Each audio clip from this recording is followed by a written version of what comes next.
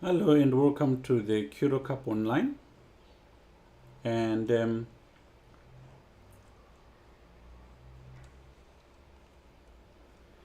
yeah, we've got the under eights to start with. We've got Red Fine Ja, who I know is Ryan, playing white, and the game just started. As you can see, they're racing. Typical under eights. Your biggest challenge is getting them to slow down.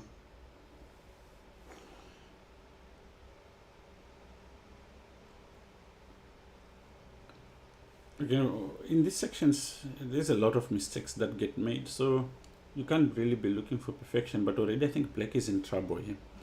So he's got a series of only moves. Oh, that was unnecessary. He had him in a corner.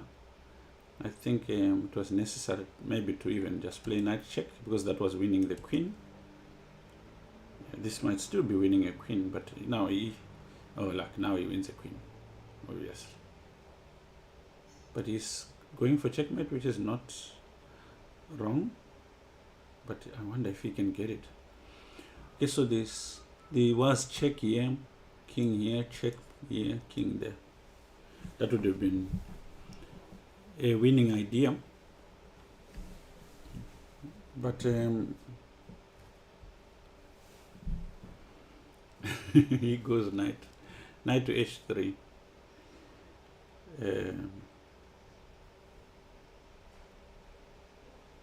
Okay, this covers this square for the queen check.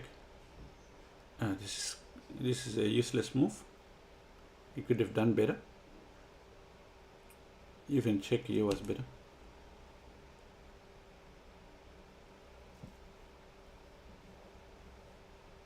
Not a good move again. He could have taken even this pawn. Not sure why they're hurrying.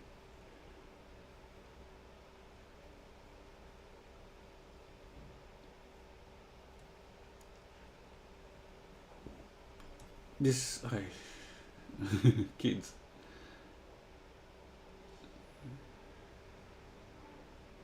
Now it's tempting for him to take, but that would be a blunder. He needs to again. Oh, he just took. This loses the game, because the queen can take here, and if he takes with check, and the knight has to come back.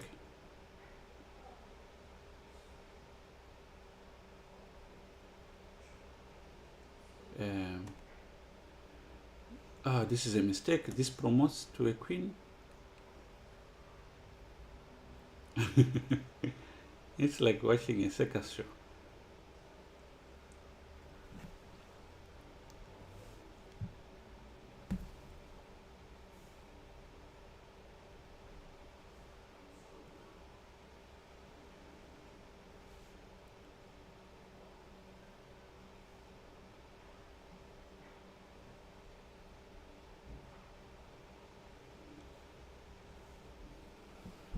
Okay, looks like white is back in the game again after promoting to a queen.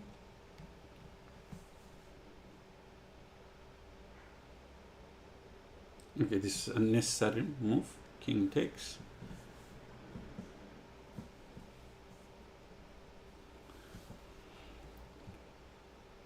And now comes the challenge of conversion. At this point, there's more chances for white to be able to convert this. I mean, he could have taken here. He wants to take with check.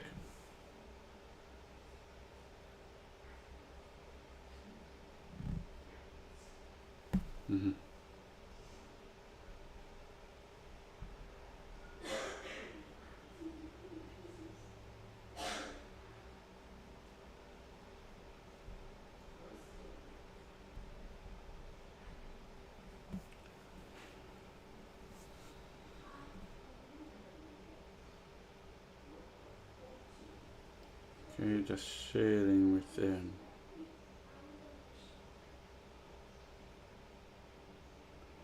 Just the event.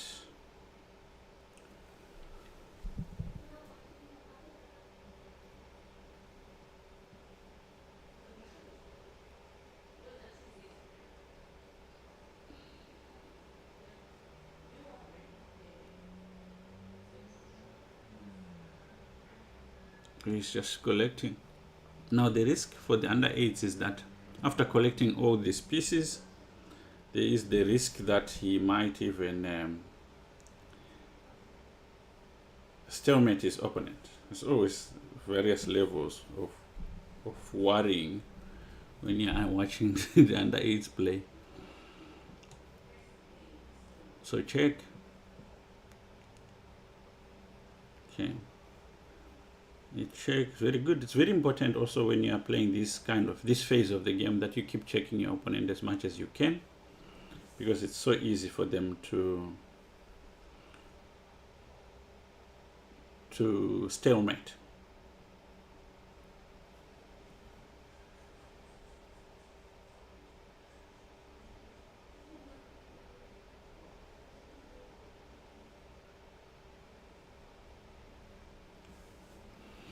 Very good for involving this piece. Whilst there's 2 pawns he can move. So the king, there's always pawns he can move for now. At least 3-4 moves that he can make with pawns. So it's not stuck that he would get a stalemate position. Yeah, that was unnecessary. He could have come on d6 with check. But I wonder what's going on in his mind. You must not starve black of the moves. He needs to do this whilst there's 2 moves to make.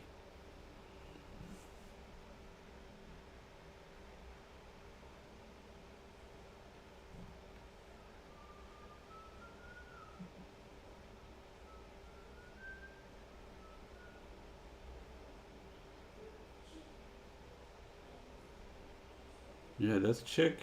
He has to move.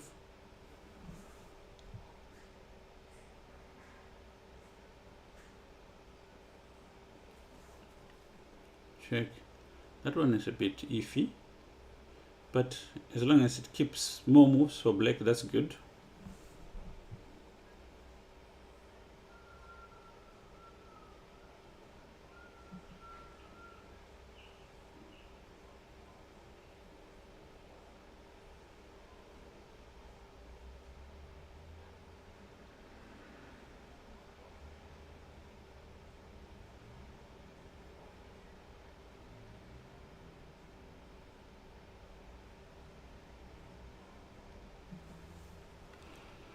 But now where this king is going, okay, so he could check him here. The king goes there. He prefers that. Not really the best.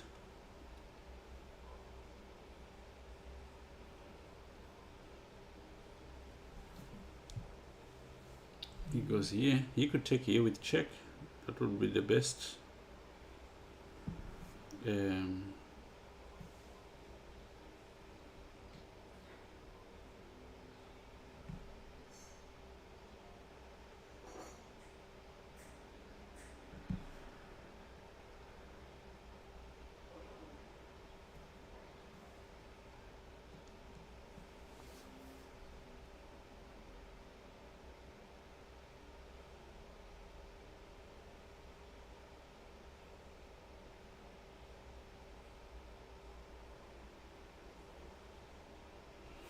Now there's a mating pattern here.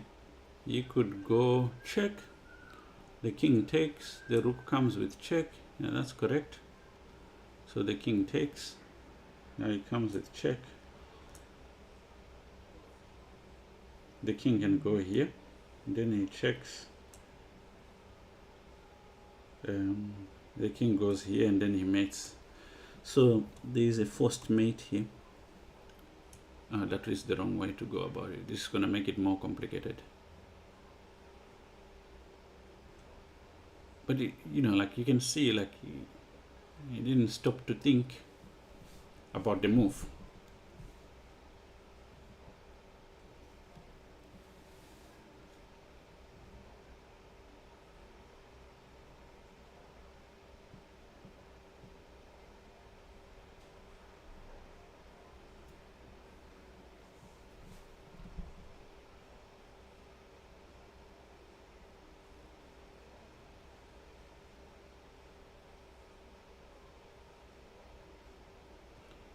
Okay, there's another mating idea.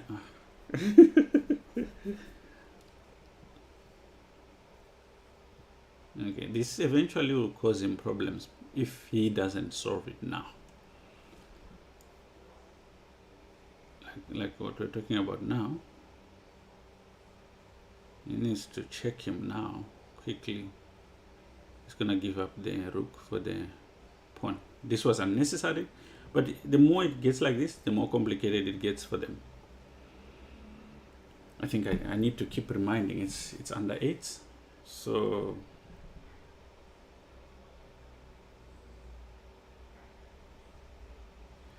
now he needs to collect as many pawns as he can. Yeah, like this is a good idea. He collects again this one, then there's no risk for a moment, and then we start again. It could have been easier, but he's made it a little bit hard.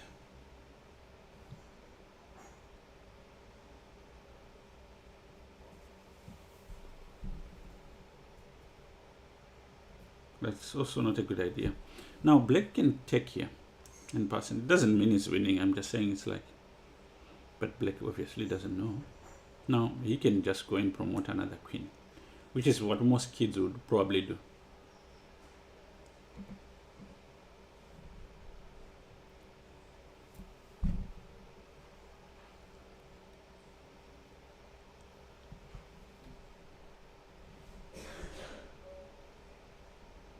He resigned. This is something that you must not do if you are in these age groups. You must not resign, because you can see the opponent was struggling to deliver mate. So some people look at this in a negative way, like that kids should resign when they are losing. I honestly don't believe it should be like that. Up to a certain age, it's okay to just keep on playing as much as you can. Okay, now before we go to our next game, I just want to acknowledge our sponsors, DBS Technology, and here's what they've got to say. Technology, your IT, your success. Okay, so that's DBS Technology. Their website on DBS Technology, you should check it out for all your IT requirements and needs. Visit them. So that was under 8. Our next one is under 12, and we'll just grab the top game for now. The top game in the oh no, not even just the top game. I mean, we was that the end of the games?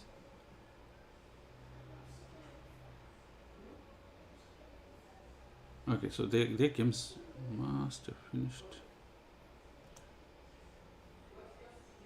Under 10, okay, good.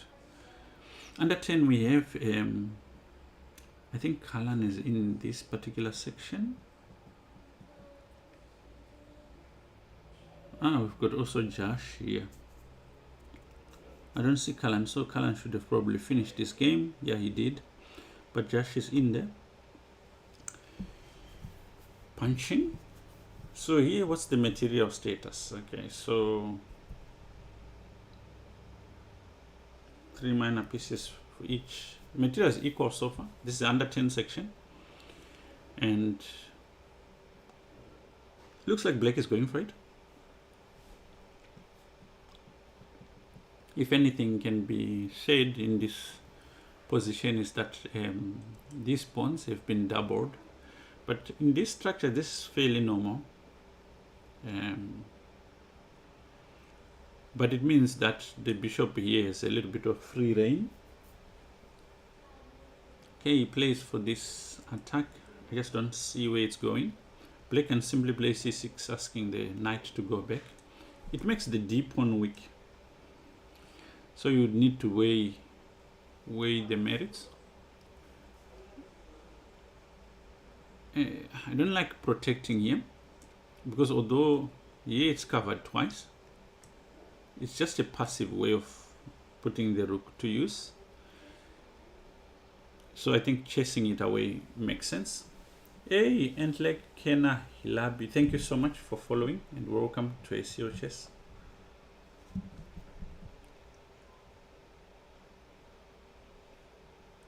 Yeah, there's a much better way of dealing with this. I think just chasing the knight away, because there's still two pieces in there. Far is gonna take some time before. Oh, what is this? Ah, very nice. Very nice move. Oh, it's very clever also, because the rook is not protected. Can you imagine? This is a nice tactic from this young man. The rook cannot run away. The reason why he cannot take is because the bishop. Very nice tactic. Josh is, I think, only 9 or 8. It's probably 8, I think. And for him to be spotting tactics like this is very good. I didn't even see it. And there's nothing that white can do about this, actually. Yeah, he has to do that. Now the rook falls, which is, I think, the first time one person goes up the exchange.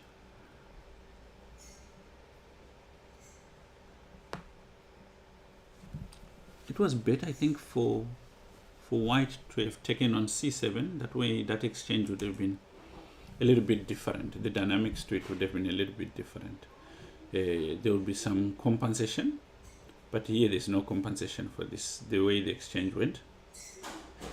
This is just good for black.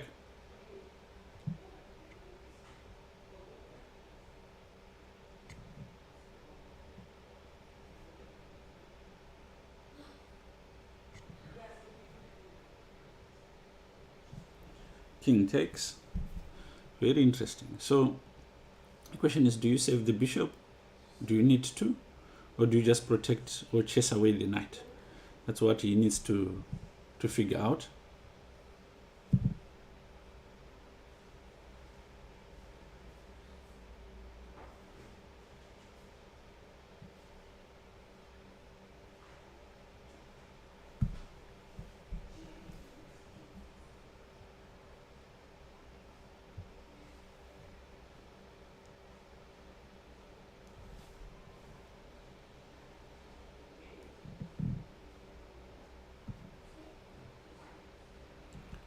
Oh, and like my username is Salimo.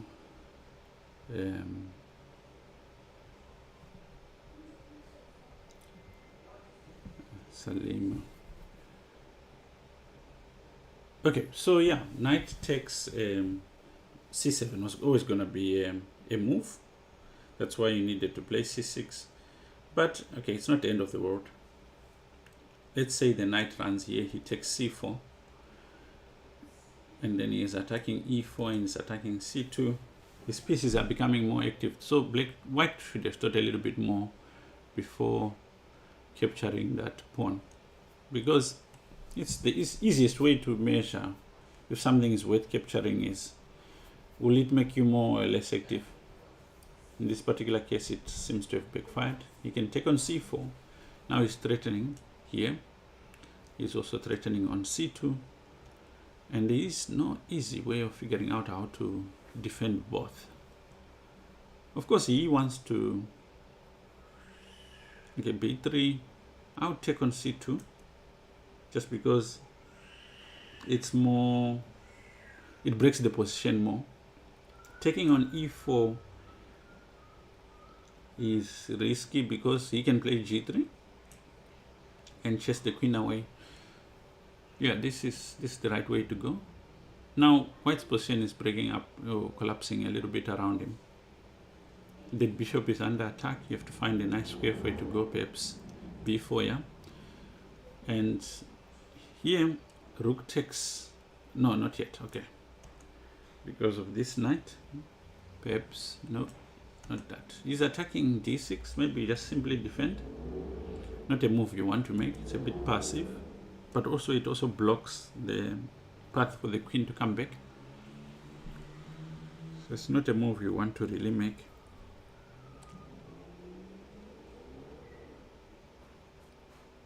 It's an interesting position. If he wants to play safe, I don't like it. It's also bad because let's say bishop takes, pawn takes, and then the queen goes, oh, he can't do, oh, he can't do that. He can go queen d1. And the rook is struggling for space. A much more active continuation. I know what he's trying to do. He's trying to lure this knight from here. but most likely you will get this knight. It's a good move in the sense that he's not taking a defensive stance to it. Oh, this is a blunder. This move is a particularly is a blunder, because now knight takes, and knowing Josh is very one. Once he sees mate, he's going for it.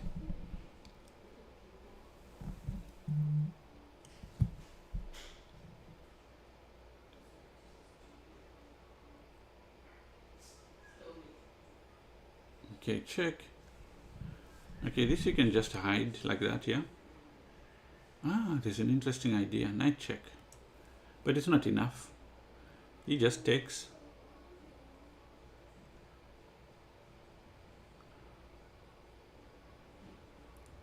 Yeah, he just takes. Then you take with check. King moves. King moves. He's still attacking f2 with a lot of pieces. So, and there's no continuation. If you look at the pieces that white has, they're not working together. So, okay. Queen takes with check is one of the moves.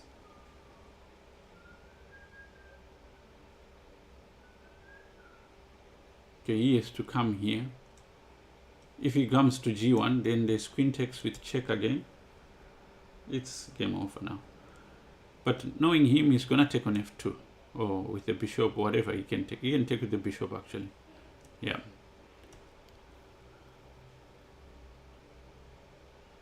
And then queen takes is the only saving move, but it's game over here already, almost. Rook takes.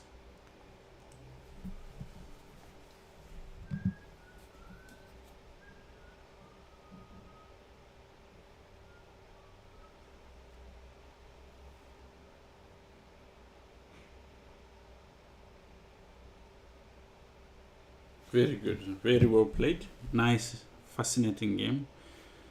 Everything comes together. Very impressive. Okay. This is the under 12. We're looking at 2 games, or 1 game is left. What's happening in this game? Okay, so here, black is just simply lost. Yeah. Oh, what am I saying? Actually, white is white is in danger. Although momentarily he has some initiative, maybe rook takes. All black needs to do is to sacrifice this bishop for this pawn. He can deal with the rest, and then he can promote this pawn. So the idea, the strategic idea is simple. For a 12, for under 12, this should be a simple to understand type of plan.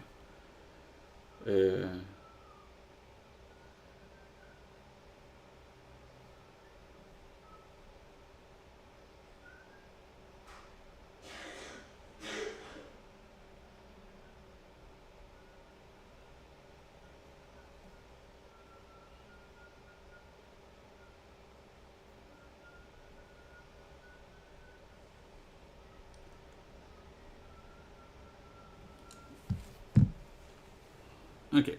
Oh, now he might have created a problem for himself. Now he needs to develop quickly. Knight here.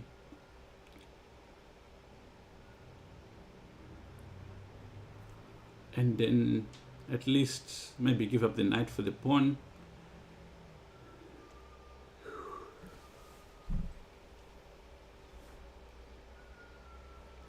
Yeah, knight here. The way he thinks is a little bit reversed, but okay, now he needs to go and prevent this pawn from promoting first. Oh,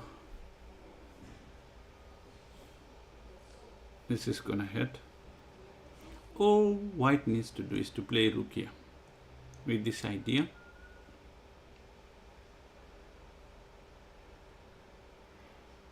That was the wrong way to play the rook. It's very direct. Okay, the king maybe goes here. He could have done it a little bit better. There is a little bit of finesse needed to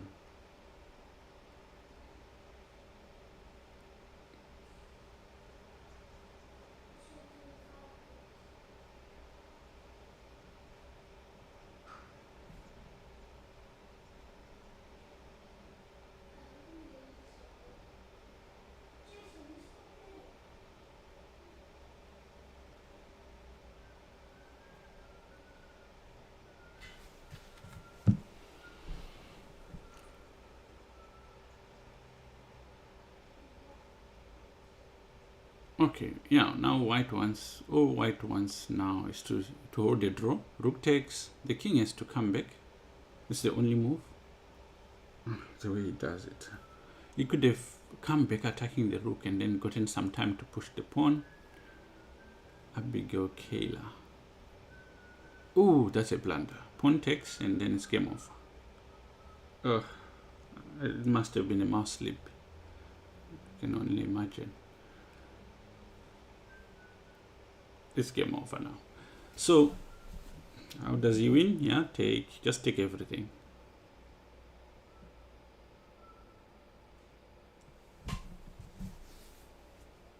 Just take everything.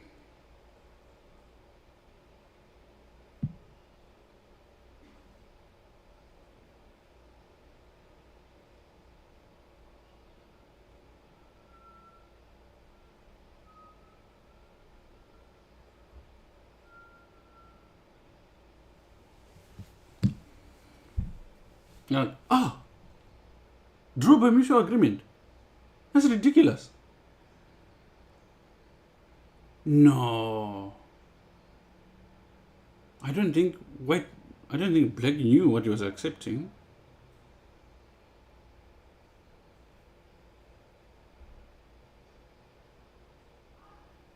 Oh, you need to read carefully your notifications. I wonder if we've ever covered this aspect of it. Chess is still playing. Chess is playing. Yeah, this is lost. He's playing Lama Magmus. Okay, this is gone. Check, he's gonna promote this pawn. I wonder where this started from. Okay, so this was, he was playing black.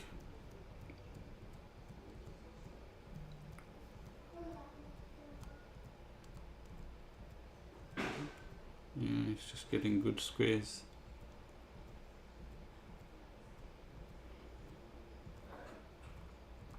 You know what's crazy about this position is actually should be better for white because of the bishops. This is a better bishop than this one. But I don't know what went wrong. Okay, he's got this weakness on a4. It's gonna be a long-term weakness. Okay, black just won.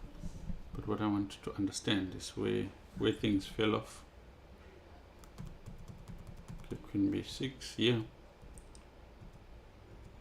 Okay, now he's managed to change his bad bishop to a little bit of a better bishop, but the weaknesses are still there. Queen here, very nice way of transforming an advantage. Okay, so he played for like an all-out attack, dropping one pawn, but this pawn is probably why he eventually lost. Oh, yeah. Okay, he could have even done better here. He could have gone f5, winning a bishop. But after this, it's gone. There is no turning back. There is no turning back here.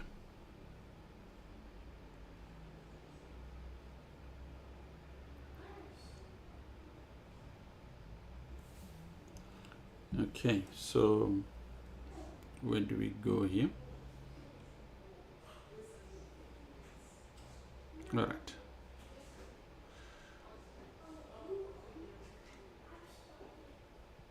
So this is under 14. All right. Whilst we wait for the rounds to start, just a message from our sponsors.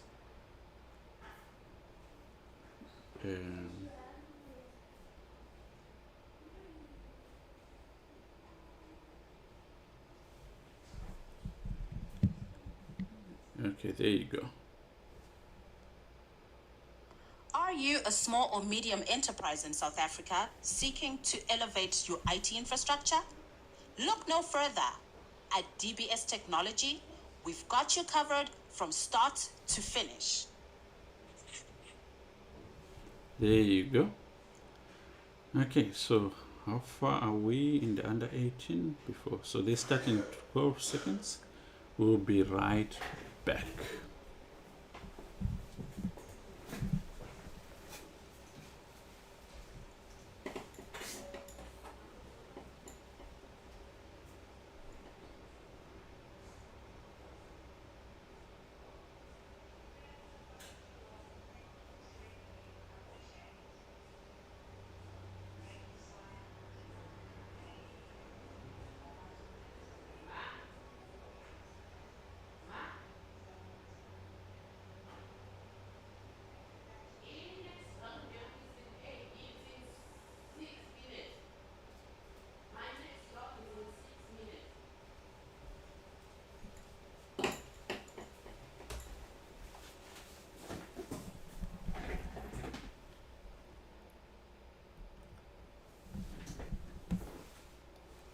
Okay, good, and we are back. The under 8s are starting.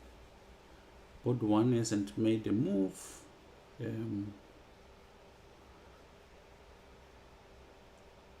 Okay, who do we know actually in this?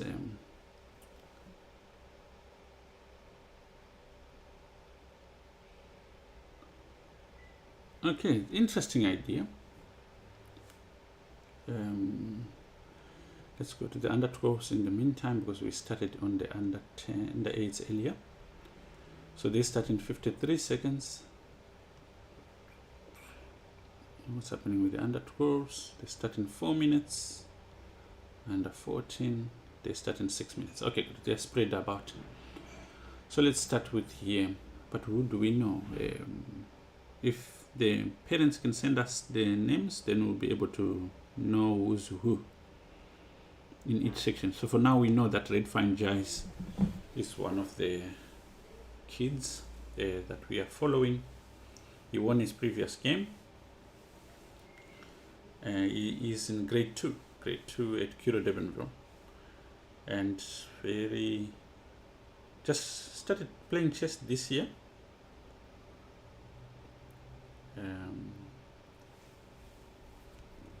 He's showing progress.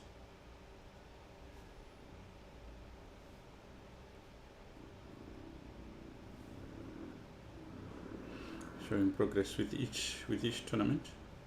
So actually, what's nice is when you see them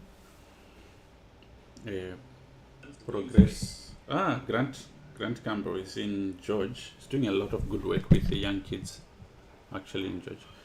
We were in George a couple of months ago, and it was so refreshing seeing the amount of chess development that's happening in that area.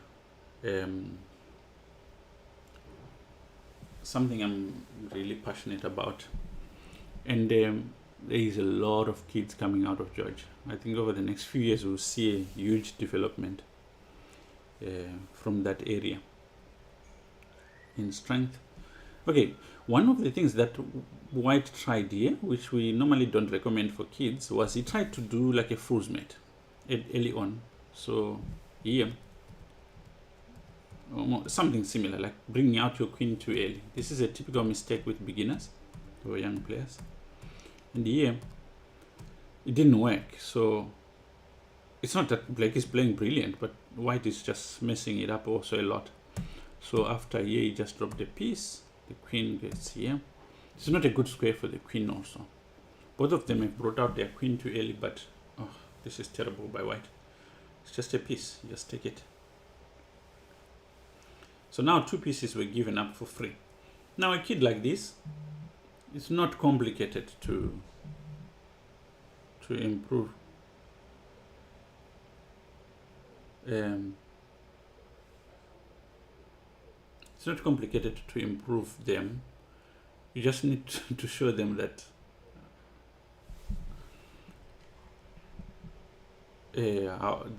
like a pieces and pre. So this is where you introduce checks, captures, and threats, and that's all you teach them until they know that their pieces are under attack. Like yeah, this piece was under attack. He managed to,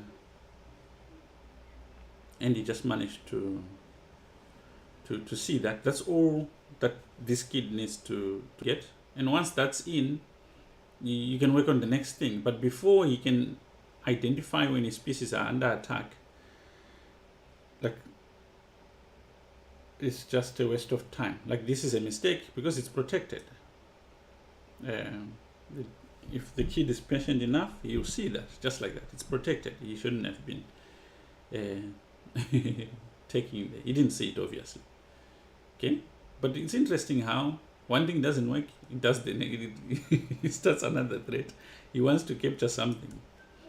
At the beginning, for kids, chess is almost like a game of tricks. It's not a game of strategy at all. It's a game of like, oh, will he see what I'm trying to do? And they go for it. So yeah, he gets attacked first. Now, let's see if he can see that his piece is under attack. This is the one thing so far that we've seen he's not able to do easily. Okay, good, he saw that. That was a very direct threat. Okay, so now this one needs to complete development. So castling would be a good move here. Let's see if, okay, he's not also seeing it. He's also playing a funny game of trying to capture, to catch his opponent. But by doing that, he's giving up good squares. Now he castles. Now this one, to create chances for himself, he could play something like this. And if black takes, he takes with the queen, threatening mate. This could be actually a big opportunity for white. But will he see it?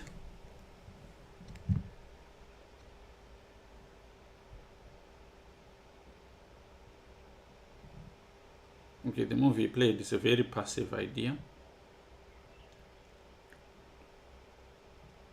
And won't really help. Now this is a blunder, because the rook can take the same mistake that his opponent was making earlier. He just made one. Okay, now he needs to open up the position if he can. Just d5. He's still better because, as you can see here, he's got what? 2 knights, and there's a veiled threat now, a pin. Only way is to protect it, but oh, that doesn't work because of this move. Now he needs to take with the knight.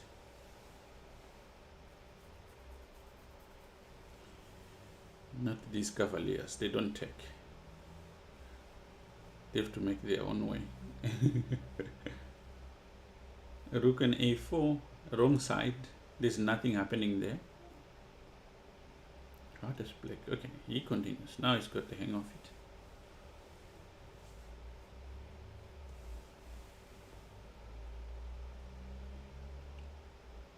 That is a mistake. Again, a similar type of mistake that he's been making throughout the game.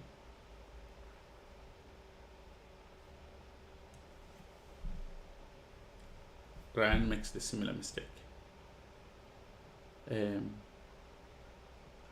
We just didn't see that he could have taken.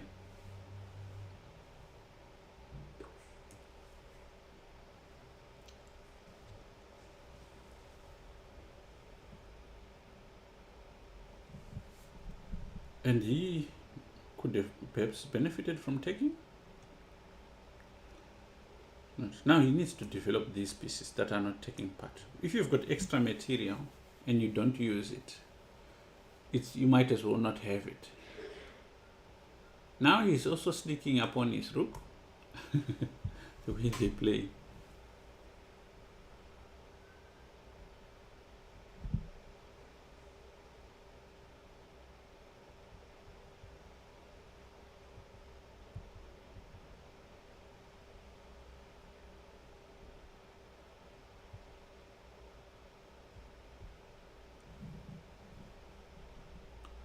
What's he gonna do?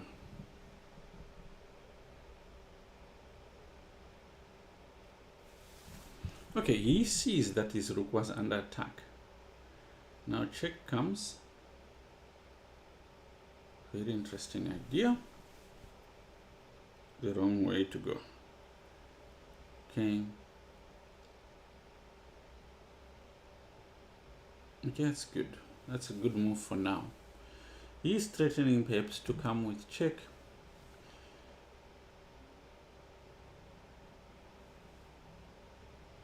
Or even this. The mistake again is that, okay, now you can play d5 check. This would be a very nice move because it includes another piece, but the way he's doing it is not the right way. They're just playing with the pieces they have. Shouldn't be exchanging. Now the king is safe again.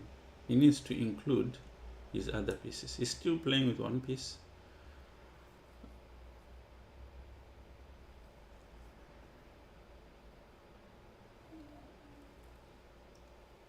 As a coach, this is so frustrating. That's why we don't like watching games.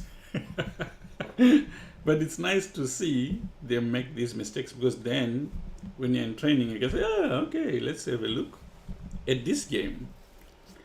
Because if you're not there, they'll say, oh, no, I didn't do that.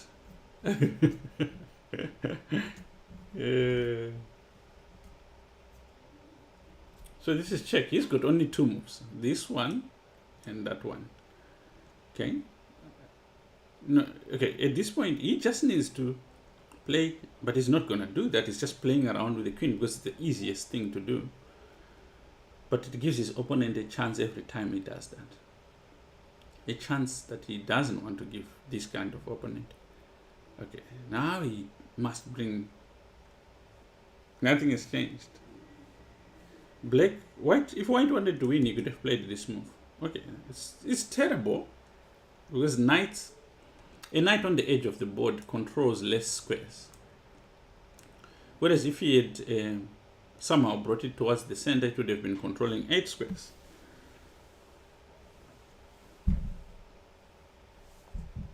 Now his queen is under attack. If there's something that kids can see usually, is a queen. Oh my god.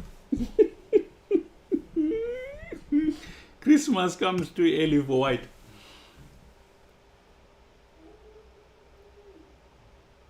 Yeah.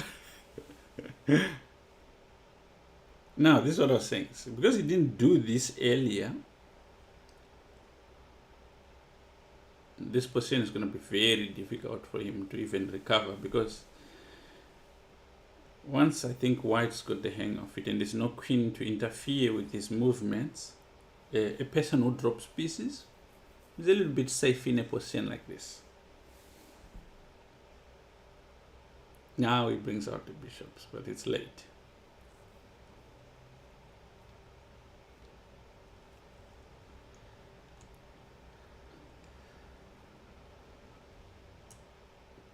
Okay, now it's white's turn to actually try and do this the right way. He should be maybe bringing this rook in, but no, he's not doing that. So maybe he needs to do this. Because here, no, okay, not bad, but this is not a good move. The bishop is not, the knight is not well placed here. It could eventually get lost. But oh, he didn't see this.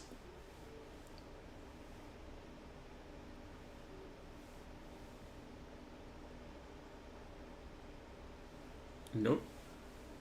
Neither did his opponent. Here you can play something like that.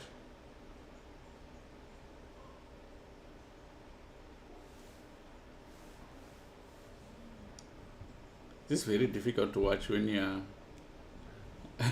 because they make a lot of mistakes.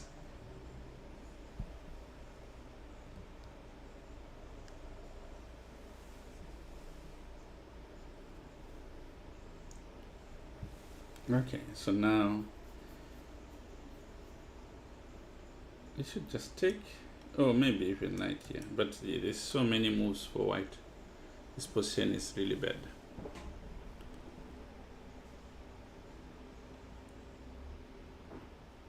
Now, a funny thing could happen. Let's say pawn takes, knight takes, then we're back to square one again. With what I've seen in this game, I wouldn't even rule that out. Especially the fact that he's thinking a lot. The right move for white would be to instantly check. And this would be very good for, yeah, it's very good for white now. Okay, king moves.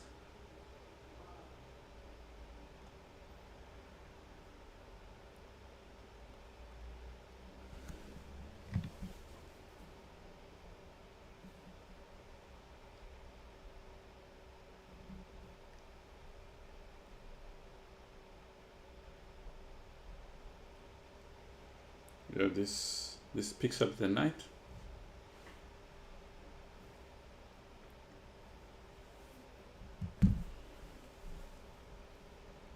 King moves, queen takes. It's a question of conversion. It should be very easy, but you know, with kids you never know.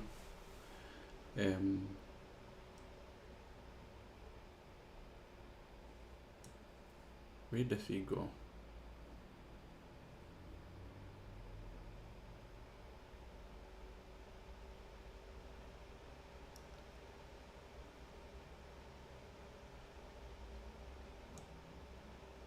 He's just gonna push. Because it's protected by a pawn, he could just push.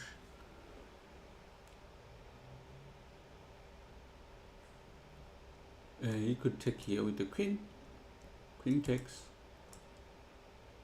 Oh, that's a blunder. Oh, can you believe it? Oh, he misses it.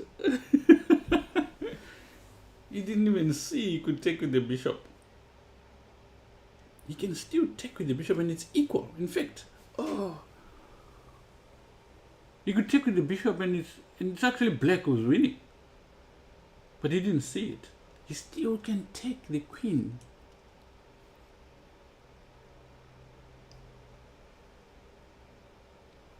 Now he takes with check.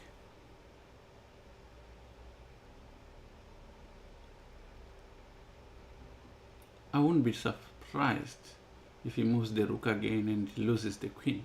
And takes.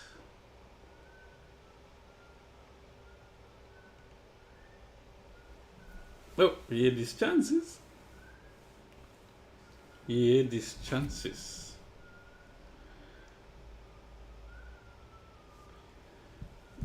Now, to again handle that, like I said, you have to work on what pieces and pre. As much as it sounds obvious, that's really the item you need to be working on with a child making these kind of mistakes.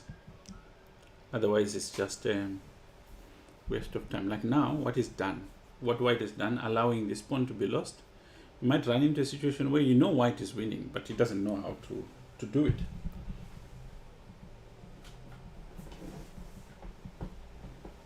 Now, Blake, okay, he needed to keep this bishop close to his king, because now queen check wins the bishop. Geometric patterns.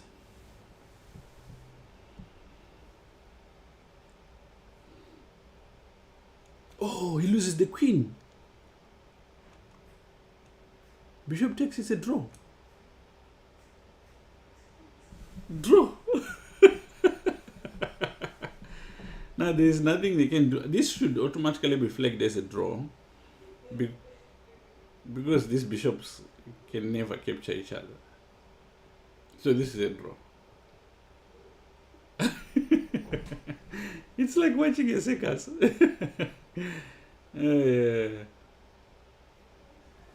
Okay, so we've got another kid here. What's his name? What's his name? It's a new kid.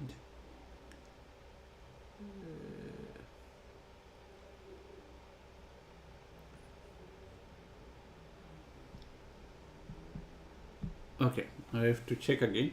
There's someone we haven't checked in the under 10. We haven't checked how Callan is doing.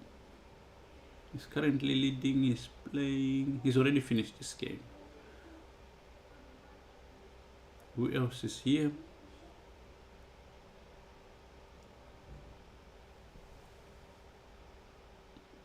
Hey, Grant, welcome. Oh, like I said, Grant is the dude in George. He was a student actually of African Chess Lounge a few years back. He's doing amazing work. He means his whole family actually is doing a lot of work in the George area.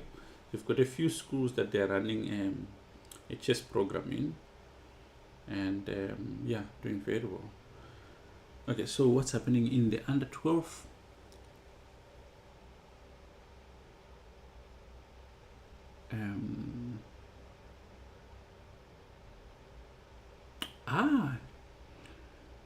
Who do we have? We've got Giovanna. We've got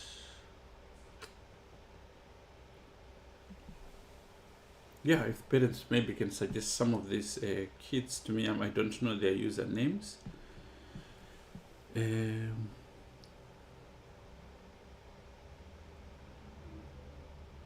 This is under 14, eh? Or some of the kids have already won their games.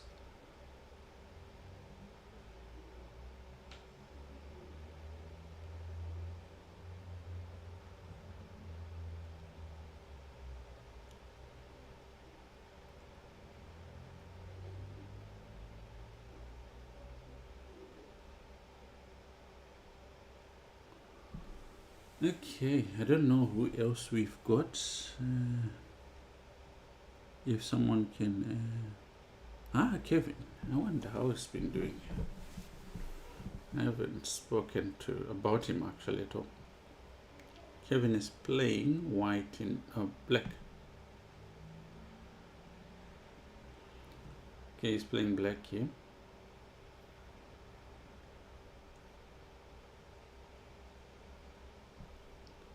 What's happening here? That is unnecessary.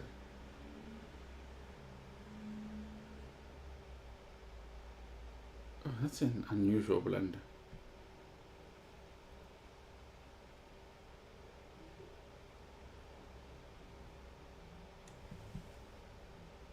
Oh, yeah, the mate scenario.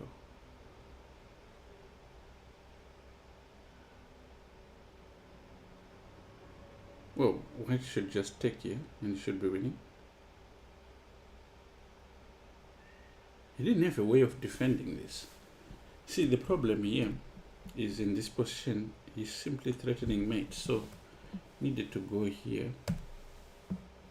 So you can't afford to leave this square. You have to stay here. And you get a perpetual. And it's a draw. And he didn't want a draw, so he moved here. But after this, you cannot prevent mate.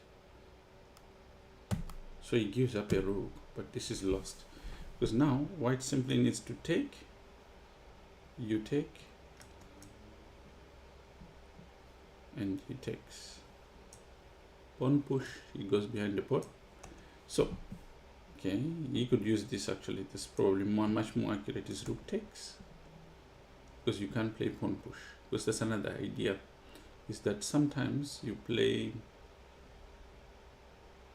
Oh! I can't believe this. Now he's back in the game. You just go king d7. Not that. Not that. You needed to think king d7 so that you can support your rook on c6.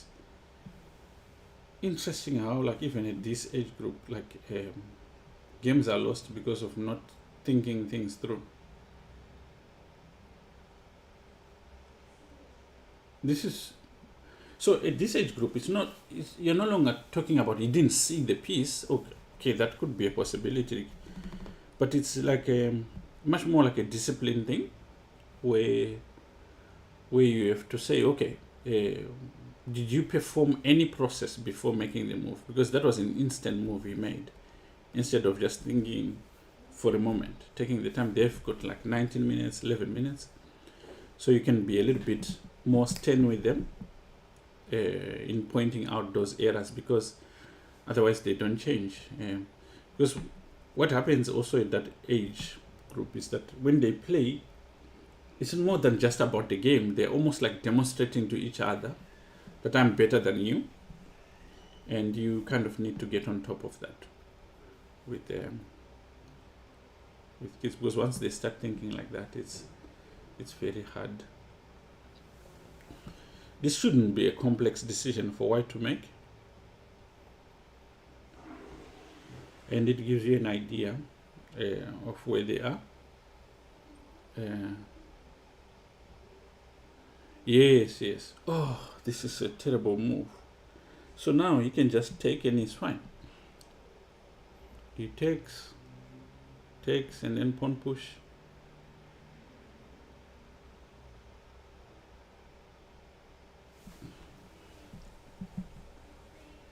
So here, white has to go back behind the pawn. Hey, Clayton, welcome.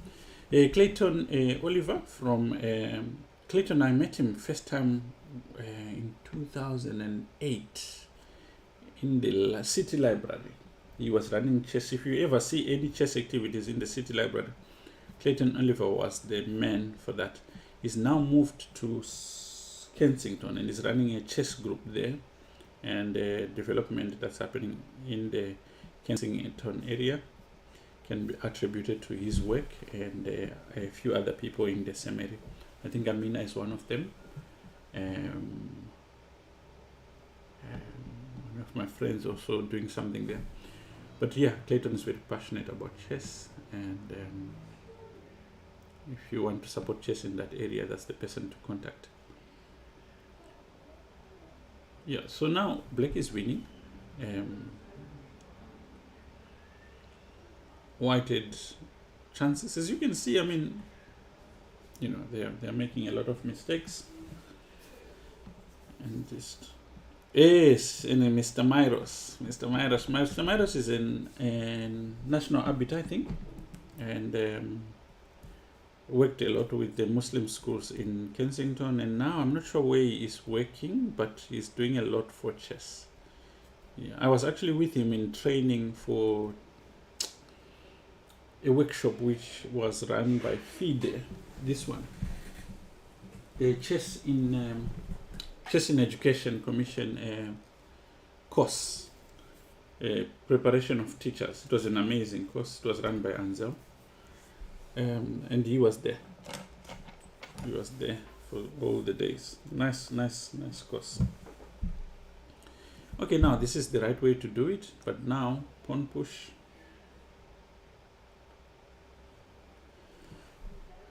The point is that he can't play pawn here because you can. Hey, thanks, Carl Hinton Blaze. Carl is also running some chess development work. I think he is in the. Carl, which area are you working in? I think in the Strand area, I think. But doing a lot of, yeah. Thanks, Clayton is in the Dabu Islamic School. That's where Mr. Myros is.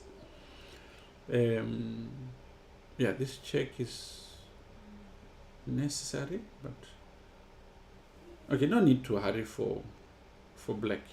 He can convert this easy. Okay, let's say king goes here, you go back, you protect. But now the problem for white is he is for Black actually is that he has allowed this g4 whilst I was busy speaking. Okay, Carl is doing some development work in Fishhook, and lots of kids, and he's got a huge place where I think it's his house, where they come and play, or it's some community center, and you go as far as providing food and stuff for them, and then teaching them chess. There's some really nice programs like this happening right now, which I'm in support of. It's the way to go. And yeah, anyone in the Fishhook area who wants to reach out, Carl is your guy.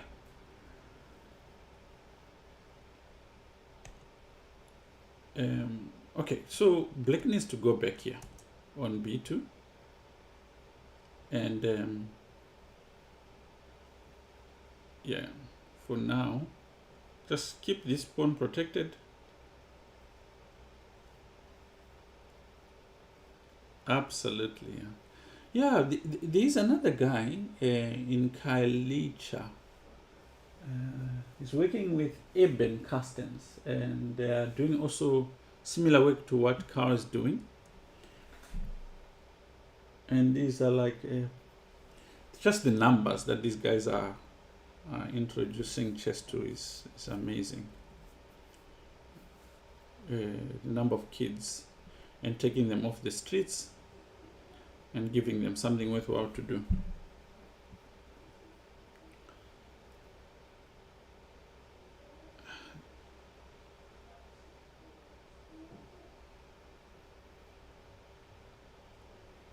Yeah, I'm worried that Black doesn't have the patience to actually do what needs to be done in this game. This is not an easy position to win, but it's a question of timing. Like, this is a mistake, because now he drops this pawn.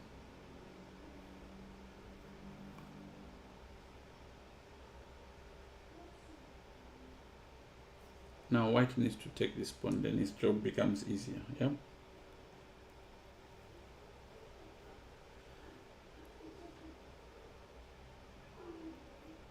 It's not the right way to do it. You should have been going for trying to win this pawn outright. That would be the best technique.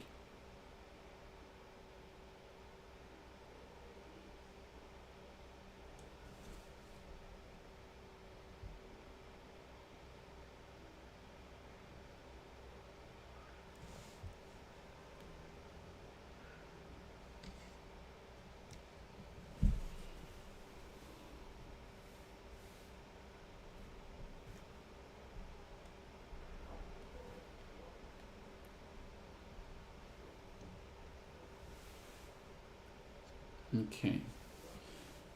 I don't, okay. I get the idea. Takes, king takes, okay. So this position is actually drawn, theoretically it's drawn. It's a non-position. It only wins if the king is in front of the pawn and this king is behind the pawn. Like, this is not the right way to do it. Now the king goes in front of the pawn. First part is done. It should have gone and created room for the pawn to follow. It's a technical position, and the kids are very lazy at learning these ones. Oh, this is a blunder. This is an outright blunder. Check, pick up the rook, winning pawn ending.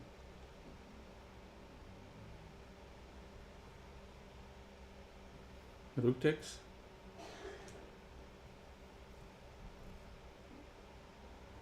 Very easy. Now king takes. Now, yes, to be precise, and we're gonna have it's gonna be funny actually. The next few moves, he could either win it or botch it up. So king here is the next move.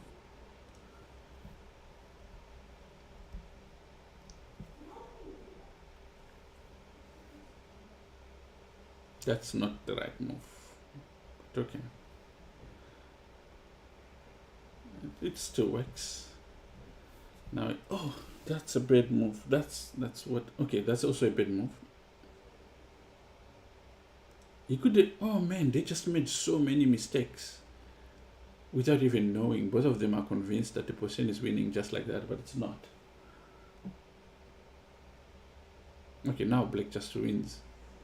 But, oh my word. Okay, I'll go over this detail. It's an important detail. I mean, this is what you spend most of your time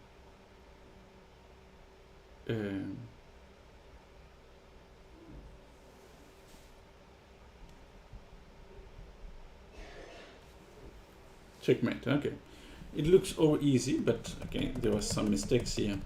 So if you go back here, pawn endings are very precise. That's why initially when the rooks were exchanged after this why I actually said you should play the king here. This will be the best way to do it. Let's just go into the analysis board. Okay, now that part is already won. Okay, there was an offer for a draw, but this would be the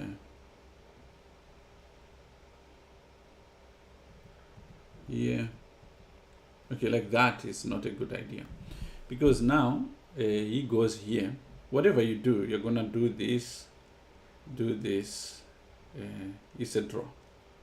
Essentially, it's a non-position. This would be a draw. So here, he goes king f1 instead of taking opposition. He goes king f1, and of course, again, he makes a mistake. The correct move is to go to c6. Pushing the king away and then taking control of the promotion square. Now, the way he did it, he went here White can just do this, and now you can't make progress. If you push pawn, okay, now this works now because of the 6th rank, right? But they have to learn to do it properly, not do it like this. But very well done to Kevin. This would be a game you can learn a lot from. Okay, so that's the under 14. What was it? Under 14. Yeah. Let's go to under 8. What's happening in under 8? We are in round 3. Okay. Looked at Red Fanja. If there's any kid that we want us to check on, just shout and we'll follow.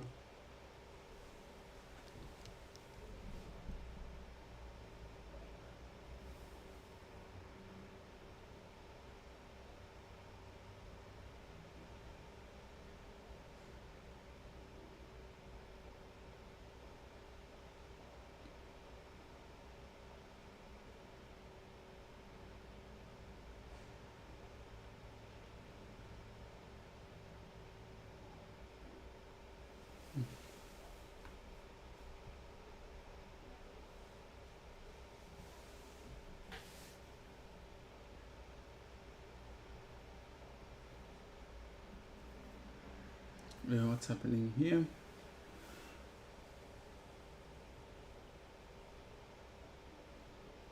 Okay, for now, let's just follow what we know.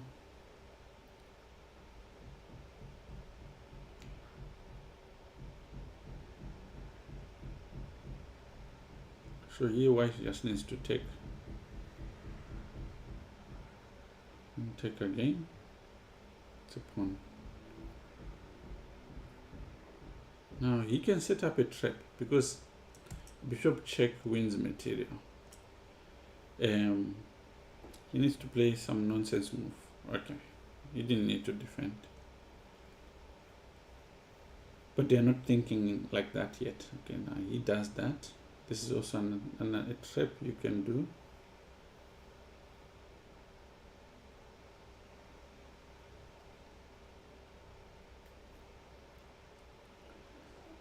That's a blunder.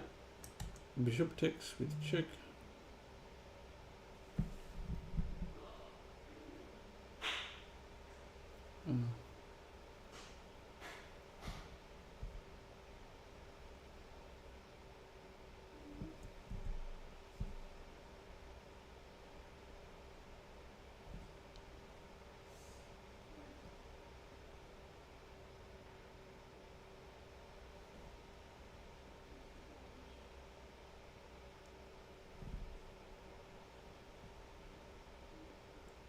Did he just give up his bishop? He played bishop f4 now, winning a piece, and after a year, under 8s, he's gonna push this pawn. Take. Okay. Now white can protect his pawn like that. Oh. No, you can protect. No, you can't.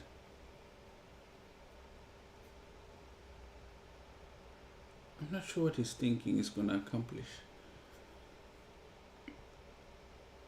Now the king needs to get involved, or at least like this. Every time you attack here. Oh, this is bad.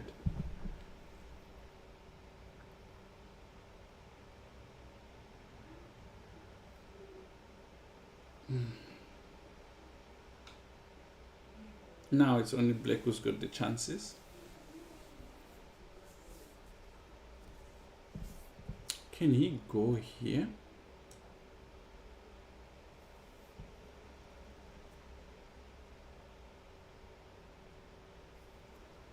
Yeah, this the kind of logic that they are playing with. Oh, Oh my word, this is now losing for black.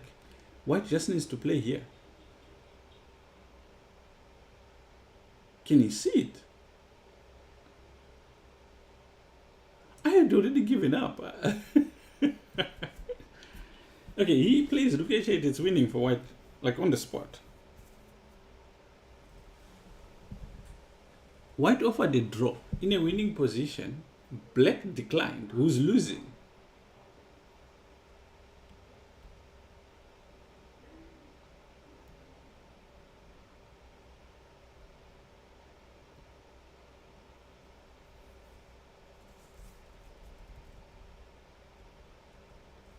Oh my god. He found it. Takes. Now he promotes to a queen. Now the question is, does he know how to win this? Because we've seen in the past where he's gotten a winning position. Okay, this is a safe way to play. Now you bring your king. There's no way the pawn is promoting anyway. You're hoping when you're teaching kids chess that they understand this kind of logic, this way of thinking. That at the very least, keep your queen where it is, bring the king. There's nothing he can do about that.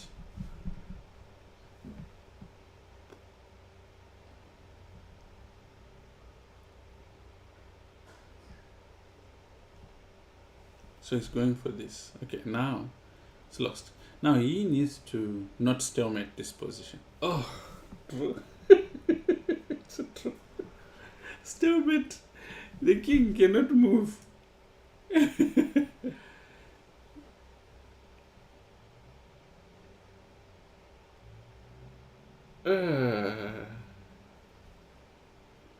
Again, comedy of errors. What's happening with Josh? Okay, Josh is playing black here.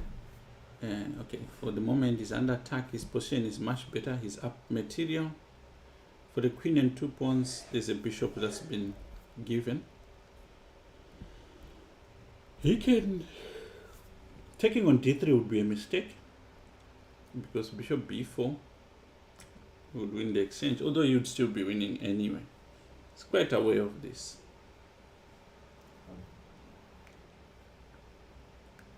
If he's pressing usually, like this, is on higher late. So I don't think he'll fall for that. The fact that he's also taking his time. Of all the kids I've seen, he's taking more. It's, of course, no, doesn't matter. Doesn't matter. In my mind, the rook was on d1. It's not there. But he can take this safely. But it's good that he checked. He took his time to check.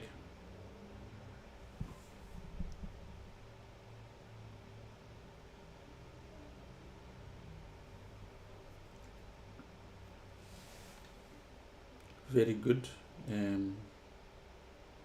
Very good play so far. I mean, in the game that he played earlier, he demonstrated that he definitely was in a class of his own. So with this move, he's also attacking the knight. He's also attacking d5. So even if you play bishop b4, he can just take here, and the exchange is better for him anyway. Now, of all the kids I've seen, he's definitely much more clinical when it comes to finishes. Once he's got a winning position, he knows exactly what to do. Now, you take on d5. Oh, you actually, e4 is even stronger, right? e4, queen, what does he do? e4 loses material for white.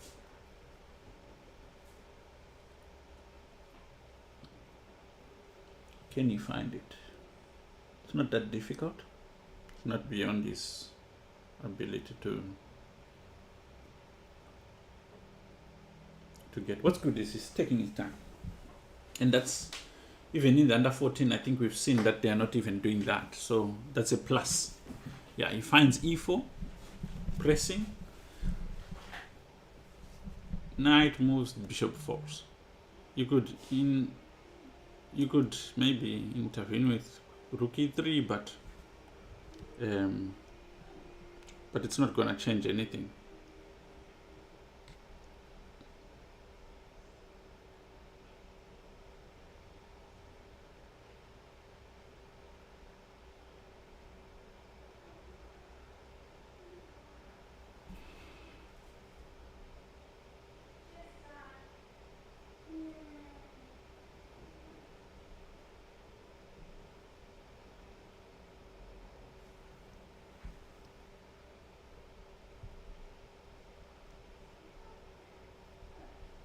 Okay.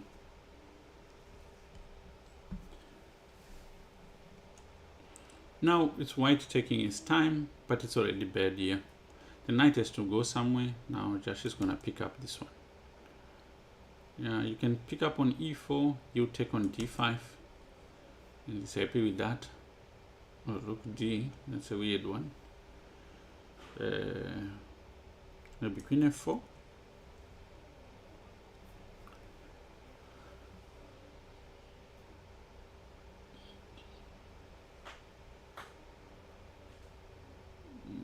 He's taking his time, even if it looks obvious, he's taking his time, and that's a good thing. Actually, something I didn't notice that has changed in his play.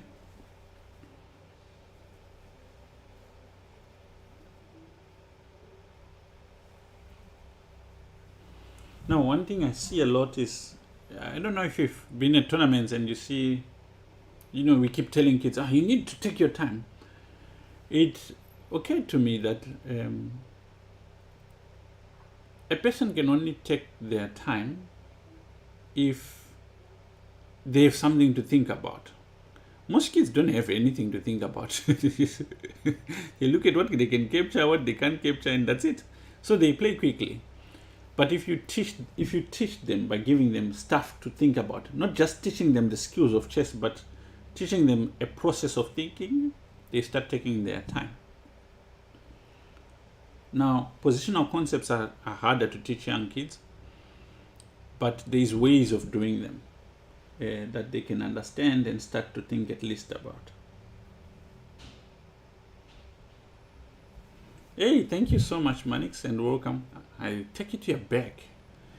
Obek, how are you? A long time.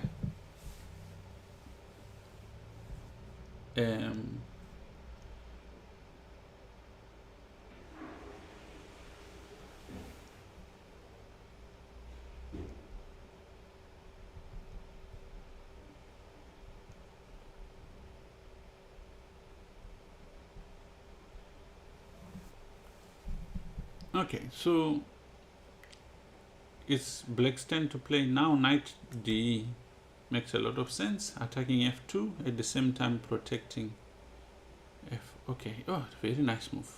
Josh is full of tactics today. So pawn takes. He's threatening queen check, and then takes on here.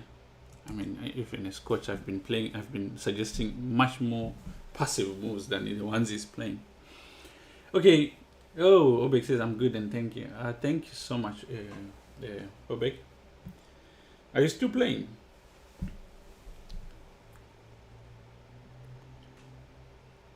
Pawn takes. I don't think white saw this check. Again, another geometric pattern. Takes with check.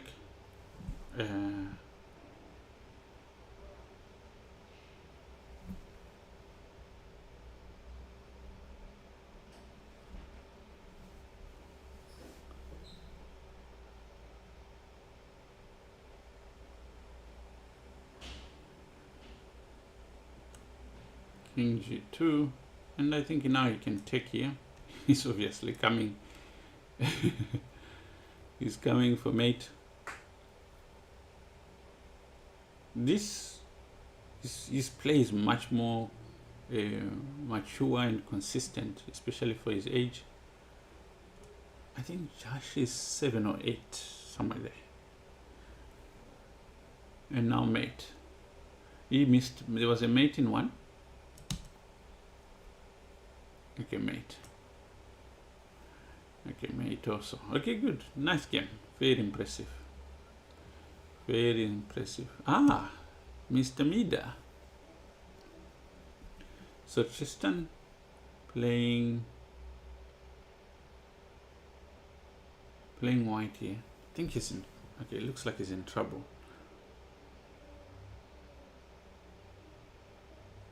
Yeah, he's in trouble. But he can. Yeah, there's not much he can do.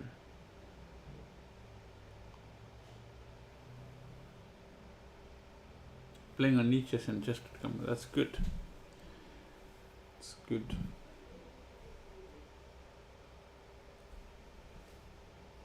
I forget the area in Hobek. What is it called? I forget. Sedibeng. I think in Sedibeng, right?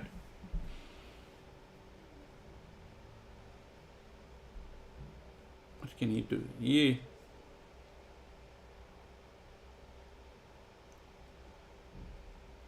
How did he get caught here? So Tristan was the one who played d4.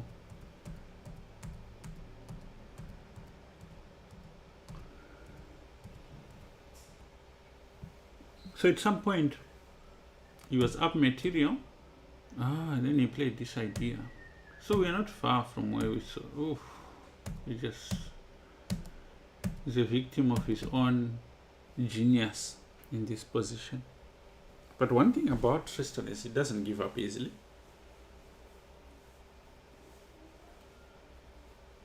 Here you'll probably play something and keep on playing the next move like that.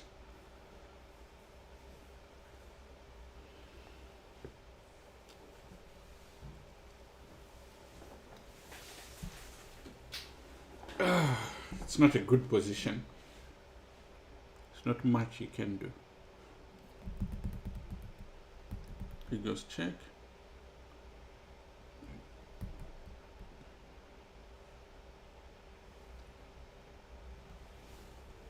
Goes there.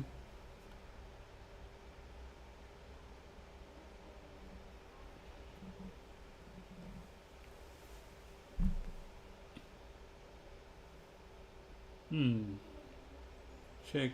This is not a good check. This is not a healthy check. This check is gonna regret because it attacks his queen afterwards. He's just, there's so many things wrong with Tristan's position right now.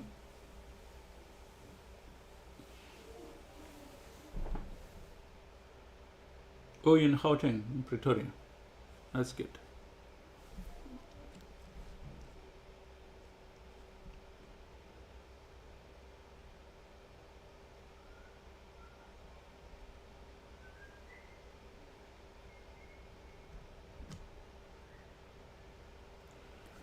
Okay, yeah, now he has to solve some problems here.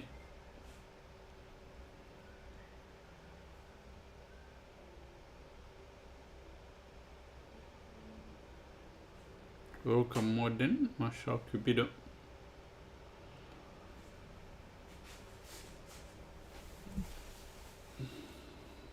Okay, it's Tristan's move. It's not an easy position to just play. He's back to where he was. Maybe a little bit worse.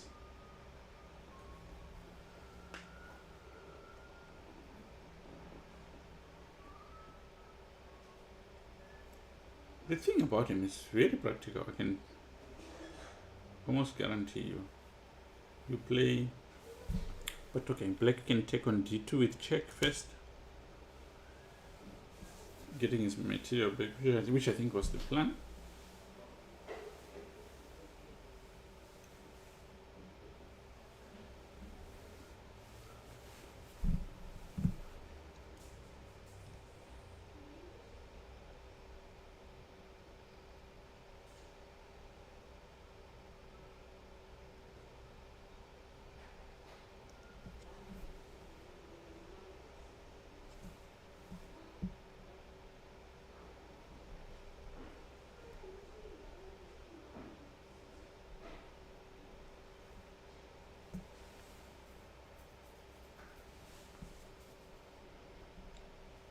Okay, so now the next part is maybe bring the rooks in.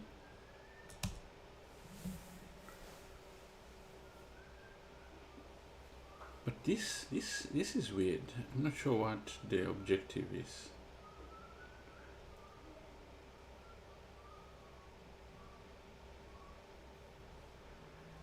Yeah. It's unnecessary. It needs to be simplifying to a worn position. Because it's not like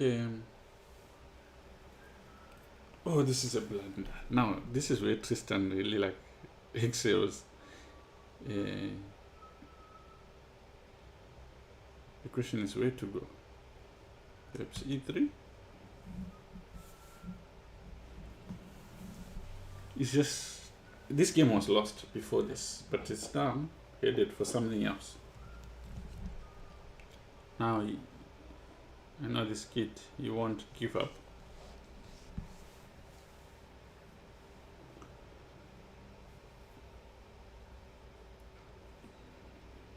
Okay, so now the bishop needs to just come here.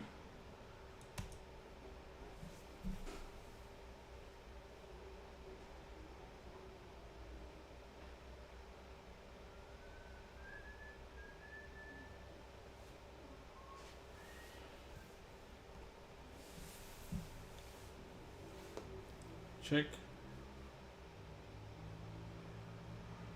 Check.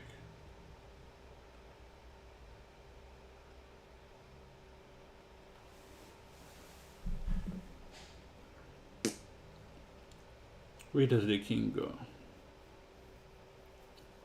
Okay, now the way Tristan has played it, there is a perpetual check that can happen. If the king goes there, he just keeps checking him, as long as he's on this side. And this could be best for black. Best result possible for black is a draw.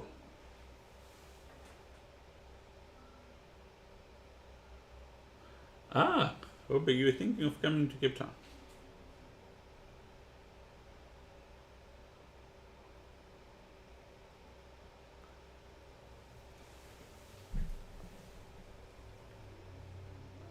Oh, this is a blunder again. Now Tristan picks up the rook. I don't know what it is. I mean, I've seen him win so many games like this.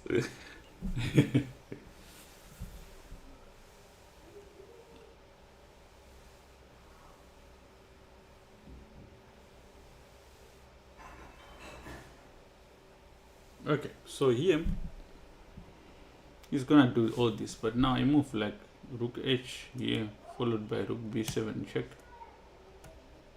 He's just simply winning.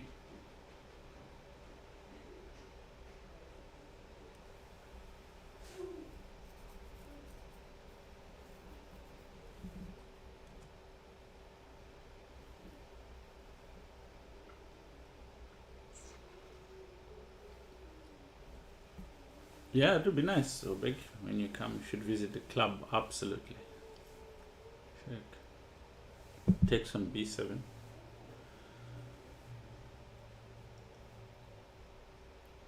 Okay, it was better to take the pawns on the queen side, but I don't think that can be stopped anyway.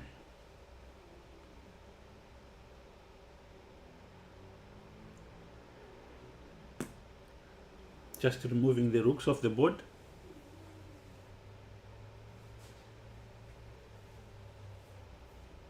And taking the pawn with check. Okay, he takes that one, takes another one, and black should be resigning now.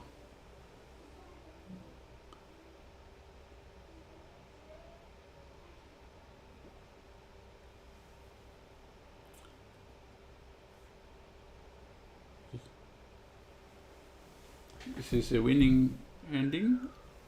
It's not complicated. I'm actually surprised black is still playing on.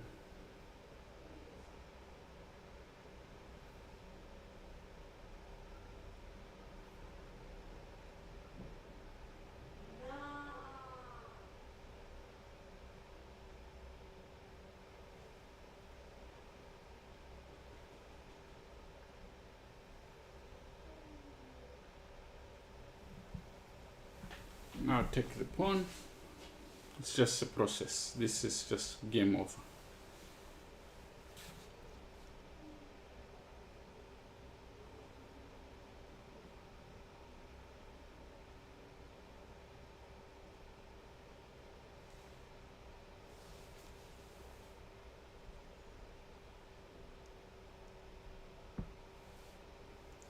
Okay, game over. Gonna take a short break. We will be back just now. Just a short, quick break.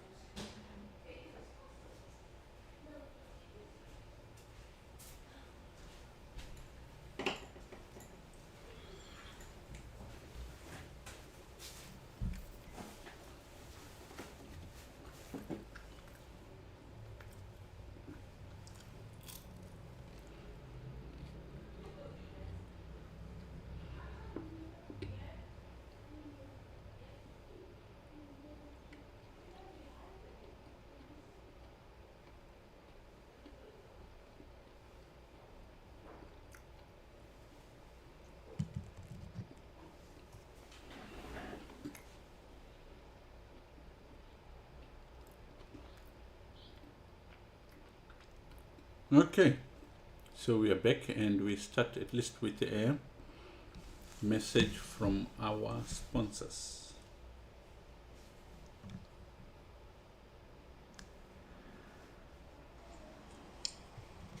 Are you a small or medium enterprise in South Africa seeking to elevate your IT infrastructure? Look no further. At DBS Technology, we've got you covered from start to finish. There you go, DBS Technology. Okay, we start with the under 8.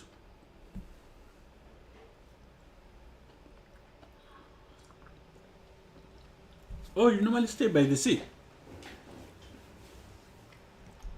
No better place. I like sleeping close to the sea. The sound of water and wind is a very pleasant feel to it.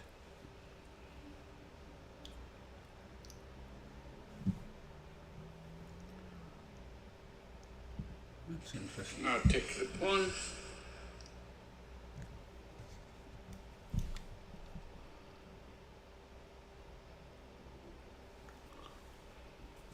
Okay, what's happening here? In the under 8s, there's a few games that just those 2 games. This round 3 finishing. What's happening in the under 10s? Okay, their games are starting in 10 minutes. What's happening in the under 12s? Their games are starting in 2 minutes. Tristan ended up winning that game. What's happening in there? Kevin and Chess are playing against each other. Exactly. Lilastro. This was one of the kids I was looking for. Lehonolo Di Colomela is a name. It's one of the kids actually in there. Official is very nice, Hobe.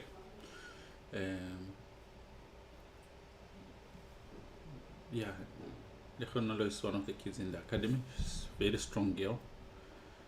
And yeah, she's just converting. This should be simply winning. Oh, it's a blunder, right? Took takes.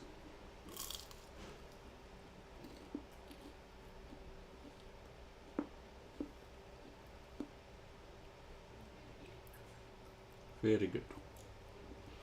What's happening here?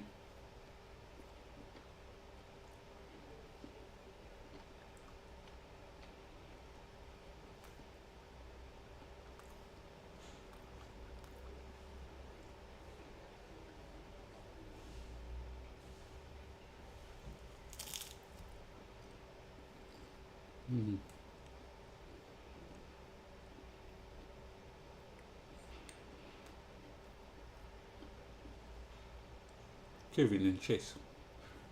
Which opening was this?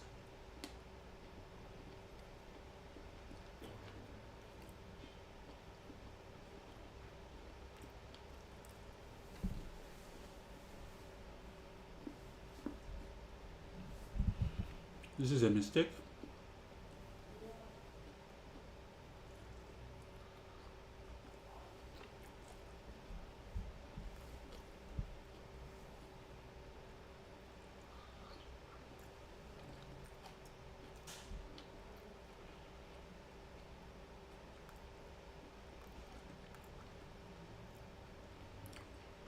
So although you win material, white becomes active for a moment. You have to quickly play something like bishop f5, and there's no withdrawal activity for white in this position.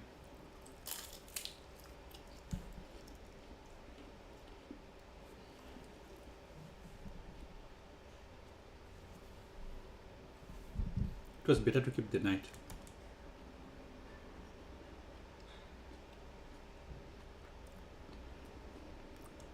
Because now, yeah, you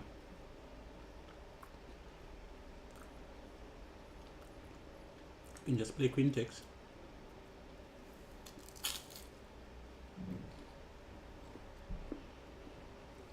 Hey, Karen, long time.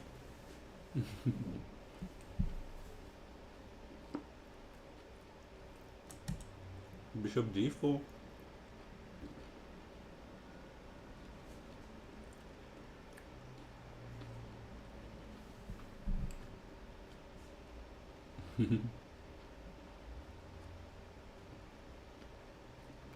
Ooh. Okay, he plays this move. Maybe he wants to play rook f8 first. Just doing tricks on Kevin. Kevin,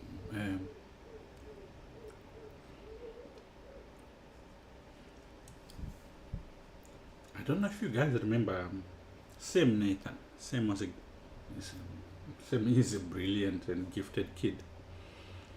Loves chess. He just stopped playing.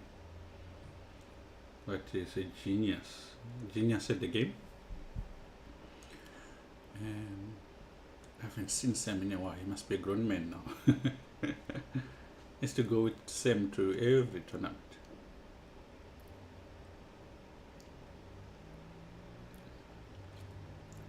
Okay, so here queen takes. I mean, he's clearly a piece up. He's gonna be able to convert this. In this section, it's quite a. The games become very tough. Okay, this game is probably over. Converting for them is not complicated. But yeah, you still have got a few people who've got a little bit of a perfect score.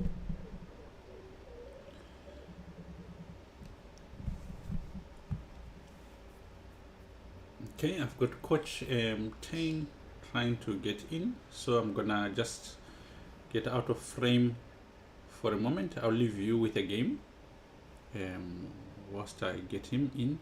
Let's see. Okay, this one, how Kevin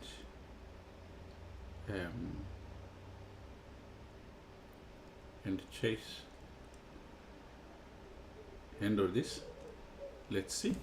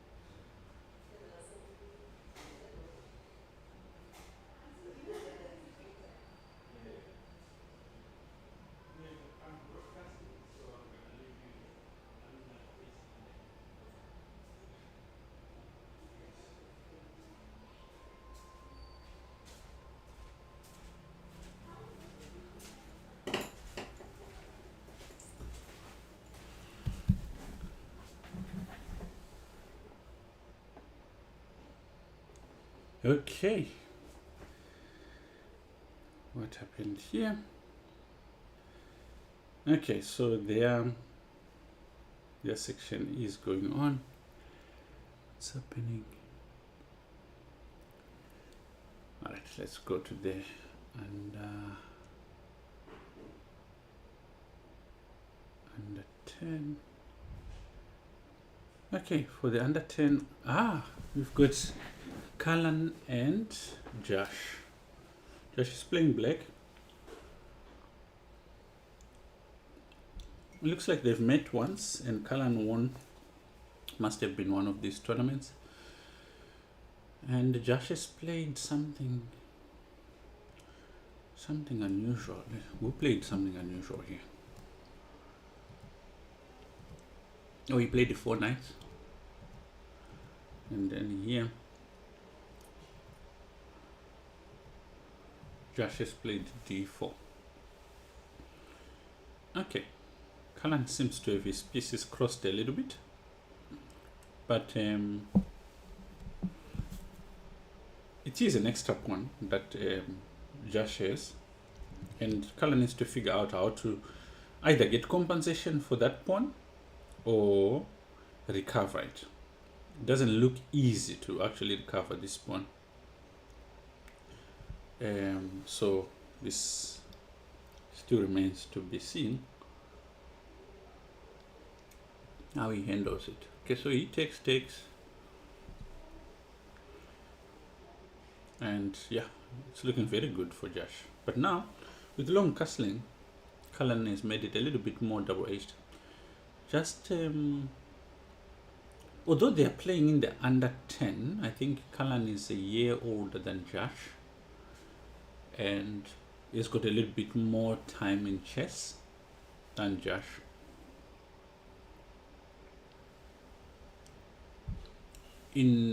From a rating point of view, you'd be the favorite to win, but this is gonna be a fight because they are both actually hard workers at chess.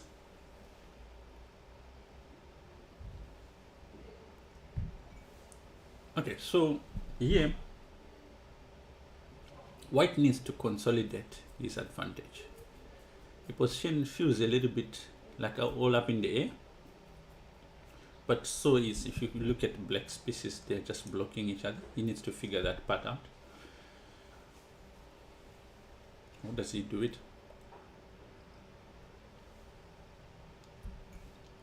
But it's White here who is the upper hand for sure. Just a question of converting. One of the principles is that if you castle opposite side, you have to use your pawns as a battering ram to open up the king side of the other opponent. So it's a question of nerves now. He goes g6. This is a little bit slow because it doesn't rush to open up the king side. But maybe if it was complemented by piece movement, by improving the worst placed piece, he's thinking, okay, this bishop is in the way. If I put it on g7, it will improve the position. And it's partially right, because also, although Josh has made this advance, this is a blunder. No? Does it work? It's a little bit tricky. The reason why I said so is because knight takes here, and it takes advantage of this pin. But then, yeah. Does it work? Maybe. But the problem is knight takes, rook e1. And, okay, he goes for bishop g7. This makes sense. It's the most logical way to continue. Just complete your development. Never attack from a position of weakness. Hoping it works.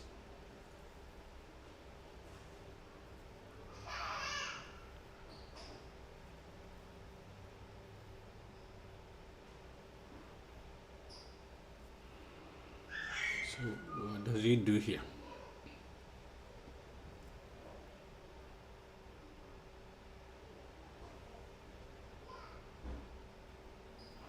Yeah, this move hasn't accomplished anything, so it was better to figure out how to push b4 and then b5, opening lines. The whole idea about a pawn storm is to open lines on the side where the kings are. So here he hasn't done that. He needed to be a little bit more, let's say, precise.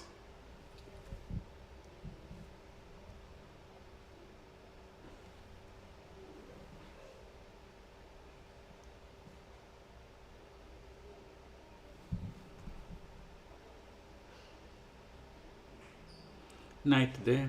Okay, now knight takes just simply recovers material, and now black is on the right track if he finds it. He doesn't, because he's afraid of threats that Josh is coming in. Josh is coming in with a purpose. It's like with each move he's trying to do something, and this is the right way to play this position. He just needs to get his queen perhaps out of the way of this discovery. I'm sure he's very sharp tactically, so you can see ideas like that.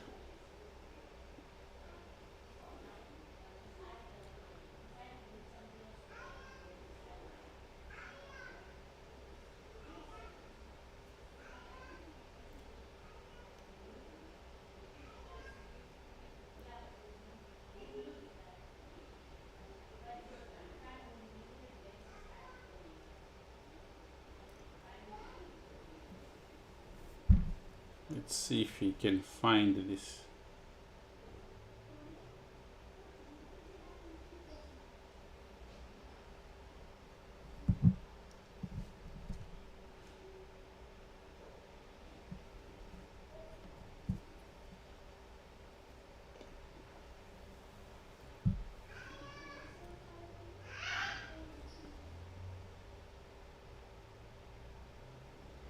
Yeah, so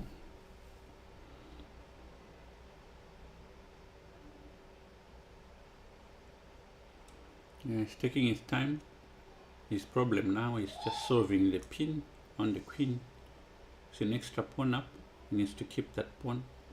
Cullen has managed to try and coordinate his pieces as much as he can, making each move count. So now if he gets another chance, obviously he wants to take on e5 or something like that with the knight, taking advantage of the pin. This is his only way of getting into the game and maybe starting to have some ambitions. But so far Josh has dominated to this point.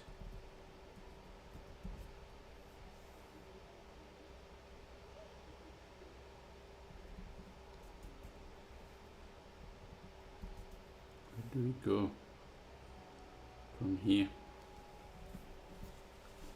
He's taking his time. It's a good thing about Josh lately. It's like definitely seen from the first games we saw today. He's been very much calmer and taking everything into account. Although in this game, he does need this time later on.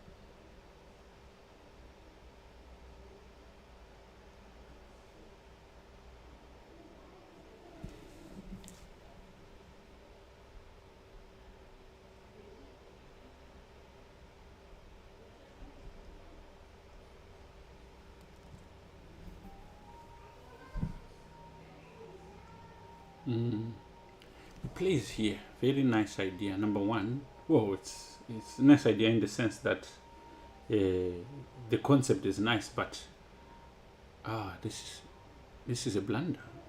No? Okay, no, it works. It works.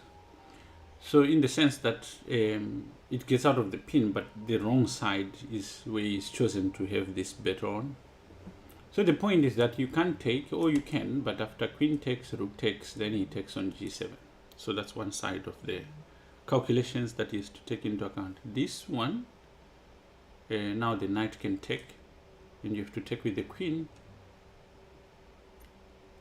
And the position is moderately equal. And Josh still keeps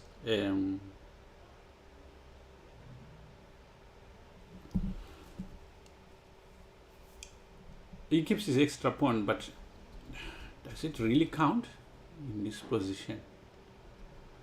It does, actually. But now what he's doing gives his opponent chances. This is the challenge with opposite side castling. Normally, you're trying to accomplish the same thing, but okay, there's some tactics associated with this. So, for instance, you go rook h. Okay, he goes bishop g5, thinking he's winning material, I think. Then you've got queen d6, threatening mate. Could be very interesting.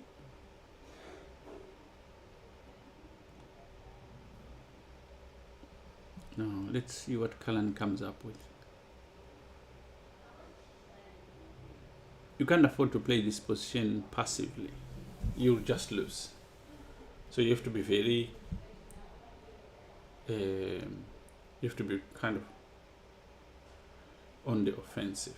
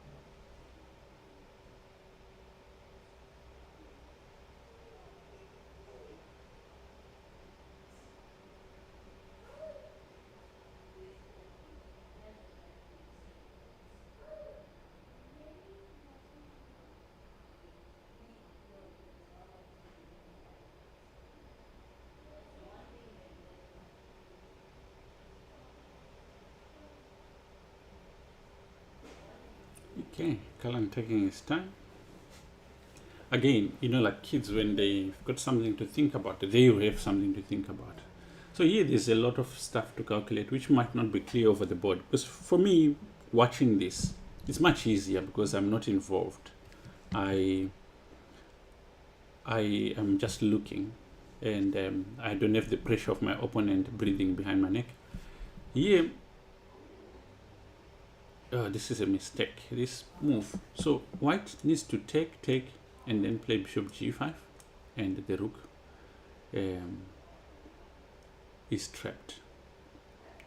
And this would be an ideal scenario for white. It's 2 pawns up already. It takes another exchange, and you just need nerves to be able to play that endgame. But I think Cullen is banking on the idea that, okay, Josh being a younger player, Cullen has got probably more of a hold of endgame play, which requires a little bit more patience than, let's say, what Josh should have. We're moving into a scenario where over the board things have not really worked out, so now a little bit of psychology goes into it, because people play differently at the different phases of the games. When you're younger, it's much harder to play the cold, calculating way of playing endgames, and maybe like you see it a lot with older players and grandmasters with juniors. So here he needs to find bishop g5, which is important, and he finds it very quick. So now this rook is gonna die, but the question is, can he handle that resulting endgame? He's got 2 pawns in an exchange, so should work for him.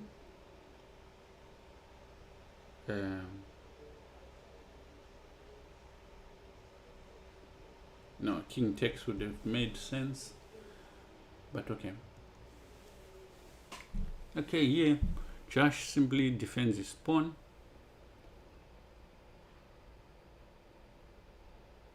Knight here, activating his pieces. Now, of course, they need to take control of the file, or rook f taking control of the file. Let's say rook fe, king goes to d7, and knight comes here. Now here's another thing also. In time trouble, the knight tends to be more confusing. As far as you know how it moves, but under pressure it's not the same.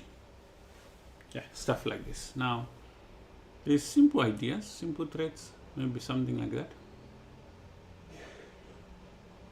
And it will not be so simple.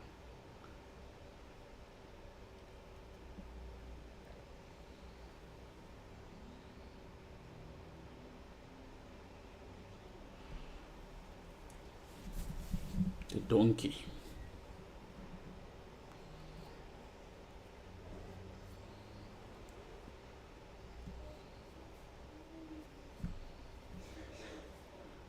Not much to think about because the possibilities of moves is very wide here for white. He could play g3, that would be fine.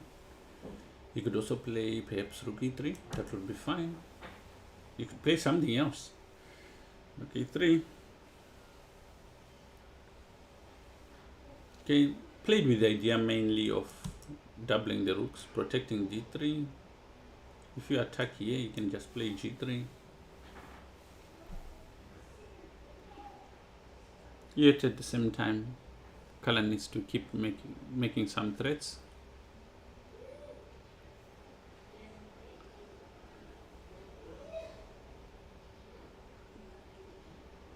Yeah, threatening. So here, just needs to take a time and think. Yeah. Here, move like knight d5 makes sense.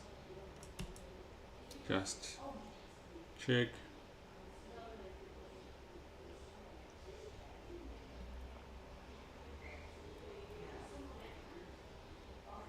Yeah, knight has to come here. Or check here. This is also a move if the king goes to f3.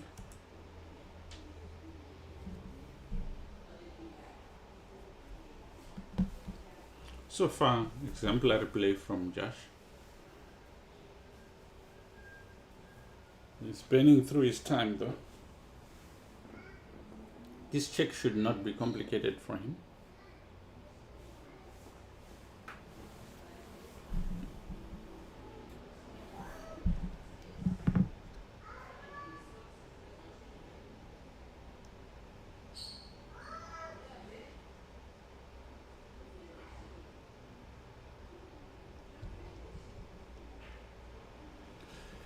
Yes, now, yes, knight here, attacking the rook.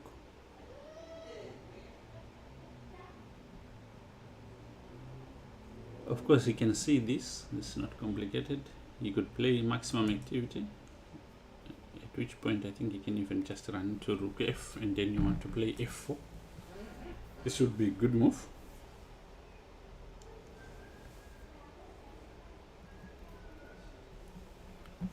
Question will be joining us soon.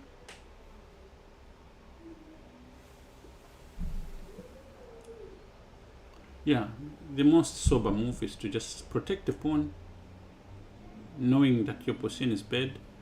The thing is this, you want to play as many moves as you can in this kind of position and hope your opponent starts going astray in some of the ideas. Yes, here you don't want to allow rook check because then, yeah, then there's no hope. So king d7 prevents rook e8. Now you can go for f4. This is what Kalan is really playing for. Anything that gives him chances. f4 in a way does, but there is a problem with f4. And the problem is that white can just bypass it and go g4. If he takes, that's another thing.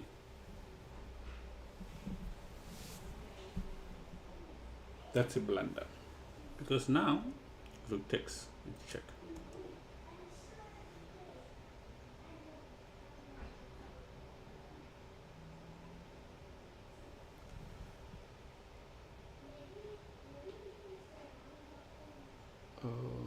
see something. I think.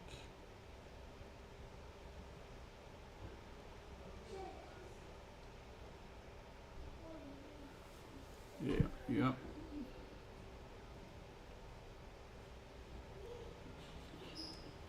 Now this game is. Oh no, this was not necessary. Okay, it works still, but this was not necessary. But I see the way he's thinking. He's just gonna take the pawns.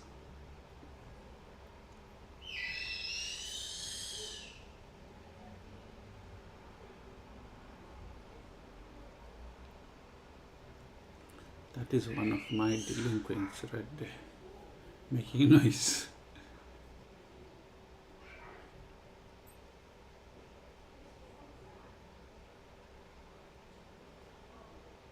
Oh, this is unnecessary again.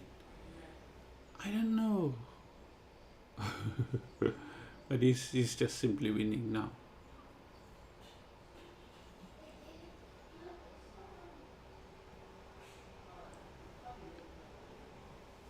I need to speak to them about probability, these guys.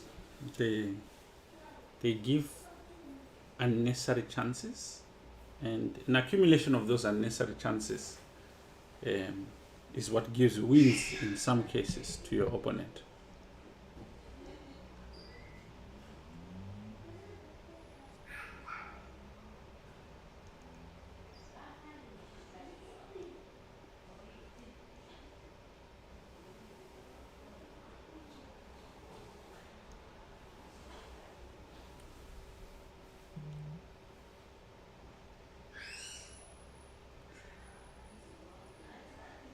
What was that?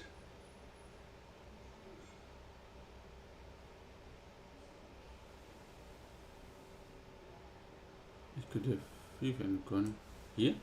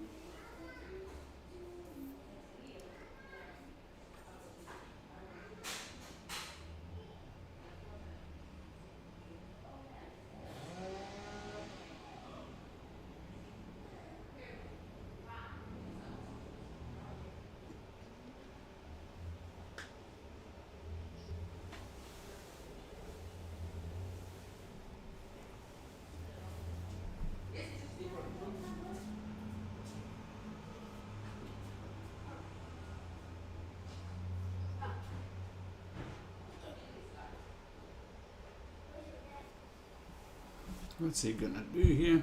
It's gonna be a mate. He just needs to attack this one.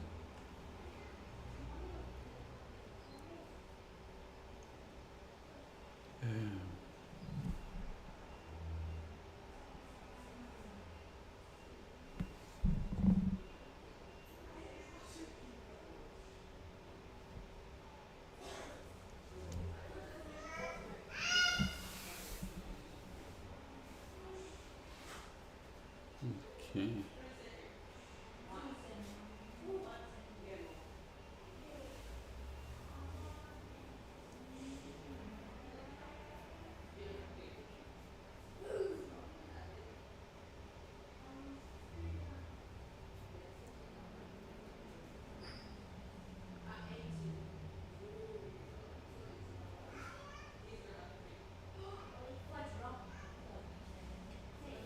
He has to be very careful of like a stalemate.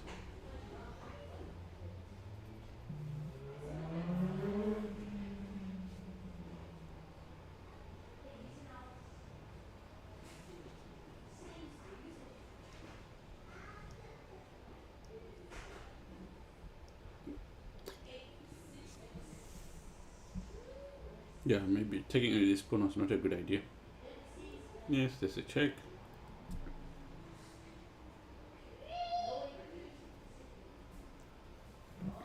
It's still winning. Just you.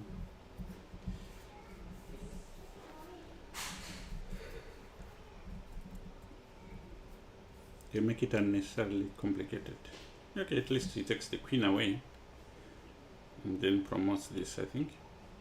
It's his plan, without fear that he's gonna stalemate the black king. This makes sense.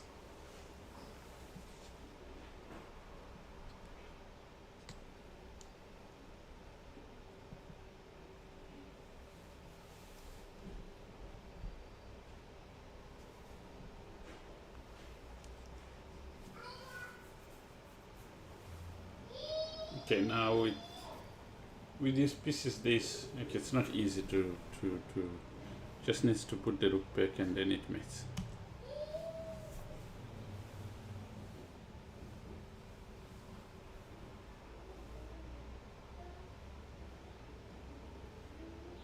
Okay, it's another way of doing it. The rook now comes to, and it's met. Very good.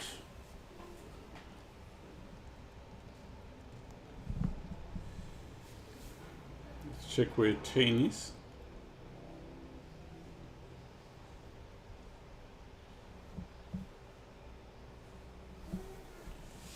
Okay, this was under 10. Actually, very engaging game. Well done to Josh. And I wonder what's happening in their table after that win. Okay, then Josh is leading with Kalan on 5th. And next round starting in 10 minutes.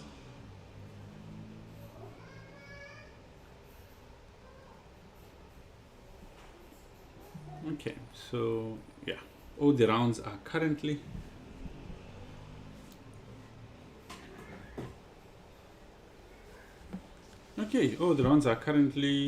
almost starting, so maybe we can hear from our sponsors quickly. Let's see what they have for us.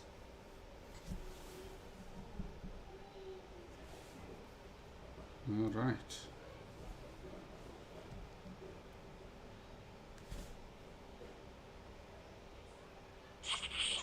Contact us today and let's take your IT to new heights. Visit our website at www.dbstechnology.co.za or give us a call at 011 243 5000. Very nice. Okay, good. Let's see where we are. This is an under 8 game that's still underway, and it's lost for black, but I don't think white is able to figure out how to finish it. So it's been going on for a while. But this is that phase of their chess where this happens.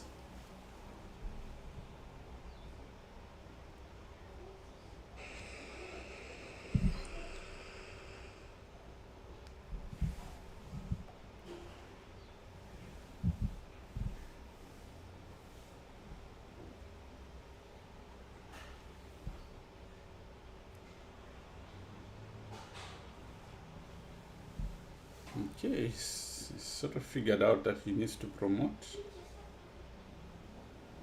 It's an interesting position. You can promote to a queen, and this move is checkmate. Question is, and this move is checkmate. He's got so many checkmates. He had another checkmate here, but okay, he misses all of them.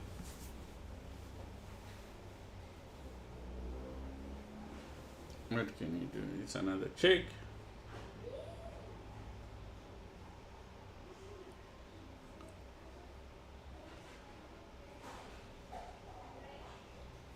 This move is a checkmate. Can you find it? Okay, let me just close that door.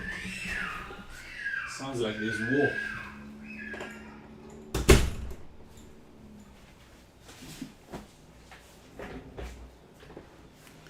Okay, yeah, this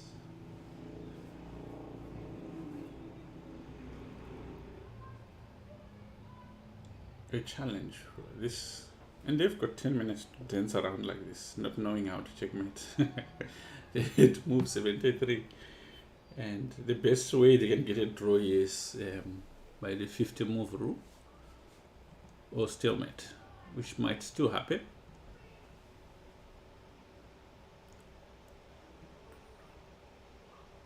Okay, I think I've looked at some not so chessy games. I think the under 14 about to start might be a very interesting round. So it's starting 45 seconds.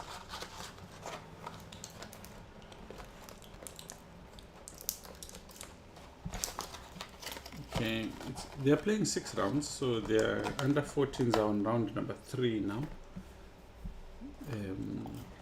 Lilastro, one of the students, is on number 10, and Dinaf is number 1. And where is Kevin? Kevin is number 5. Kevin is number 5.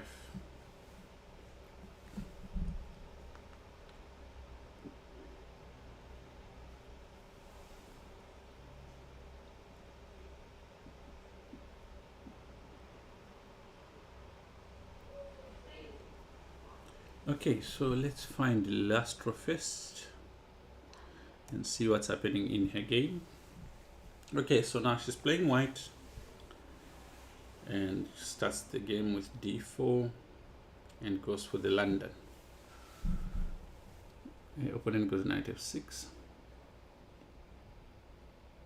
She goes e3, knight e8. This kind of violates the whole idea of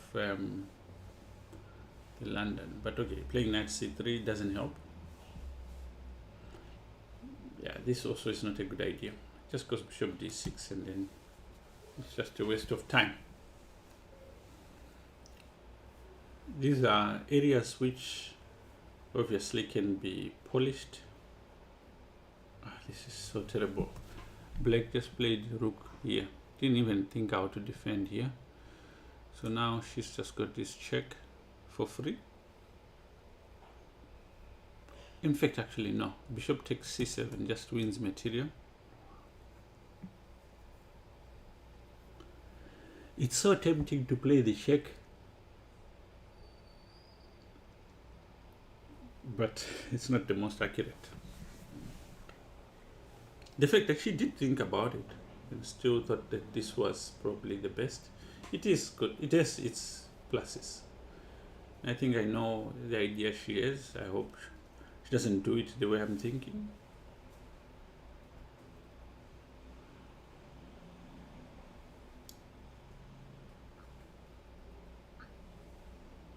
So now she goes back with the knight. But this way, I mean, she didn't think this through. Because now she takes the rook, but the rook is supported by the knight, and it's just an exchange. Yeah, I'll show you the. If you look here, you'll see it's 2 knights for a rook and 2 pawns. Now a rook here, losing a rook for black is not a big deal early in the game. It's a dynamic concept. Later in the game it becomes important, but now black actually is fine. It's not like you're gaining material because the minor pieces are more important early on in the game. And all these moves just show black. He can just develop and block. This was not necessary. Now she can castle and use the tempo, but okay. It's not a huge advantage. This I don't get.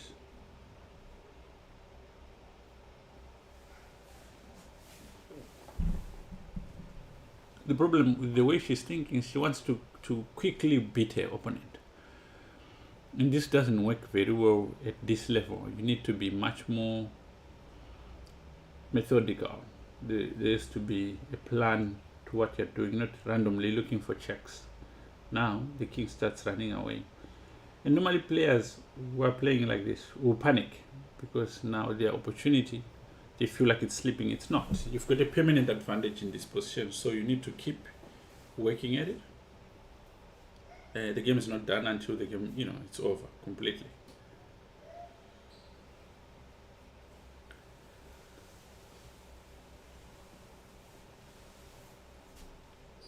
Okay, so again, black has got problems of his own. He needs to figure them out. White needs to figure out how he can make his material count. Now, queen c7.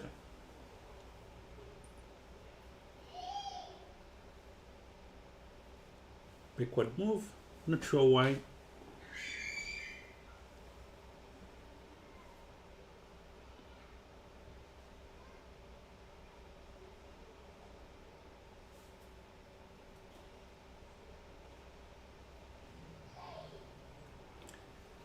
What can he do here?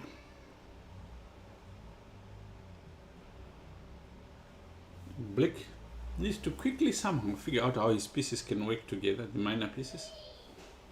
Otherwise, the c8 bishop and the b8 knight, these ones at the back here, are not contributing, and this could start affecting him. Again, instead of developing a piece, he moves the piece backwards, because this would have increased the activity of his piece. But now, by going back and going forward, it wastes time.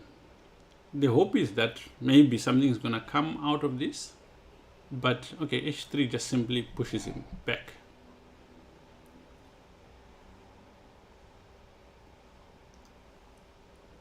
Okay, just methodical. This is bad. You can just go king here, leave the piece over here. Oh no!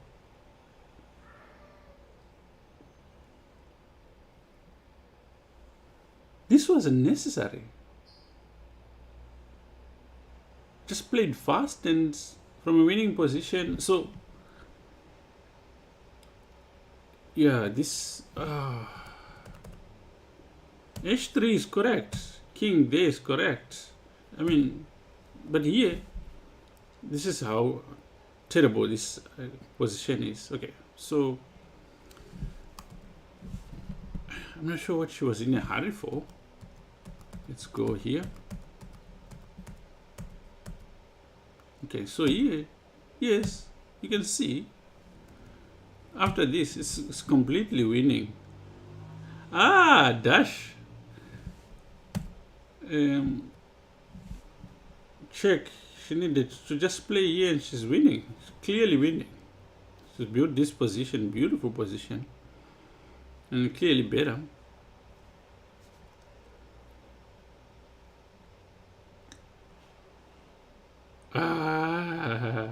Are you free, Dash? You can join me. I didn't want to bother because I thought you were working.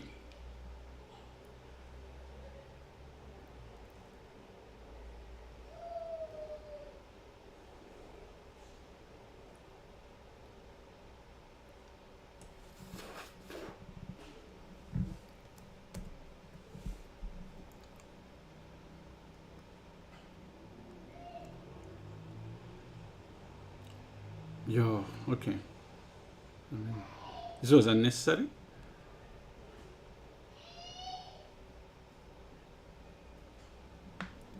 Okay, what's happening with Dinafrio? And let's first check with Kevin. What's happening with Kevin here? Okay.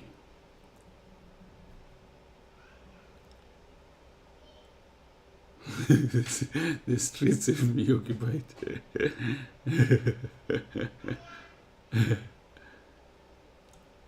I didn't get this. His opponent did not. Oh, this is a nice move. King takes. Queen d6. Sorry, Queen d6. And it's mate. Don't think Kevin saw this. Okay.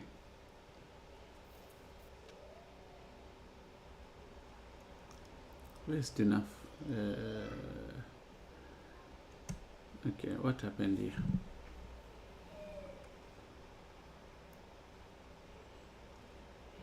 Okay, so here the knife is 2 pawns up.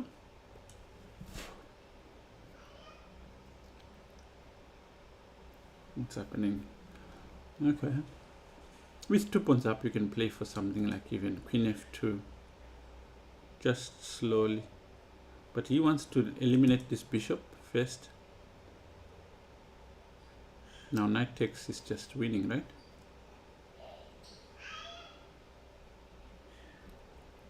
He takes the rook, and then a nice queen f2 to pick up the pawn.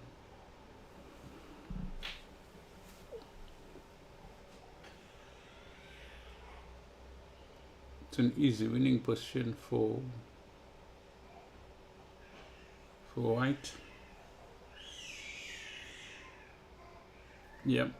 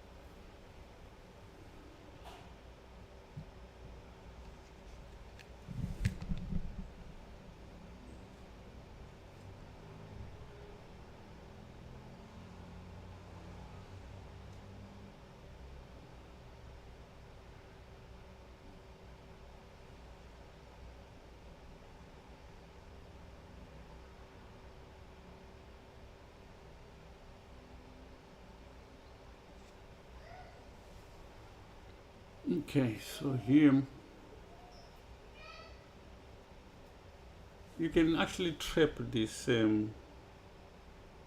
this bishop on the wrong side, like something like that.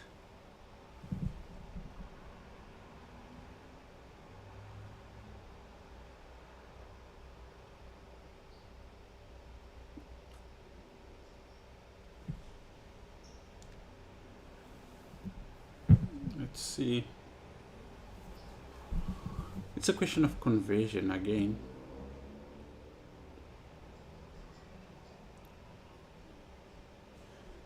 Okay, this is probably not the best move. Oh, h3 doesn't work. Yeah, f5. This is always on the cards in this kind of position. So the bishop is on the wrong side. At the right moment, when attacked, you can't really defend it. Now, what white does is it creates room. Now, if you go h3, you can go back like this.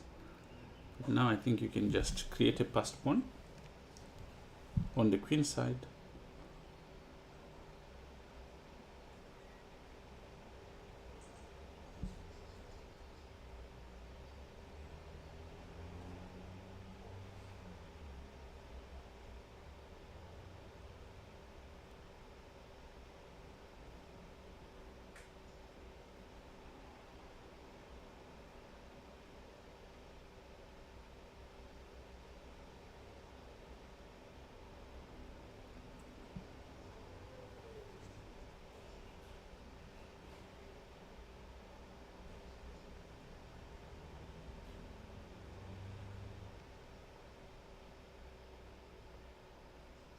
Okay, so here, did you just give up the bishop? Sometimes, okay, take here, he goes e5. Oh, attacking the bishop. Oh, he needed to do was perhaps go here. It would not have really helped a lot, but it would have been better.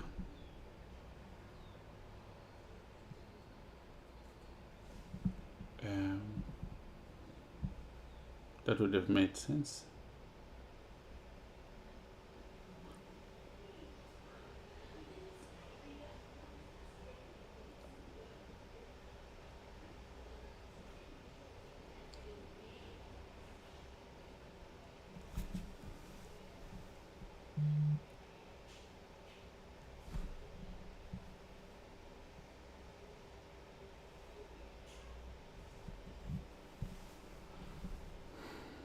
So in the game it took, played here, rook here.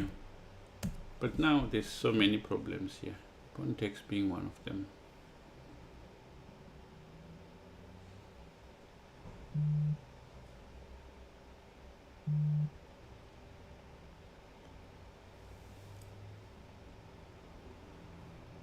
And you can actually take here an f6 if you want to.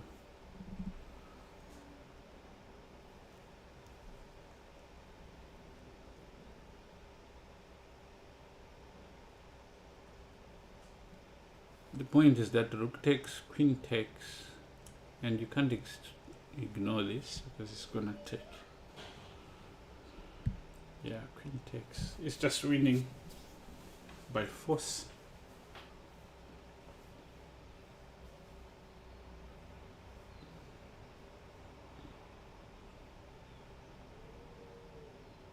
Unnecessary, but okay. You didn't have to do that. Something with kids. Okay, he's gonna go d4, d5, something like that. The pawn ending is winning.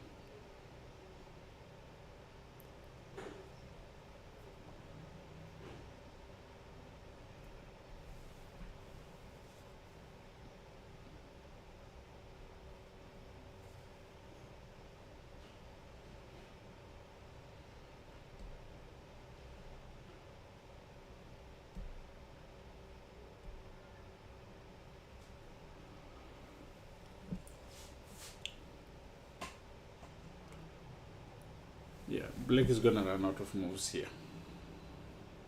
Then you can even just play g3. d4 check makes more sense.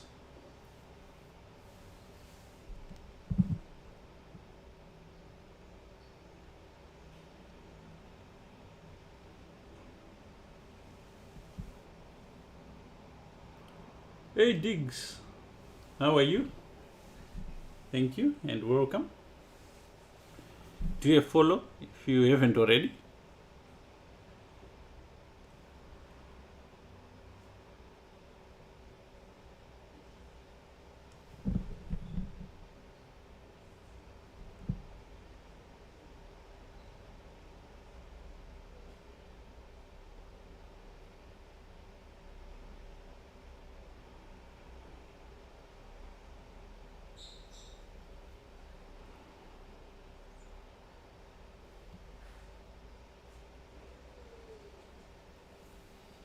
Okay, check.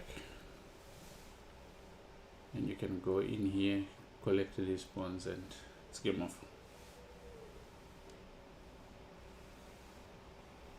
You can even take, you can even go to b7. Yeah, he resigns. Okay, let's go back to the under 8s. What's happening here?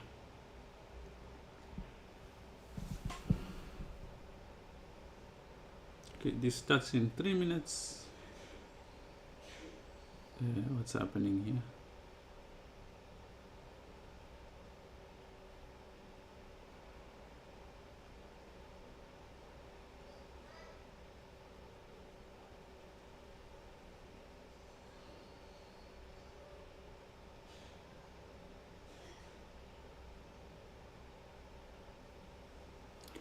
Okay, so here, what was I thinking? Okay, this is the top game. This is Josh playing Michael Schultz. Okay, so black is clearly better, but he needs to get all his pieces into the game. That's really the challenge. Is can he make it work? Hey, thank you, Dora, and welcome. Thank you for liking the stream. And thank you, Karen, for sharing the stream, actually.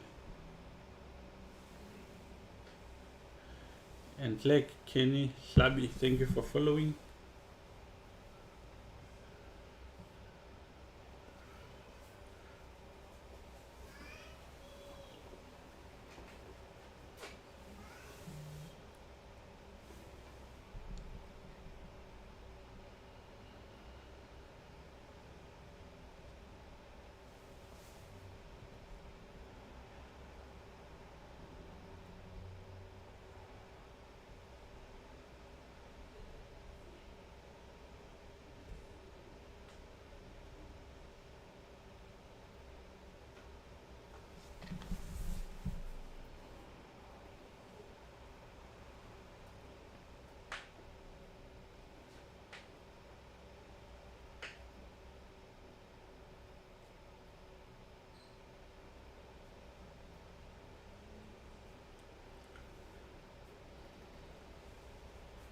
Okay, so here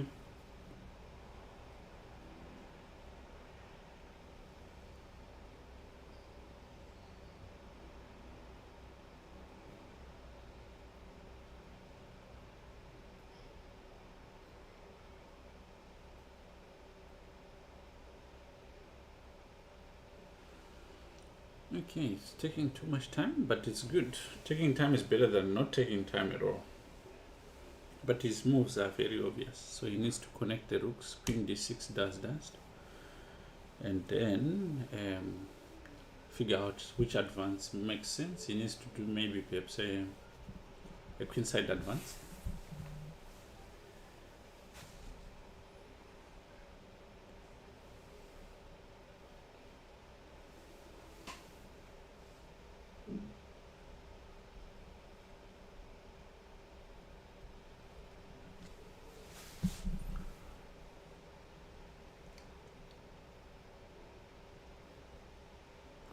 Let's get coach coach Tain in.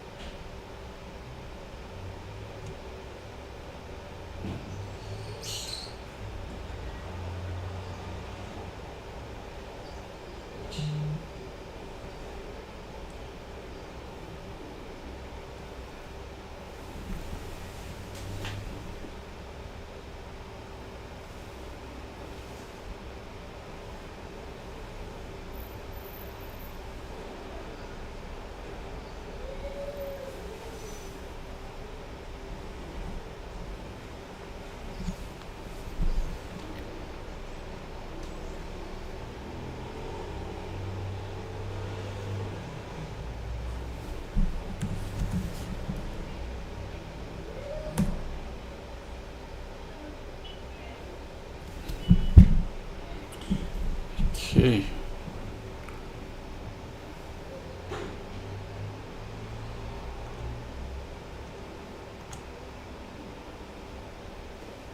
Okay, so here bishop takes.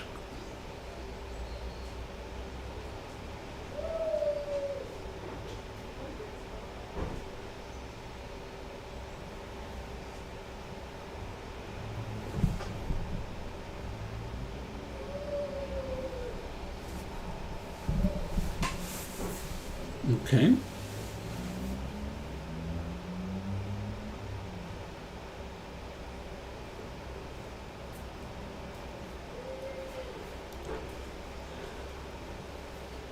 Just should be winning this game. His opponent is in trouble. Doesn't have even enough. Doesn't have enough material.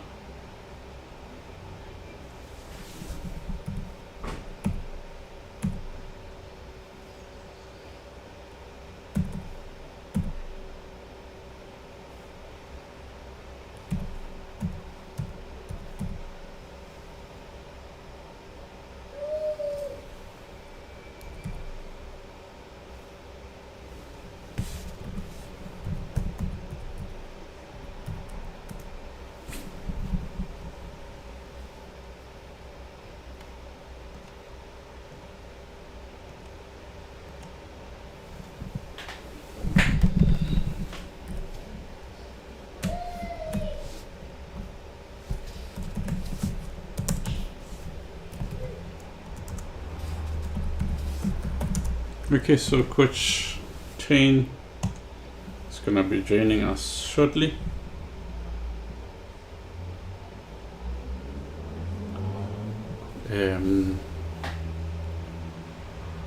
Let's see where we are.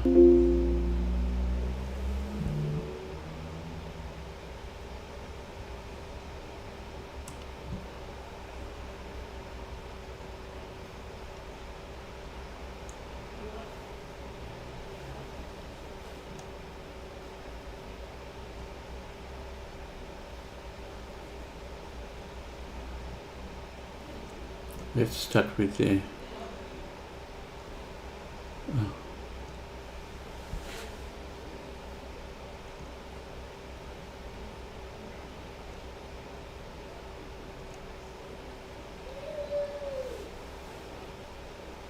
okay, so here's our horse, red fine jar, right there. Oh, there's a meeting one. Can you find it? He goes backwards. He goes backwards.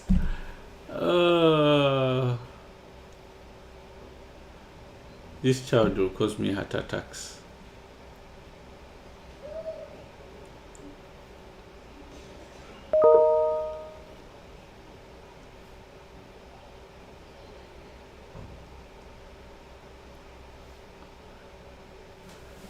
Okay, let's send Coach Tane.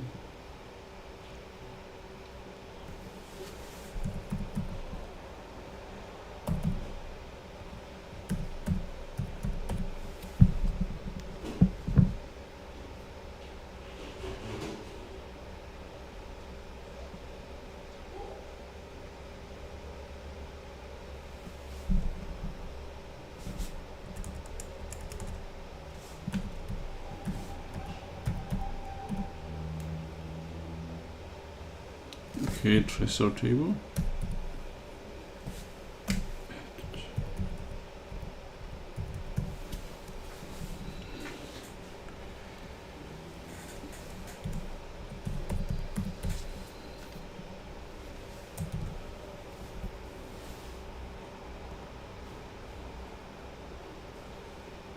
Okay, so we are expecting Coach Tane to come through shortly.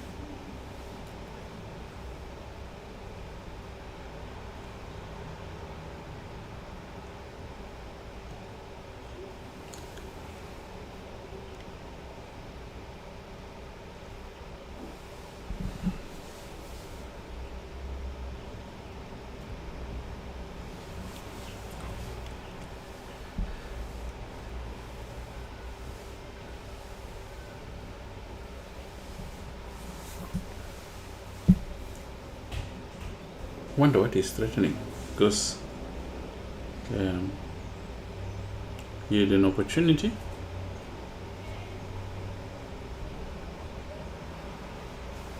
That he could have taken advantage of. Oh.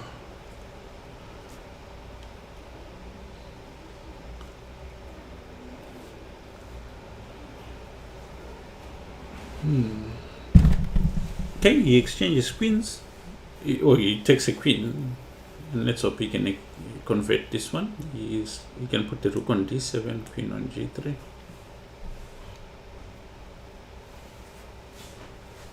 g6. Knight there.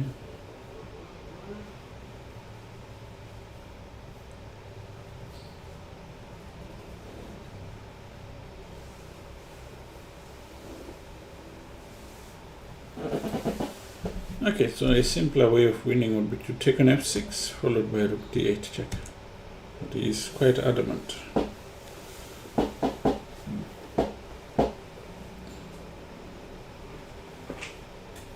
Okay, now this one defends f6, but not really. Be easy. Chasing butterflies. The pawn on a7 has got no value to the game. The pawn he's attacking is defended. So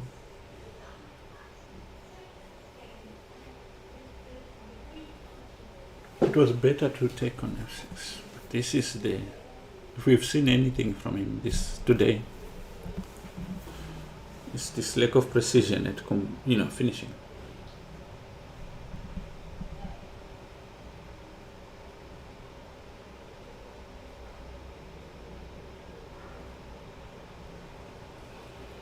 I wonder.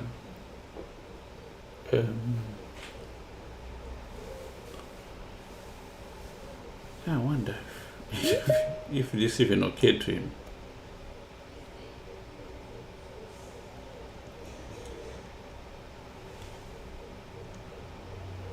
Ah, Coach Tain is here. Let's see if he can join us.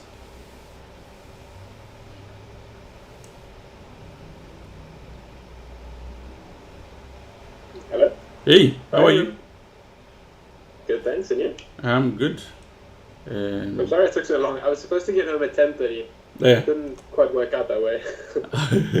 No, it's totally fine. So how's the tournament going? It's the grade, the under 8 is harrowing.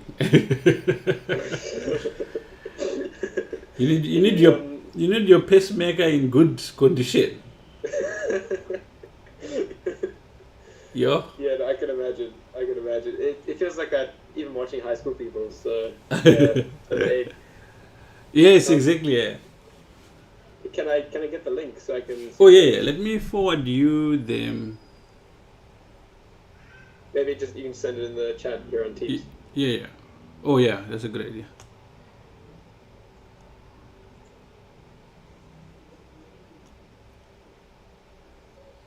Who arranged it so nicely.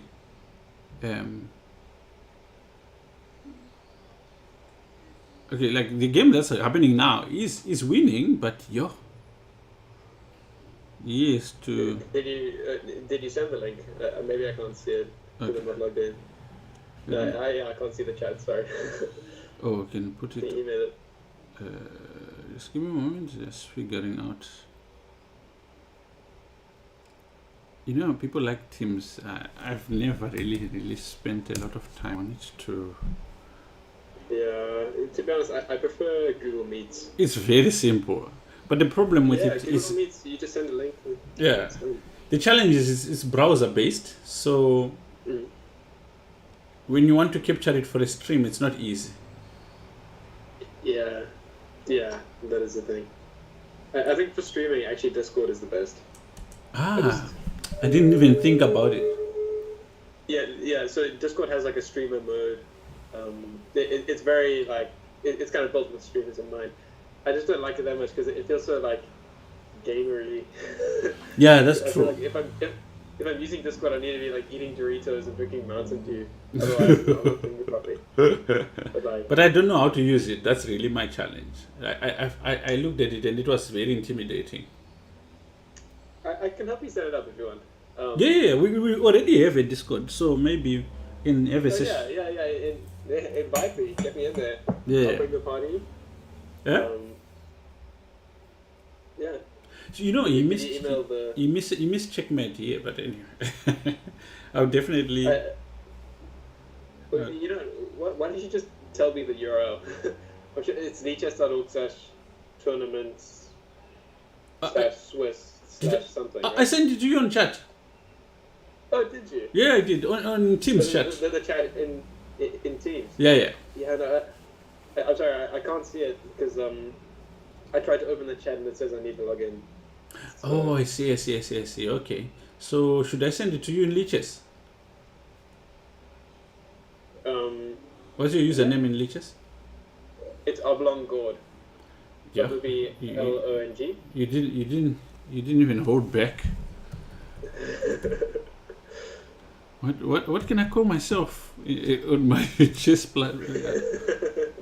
What is a nice ring to it? Something as humble as. To be honest, like it seemed like a good idea at the time, but like everyone makes fun of me for it. Yeah. Okay, he's my good. name on Twitch is Oblong Gord. I'm waiting for the 2 weeks to be up so I can change it. It was a failed experiment. Queen E7 is mate. Will he find it?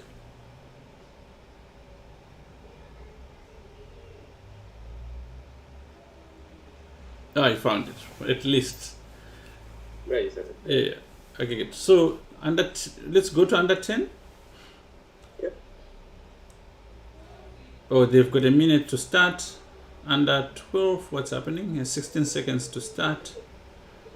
Under 14, there's a game that is wrapping up.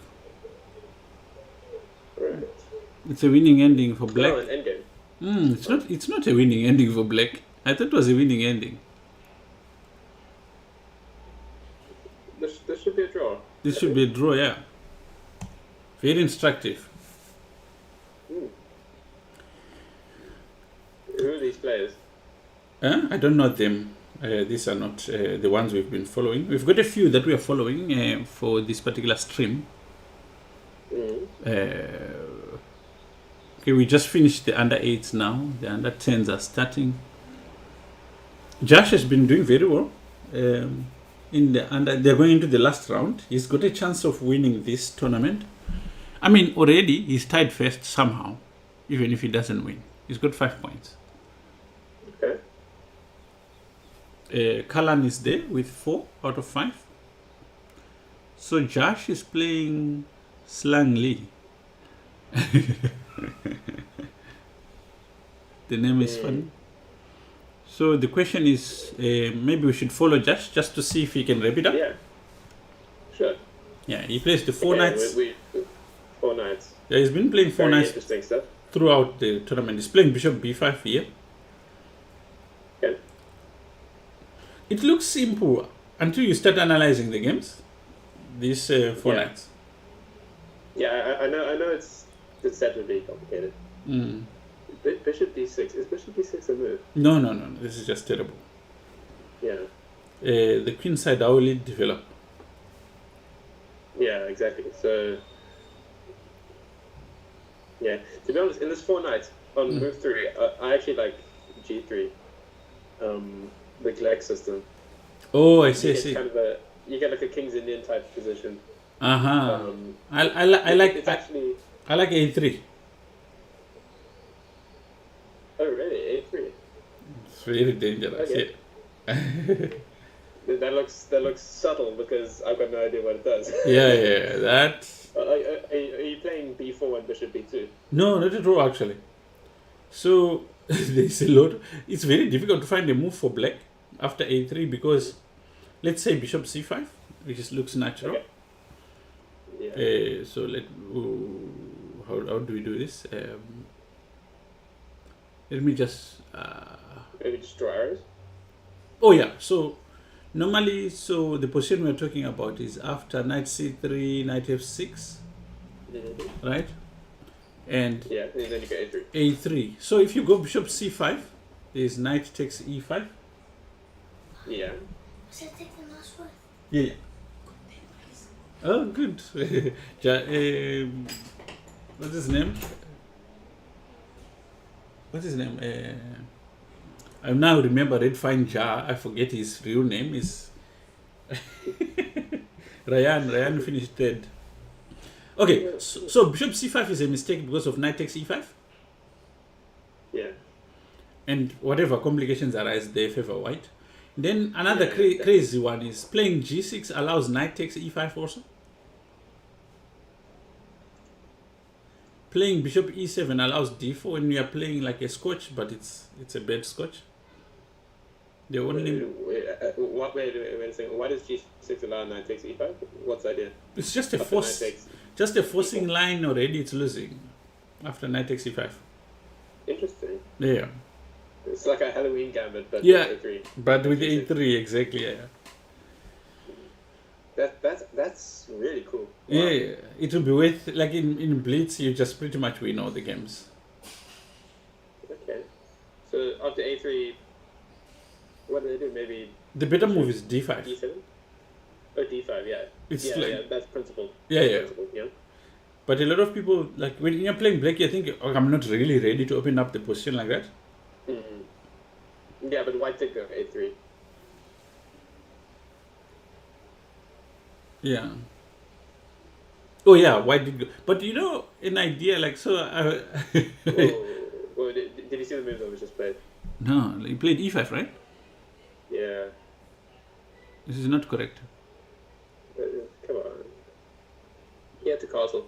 Yeah. But then I think black plays d5. But still, if you play the 4 knights, it's not like you're expecting a lot, right? Yeah, but you don't want to be down 4 and then uncastled and The knight's hanging on f5. Yeah. That a3 line sounds interesting. Yeah. And when I saw it, I couldn't believe. In fact, it's like it was a sideline discussion. And as I was listening, I was like, "Oh, this in Africa is a main line."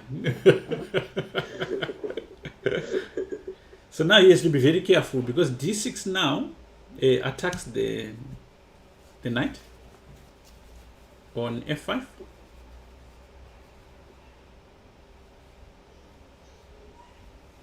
Yeah, and he needs to move it somewhere good. Yeah. Like maybe knight d4 now. Yeah. Just admitting that knight f5 was probably a mistake. Yeah.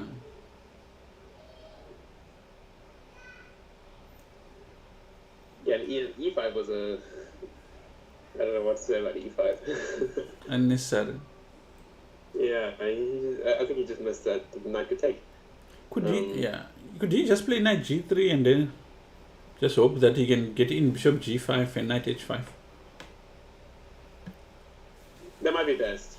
That might be best, yeah. But I think knight g3 h6. Yeah. But you've got an eye on, at least on the king side. Yeah. Yeah. The thing is, with him during this whole tournament, he's been taking his time whenever things go bad.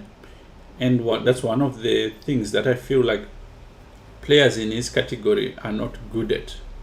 Just taking a pause when things are not going well. My problem is playing too quickly when I'm better. I get all excited and I forget that my opponent also has moves. It's good ideas too. Yeah. Yeah, I like knight g3. The black is fine h6. Okay, he plays it. Good. Mm-hmm. Did you see the game that Caruana played against Bakro a few days ago?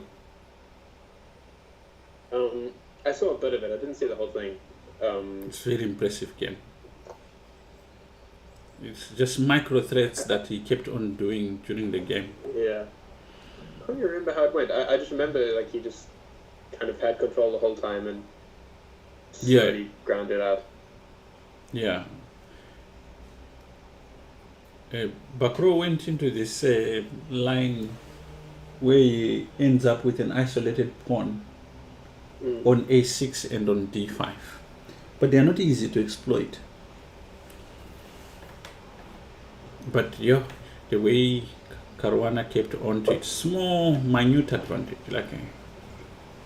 kept on pressing. So c6, bishop has to run, and probably to e3. Yeah, it's not ideal. Correct. Yeah, it's not.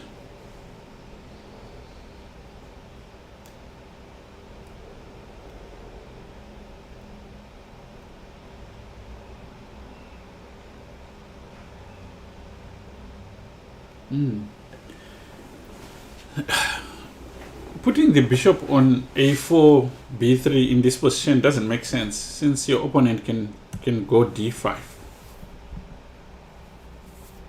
You know what I'm saying? This is a blunder, right? Oh, perhaps he's threatening something?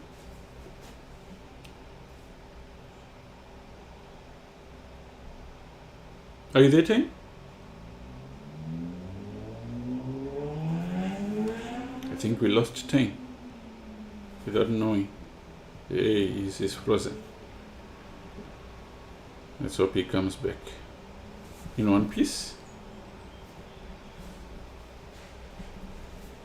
Yeah, the point behind knight g5 is maybe to bring the queen here, attacking the king side, and if you go h3, then he takes on f2, rook takes f2, and then he takes on g3. So white needs to immediately chase the knight away. Principle of neutralization. When a piece is on your side, you must chase it away as quickly as you can. Sorry about that. My internet cut out and then my microphone turned off. I was talking to you, but with no microphone. Oh, I see, I see. I was saying this. There's something wrong with this move. With bishop a4. Knight g4, and then with the threat, with the idea that after this he goes queen h4, h3, then you take an f2. Yeah. Yeah, but then he did it a move ahead. You see. Normally you would be getting the knight in this kind of setup. So now for a rook and 2 pawns, he's got a knight and a bishop, but whoever got the knight and the bishop is better. This is actually an instructive moment, because this whole thing was so unnecessary. The bishop is on a4. Like after black plays d5, that bishop is locked away. Black is black's upper pawn. There's no need to introduce some kind of crazy imbalance that you're not sure if it favors you, and it probably doesn't. Correct. Yeah. Can I ask you to just? That was better, and now he's. Yeah, it was a good position, and now he's changed that position. It's not good. Correct. I'm going to ask you to carry the stream quickly. I just need to call someone quickly. Okay, sure. All right. So queen g6 played, attacking the knight. The issue is white's dark squares are weak. Yep, but black doesn't have the dark square like artillery to exploit that.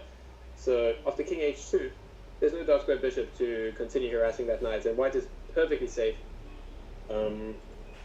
Still down a little bit of material, but now he can start to fight.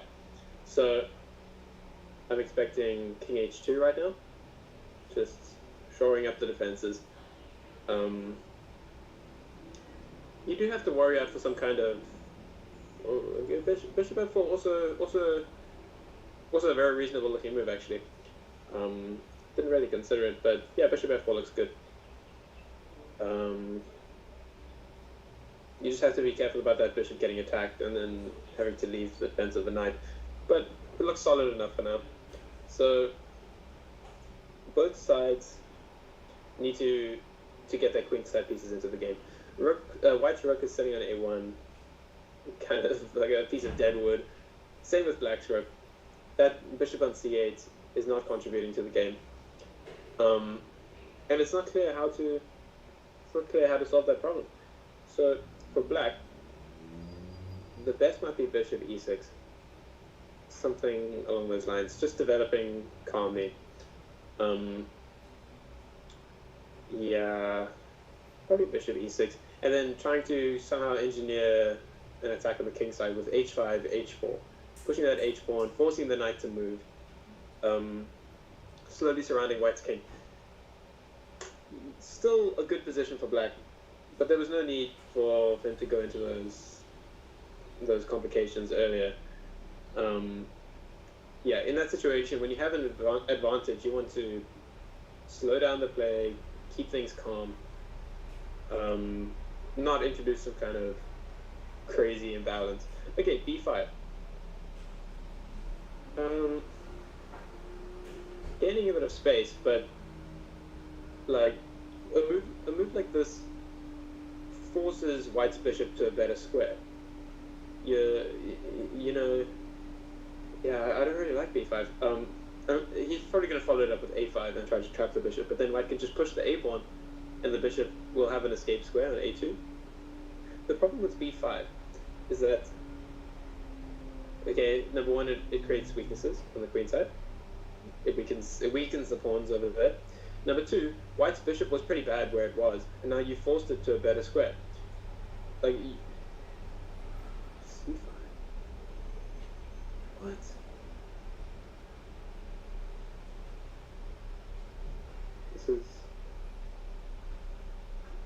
That has to be a blunder. Yeah, giving up the d5 square with tempo. Rook moves. Yeah, I'm pretty sure you could have even won the b5 pawn after that. Don't really see any danger there, but okay. Yeah, bishop b5, also a great looking move. I love it actually. I think this is even better than winning a pawn, because now the bishop can drop back to e4, attacking the queen. After the queen moves, your knight can hop in to d5.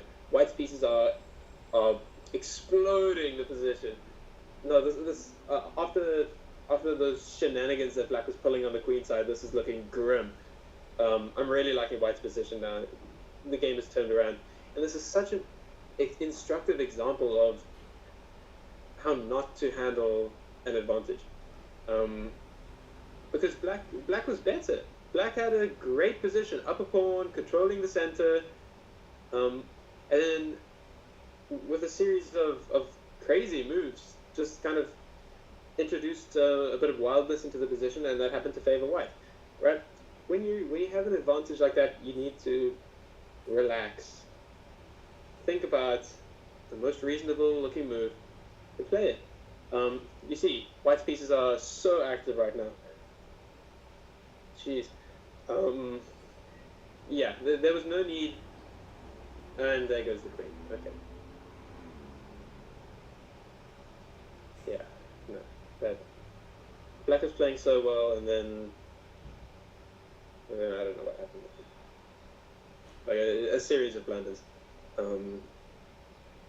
Yeah, culminating with the Botes gambit. No, man, that's, you hate to see it. But at least I do. I hate to see it. I don't like seeing people throw away an advantage like that. If Black had just played principled, solid chess, just developed pieces, controlled the center, and not done anything crazy, then he would win the game very easily. Instead, he had to start some kind of strange attack, and then start pushing on the queen side for some reason. Yeah, no, I don't like it. But okay. What can you do? I think when Ruben gets back, we must look at another game. Yeah, this game is making me sad. I don't want to watch this game anymore. So it looks like Jay Samai, playing White, is going to win the tournament with 6 out of 6. Helped along by their opponent in this game. Very charitable of Slang Lee. Yeah, I don't know what to say. Like, this game is so instructive actually, because it just shows the danger of impulsive moves from both players. White made that one move earlier on that blundered a pawn, but then kind of took 2-3 minutes, just centered himself, calmed down, relaxed, regrouped, and started playing well after that.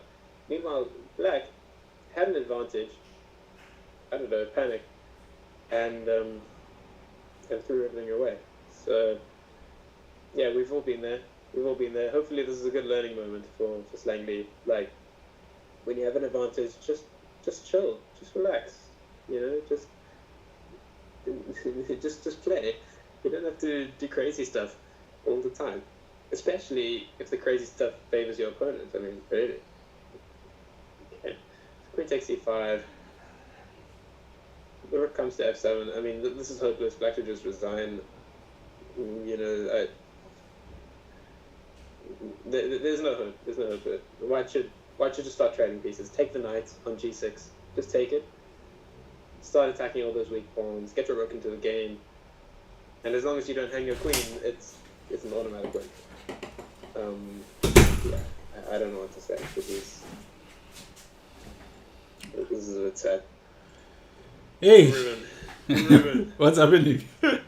How's your pacemaker? It's not bad. I don't need a pacemaker. I need antidepressants. So, just click through the moves so you can see what happened. This is a perfect example of a player getting an advantage, and instead of just utilizing the advantage, just playing crazy moves and throwing everything away. So first he did that weird knight g4 idea, then he started pushing on the queen side, then he hung his queen. So we had the h3 idea, yeah, and then here check. So it's like and he's just White is just rescuing his pieces as much as he can. Oh my god! Yeah. You see b5 and c5, right? It's not good. it's really not great. And then the queen goes. I mean, Yeah. Can we watch a different game? Yeah.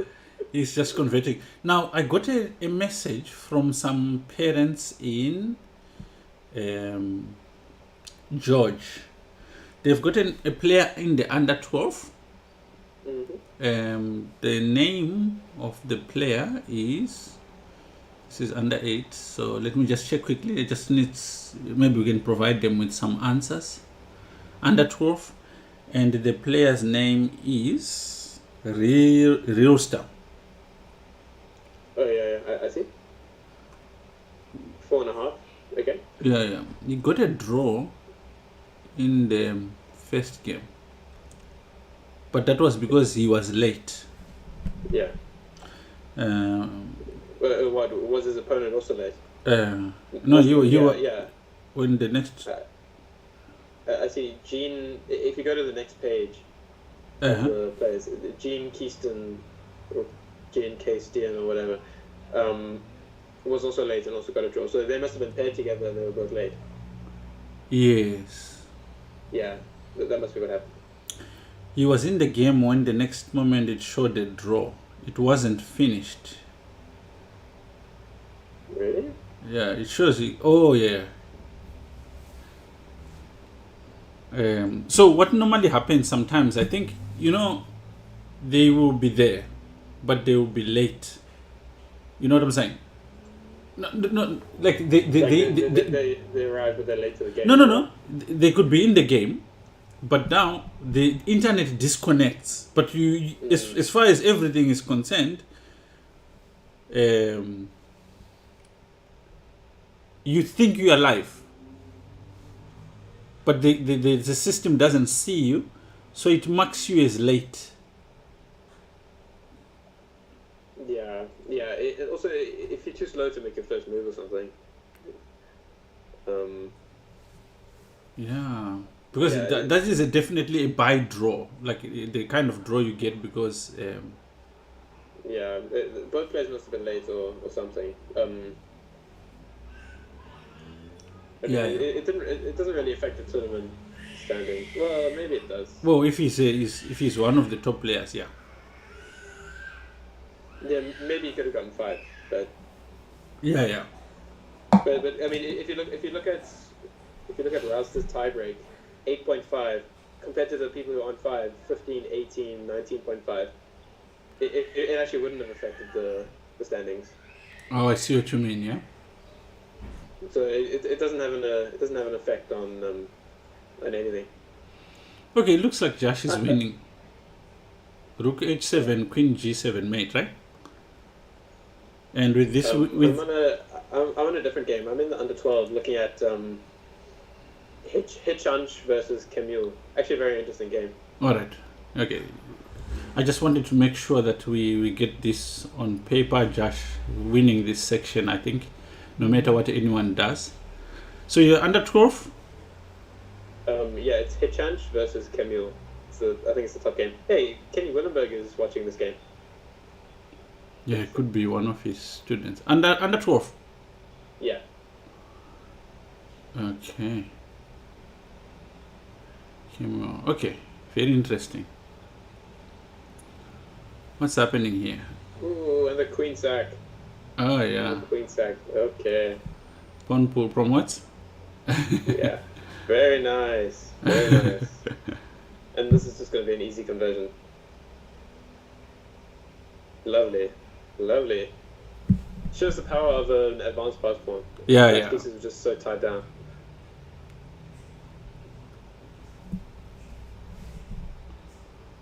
Yeah. Oh, look at that. Yeah, this is just easy, I think. He's pre-moving. I think it's that phase when you have lost the game, but mentally you haven't accepted. Yeah. There's no point playing on here. I mean, maybe like hook for stalemate.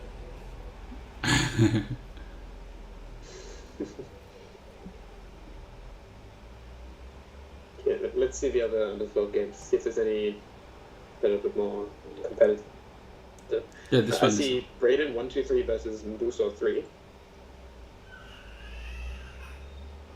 Mm-hmm. But that seems like it's already... No, it's not clear. Yeah, there are chances. I mean, websites actually have to be very careful here. Queen takes This is really f7. the way. Very strong. Oh, yeah, queen takes f7, right? Yeah. Yeah, That's is just- true. The problem is, for that, That's taking just... your pawn, protecting your own pawn. Yeah, but also with other threats. Yeah. If he takes on Yeah, a2. of course, knight e7. Yeah. Knight e7 coming in. Oof. Could be mate. Thing is, I think, yeah, there we go. Played. Good. Because I think any other move is maybe losing for white. So, good that Brandon played that. Okay. Let's see how black reacts.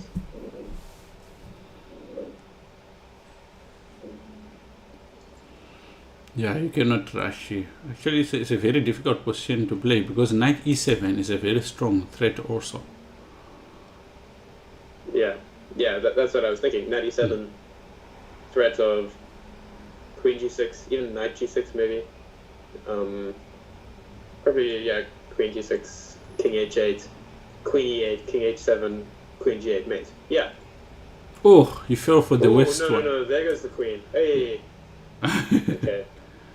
Jeez, why do I have to witness people blundering their queens in 20 plus 5? Oh, Come on, you had 12 minutes. You didn't have to blunder your queen. is it so much time to think? Yeah. Come on. And of course, white found it instantly, so kudos to Braden. Yep. Yo, seriously. Didn't have to do that. And now he asks for the return of the queen on f7. Yeah, come back. He opened the door. Oh no, man. And he just simply walked towards the pawn. Do you think they know we're watching and they're trying to punish us? H5 is a strong move. You know what I used to hate when I was at school is like your friends never pitched when you were playing well. That's so true. They would only arrive for the accident. At the Bonneville Rapid. Yeah. Oh yeah, you were there, of course. Yeah. So when I played Mafe Yeah. in round 3, or was it round 4? Yeah, I think it was round 4. Yeah. Yeah, because I had won a few games in a row, and I played Mafe, and he obviously tore me apart. Yeah. But like I was playing too quickly. I was a bit nervous or whatever, and I kind of blundered in the opening. I hung a pawn, and so it was like early days, very early in the game, but I was down a pawn, and because Mafe was obviously a strong contender to win the tournament, all the top players were very interested in how he was doing. Yeah. Watu kept coming over to look at the game, and Jan and Shabir. And I wanted to say, like, go away. I don't want you to witness this. Like, I actually kind of wanted to tell them to go away because it was so bad. I was in such a horrible position on, like, move 12. Ugh. Go to yeah. go to under 14 board 1 Chase and Alan Chase. Okay. Interesting decision. Yeah. It's interesting, interesting. because he's managed to get this position with the knight not being able to become active. The one on e7, even the one on e6, and he's got this bishop.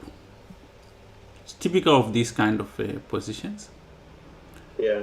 The challenge is like, how does he activate his queen? And also long term, that g4 pawn isn't. You don't want it there. You want it on g3. Yeah. But it might not be bad because right now it's also preventing the knight on e7 from becoming active. So you could possibly play h3. Bishop goes to g7. And your queen ideally should be on f3. So yeah, I agree. But like, as long as black can't get a knight to e3, I think this is okay. yeah. Because that bishop on the long diagonal is very strong. But here there's another problem for black. Let's say it's white's turn to play, right? You can actually just go knight f4. Exchange the knight that's active. Yeah. Yeah, exactly. Exactly.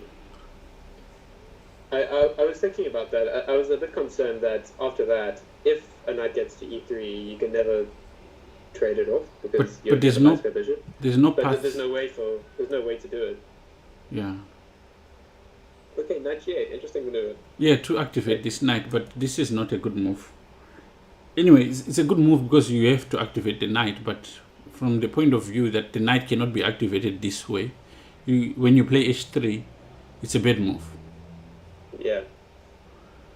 But I'm tempted to want to go knight f, and if knight f6, h3.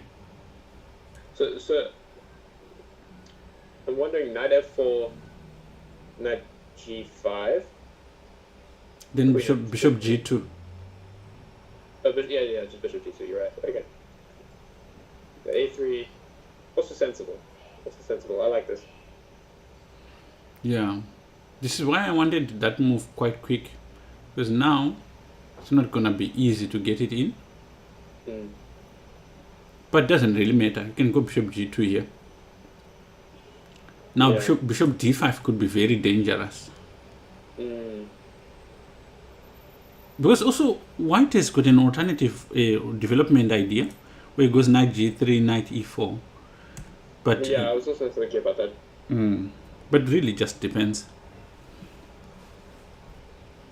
But now b7 needs to be looked after. Yeah, it's not ideal. You don't want your queen defending a pawn like that. Because b6. Okay. Now That's these moves, interesting enough, when I was young, I used to think, my bishop is now useless. These moves make the bishop stronger. Yeah.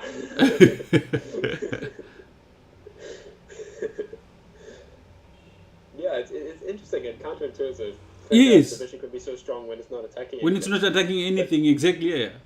But it controls 8 squares on the board. Yeah. But even sometimes, hey, cyber analysts, hey, how are you? Welcome.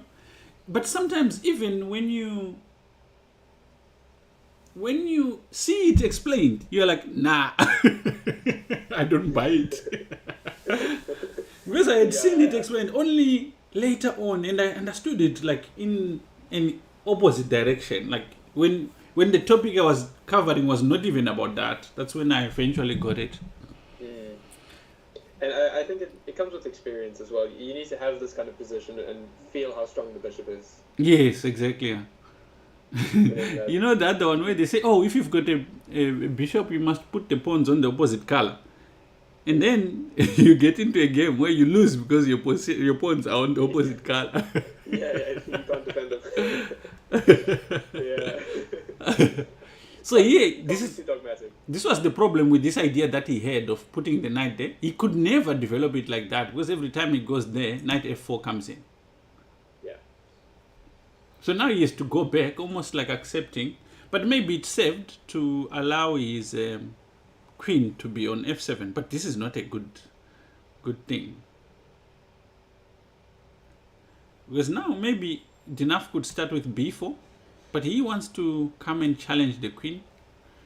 I don't like this move because it allows knight f4. Knight f4. Yeah. Yeah, knight f4 coming in. But here, this is bad. Okay, he takes. Ooh, It's a blunder. Yeah, I was thinking queen f. It's a blunder. E7 hangs. Oh, e7 hangs. Yeah. What was I even saying? Yeah, neither of us saw that. Yeah. That's crazy. Okay.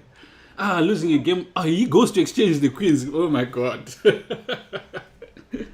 Wow. Yeah, both of us were a bit slow to pick that up. Yeah. Especially me. No, I completely missed it.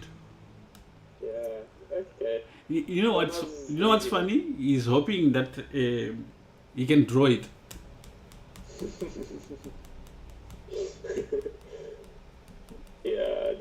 There's no way. There's no way.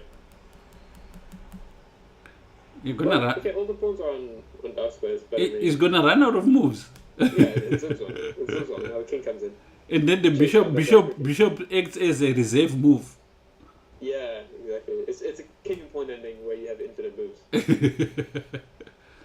There was something I once made somewhere.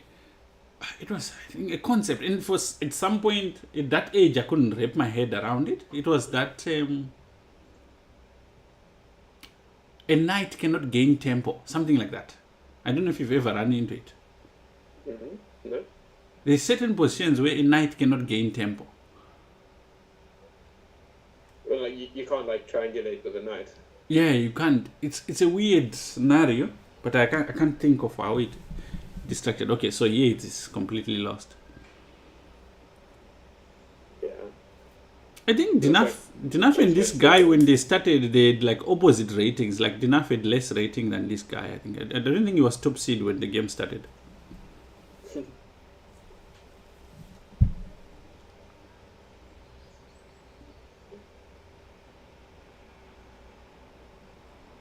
Okay, yeah, no, this They game. didn't promote to rook. Come on. Nah. Okay, good. Yeah. So the Very under nice game. the under 8 is done, and that was won by Chess Animal with 4.5 out of 5, and Ryan on second and third. So we can close that chapter. That's done. The under 10 also, Josh won with 6 points, followed by Callan with Tegan on 5. It's interesting, these kids are both in the academy, Josh and Callan, and their game actually was the decider for this tournament. Very nice game, very nice. Nice. Yeah. Kevin's busy winning. Who's Kevin playing? Lisa Rath. Okay. Yeah. Knight takes. There's a threat of rook f8 in this position, right? Yeah. I wasn't such a fan of taking on e5, to be honest. I would have pushed f5. Like, yeah, okay, maybe you don't even win a pawn after rook d2, but also like, there's no point letting black get active. Yeah. If you just push f5, it's designable. I agree. Yeah. You protect. So This, black actually defends against rook f8. I don't know if they saw but it. this is now strong. Rook a d1 is now strong because if you move away, knight d7. Mm. So you're forced to make an exchange anyway. Yeah, and then move the bishop. Yeah. Yeah, this is hopeless. Yeah. He goes there. Now knight f7. Very nice. Yeah. Now rook d7 is a mistake because of e5. Pawn e5. Ugh, they rush. e5 still works. Yeah, you should have played e5.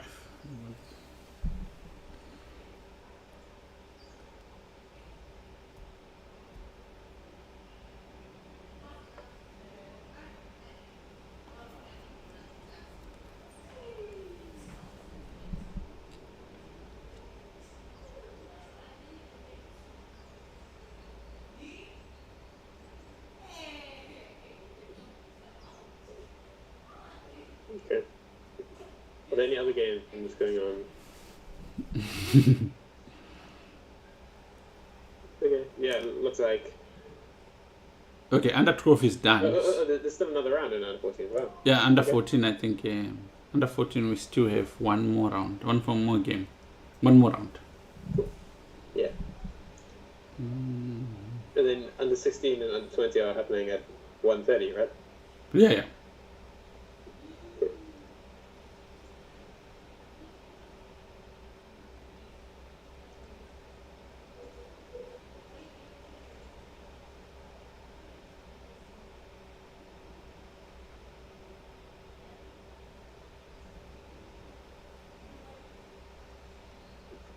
Jeez, it makes me feel old to realize that I'm not under 20 anymore. Like I turned 20 in September, and And I had a quarter life crisis. and you're excluded. Yeah, all of a sudden I'm not a junior. All of a sudden, you know, where the students are like, "Wow, okay, grandpa, not a teenager anymore." Mm.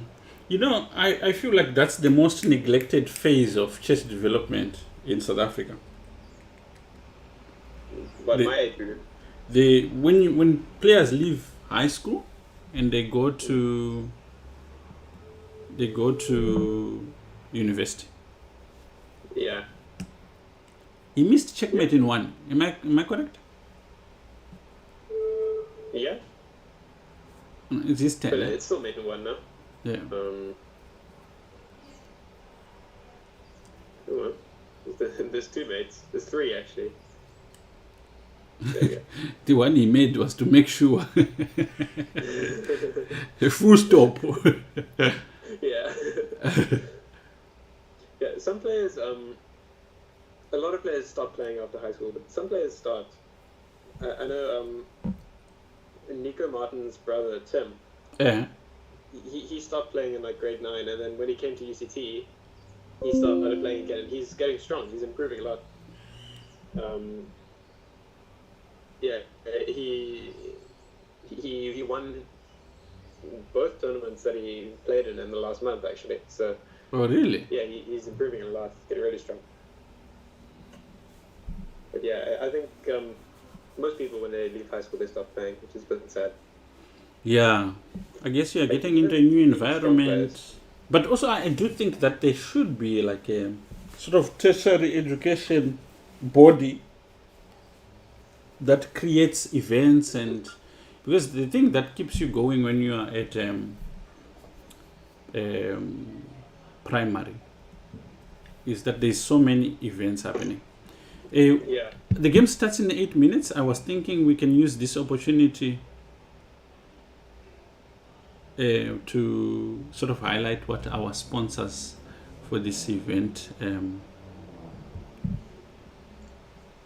Where is it? Okay. Yeah. I don't know who the sponsors are, but I will. I DBS. love them and I will rep them. DBS technology. You know, Okay, so I'm gonna just. me and the sponsors ride and die. I don't know them, but DBS technology is the best. Okay, I'm gonna play something for them. Okay.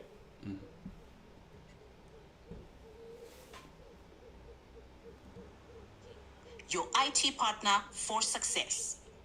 Okay. So, if you're ready to take your business to the next level, trust DBS Technology, your IT partner for success. Yeah, I wish I had someone saying that for African Chess Lounge. Yeah. I wish I had an IT partner for success. Maybe I should get one. Maybe I should get DBS. Yeah, DBS technology. They supply all like electrical equipment and stuff. And yeah, reach out to them. They've expressed their support for us going forward. So Okay, that's cool. That's cool. Yeah, thank you, DBS. okay, good. So 7 minutes. So Dinaf has got 5 out of 5. The person following him has got like 4. Alan Chess 4. Everyone else is on 4. We've got Lila Strong. She's been having a bad day. There was a game that she lost that she was winning. We have a discussion with her on that. But she kind of just relaxed in a winning position. And it backfired. Yeah, so Chase, it's impossible for Chase not to at least tie for first, even if he loses the next game. But he should actually win on tie breaks, I think. Yeah.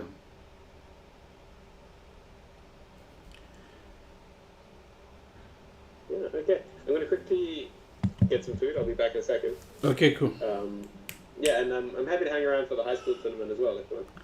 Yeah, let's see how it goes. We'll discuss and see if we can do that too also. Cool. All right. All right.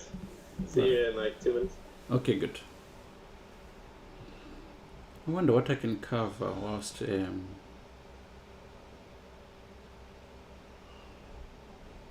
I wonder who that one is. Power Play 2013. Let's just say hello.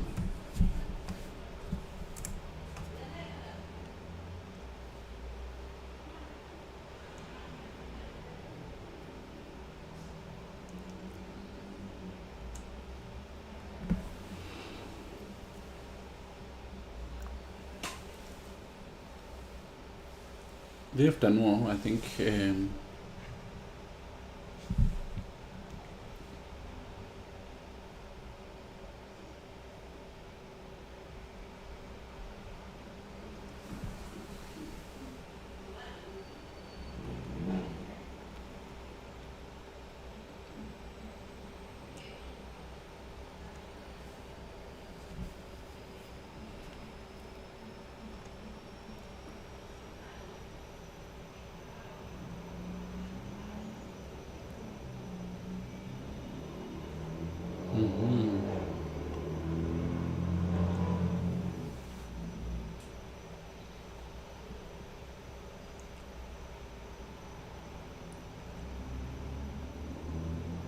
Whilst we wait for 10.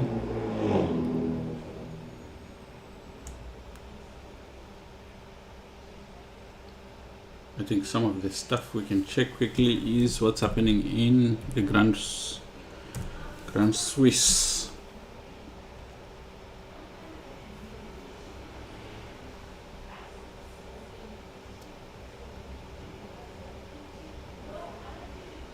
Okay, so round 10 starts today at 4. Let's see what's happening in this tournament. This is a very interesting tournament happening.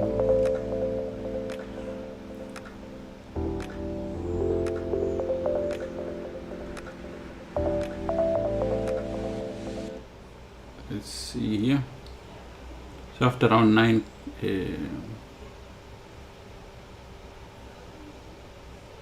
I thought Caruana was leading after round 9.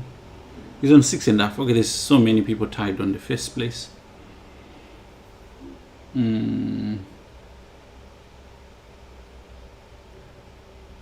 on 6.5. And what's the pairing for round 10? Nakamura Caruana. Oh, this is gonna be exciting. This is gonna be exciting.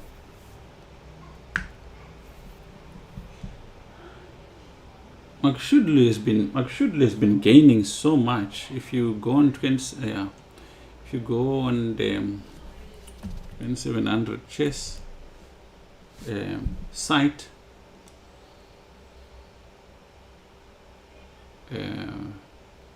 if you check Magashudlu, I think he's gained something like 20 something points. He was one of the biggest gainers in the previous month. Where is he? Oh, there he is. Now number 13 in the world. This is a big gain. I think if you combine last month and this month's gains, he's gained close to 35 points, something like that, which is huge. Because he's been a middle level player for a long time. He could get into the top 10 at this rate. Something's changed in the way he plays, and he's only 23. He's only 23.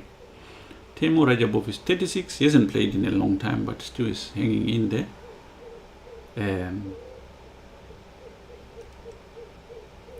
Nakamura has been doing well in this tournament. I mean, this guy is amazing, considering how much he works on social media. To be gaining rating is just amazing at this point.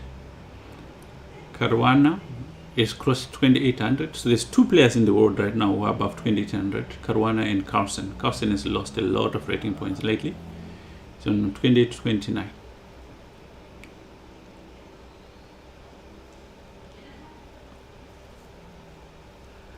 Yeah.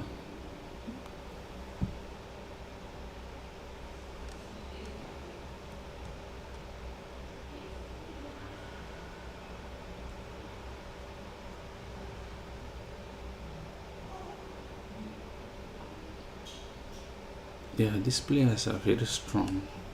Okay, let's see how far we are.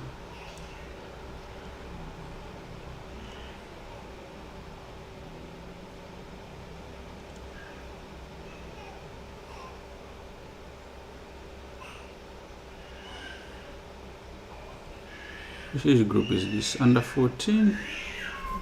35 seconds. Okay, so we are starting very soon.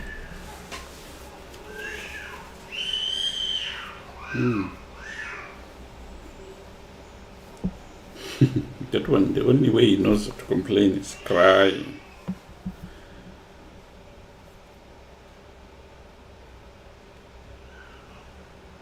Okay, this is going to be interesting. So we've got Lilastro, and we've got Kevin, and we've got Chase in this section.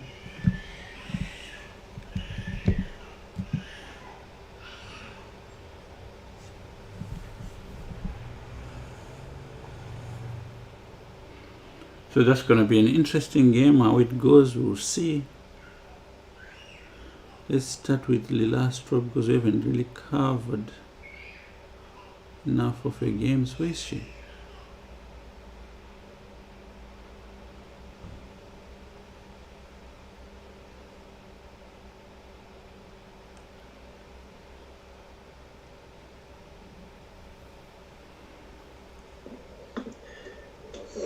Okay, I'm back. Welcome. Okay, let's start with Lilastro. She's playing black. I can't tell you which board it is, but her name is Lilastro. In under 14? Yeah, under 14, yeah. So she is one of the girls, very promising young girls. Okay. If she She's amazing. if she keeps working, I think it will be worthwhile for her. Oh, Nakamura is playing Caruana today. Yeah. Yeah, I saw that. That's going to be exciting. Big game. Very big game. Knight f5. Ooh, a French. Very Yeah. nice. But But then with knight c6. Yeah. but I don't get this because now already white is blundered here.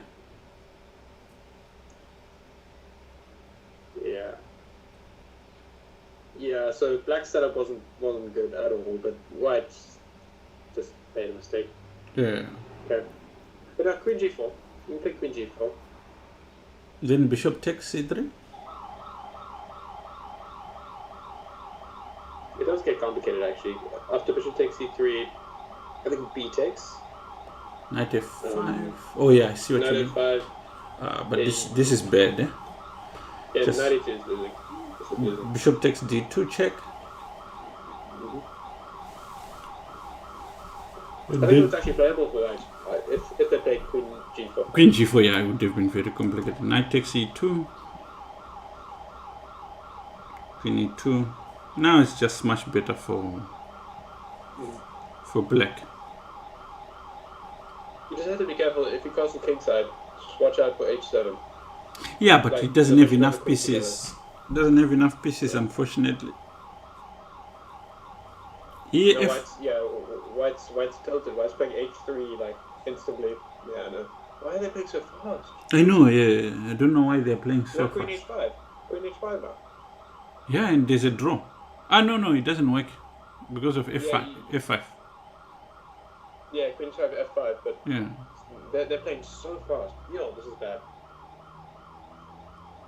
Both players are making mistakes here because they're playing so quickly. Yeah. It's a complicated position.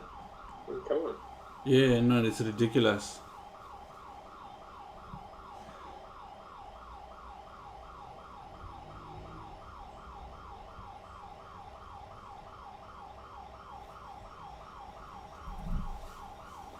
Okay, f5 is a good move.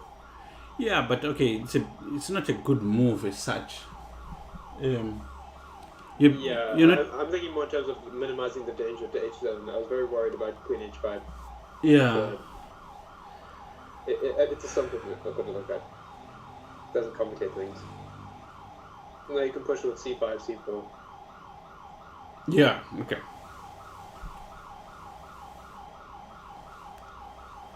Now you must take, eh?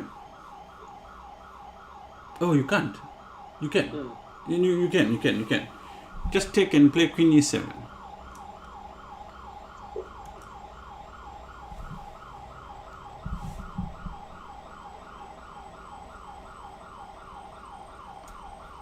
Yeah, this is...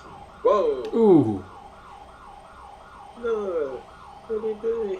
Why is she playing so fast? This is so irritating. That's a free bishop on d7. No, man. I just don't get why she's hurrying. Oh. You're right about the pacemaker. Jeez. Now, you see, she's gonna rush to play bishop c6. Hang the e6 pawn. And he hang e6 pawn in a situation which can now be... Oh, this is a terrible blunder. Yeah. Even, you see what she did now? You take on e6 first with check. And then you play queen g4. Like this kind of detail, like... It was... difference. Yeah, okay, now Black is winning again. He just takes... there was no need for her to even lose a pawn. There's no need to hurry to take...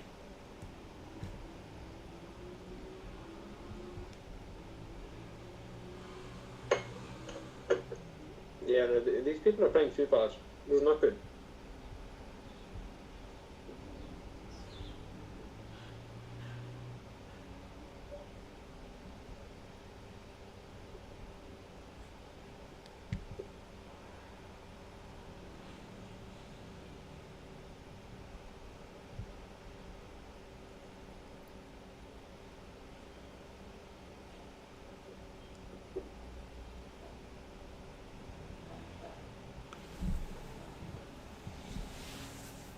Okay, now although she's better here,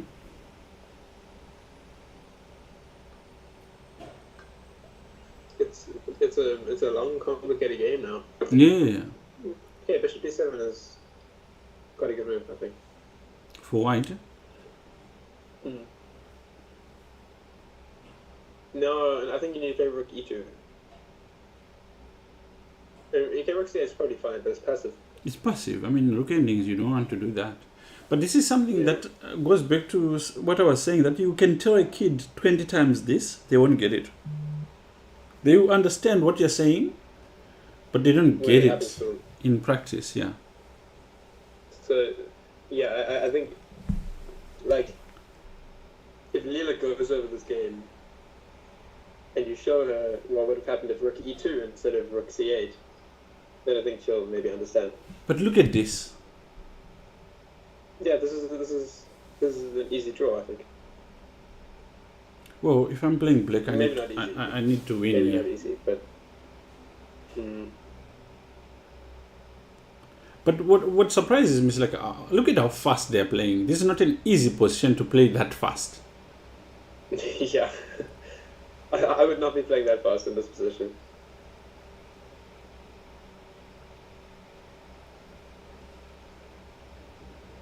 The question is, how do you untangle as black? Now you play c5. Because the king has gone on the wrong side, right? Now after... This is just blundered now. But like, because they're playing very fast. Yeah. Now she might even lose.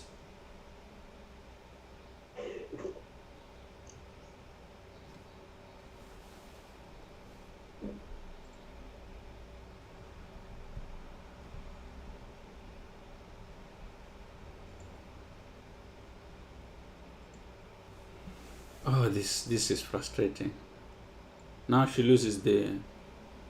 She was gonna lose the g pawn. The opponent could have taken on g7. Yeah.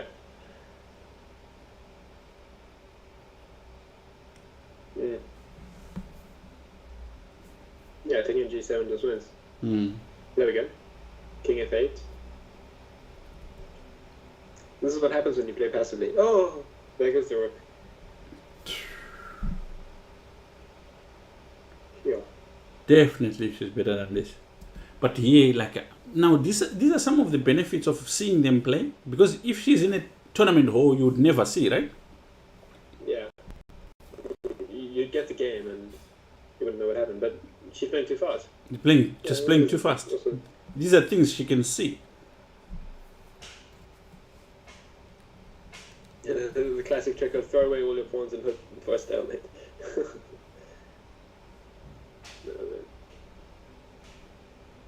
But they both played too fast. Both of them. Like, White got lucky. Yeah. I mean, White also should have lost this game. Yo.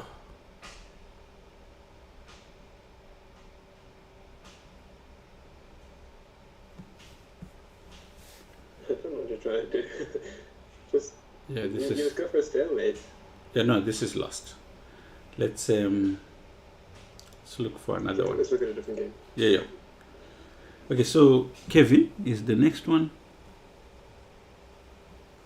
Okay, Kevin is playing black here. Yeah, I see against Vajra Kevin. Kevin's upper pawn. Ooh. And yeah, there we go. Nice fork from Kevin. Kevin's playing well. Yeah. Did he play fork? Yeah, you played it. Oh yeah, I had not seen it.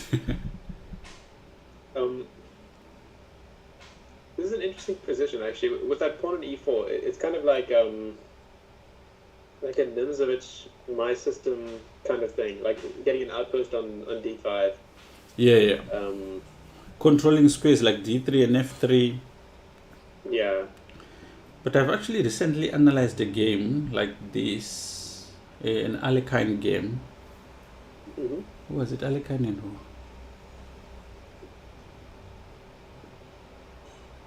It was about planning the game actually. I've got it somewhere here.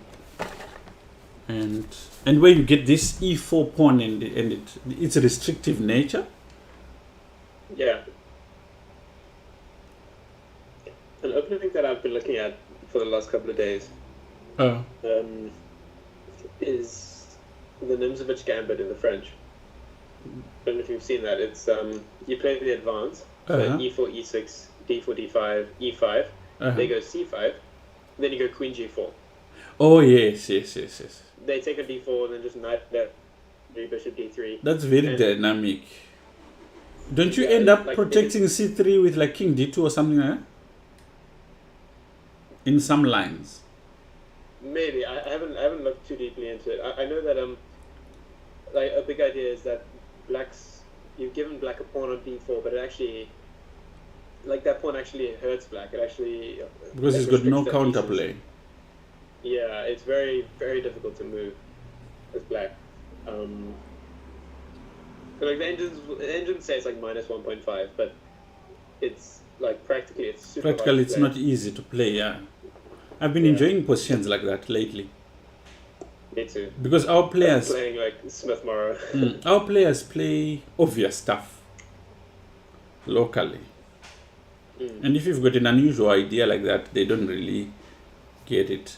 In a way, you kind of start understanding how chess is a sport when you start considering items like that. Because it's not a question of playing the most accurate thing. Yeah, it's an unsettling idea. It's difficult to deal with. This is interesting to allow knight c3, f5. Yeah, I don't like it. I think knight c3, f5, take on d5, take on g4, take on c7. No, the knight gets trapped. Yeah. Okay. But look at how passive he comes about it. So this won't benefit you. You go f. Yeah, no, a rook left is coming. Rook d6. That is the ideal one. Or maybe even f5. Maybe just f5. I don't know. There's a lot of good moves for Kevin. Yeah. And that can be a problem also. Yeah. You get decision paralysis. Yeah. Advertising options.